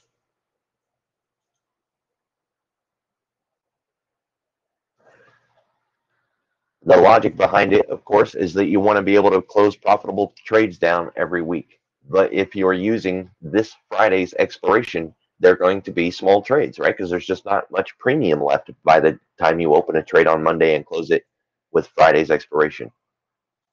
You know what I mean? This series right here, there's only 5 days there. There's not much premium. But if you're going 28 days out, every single week it's 21 days out or 28. So a week goes by, you open another one. A week goes by, you open another one. A week goes. Pretty soon you're caught up, and now you're closing one every week. Boom, boom, boom, boom. You do that on more than one product. SPY, Apple, IWM, QQQ. Now you're closing down 4, 5, 6 trades a week that had a really good premium. You know, you're collecting 50% of the spread. You've got some real good money coming in. You're limiting your risk. You're diversifying your trades. So you've got some that are long, some that are short, some that are sideways. The market can tank. You'll still have winners. The market could rally like a beast. You still have winners. It could run sideways. You still have winners. It's a way to keep capital flowing in when if you're not trading futures and you're only trading options. All right, guys, dinner's done. I'm getting off of here. Have a good weekend.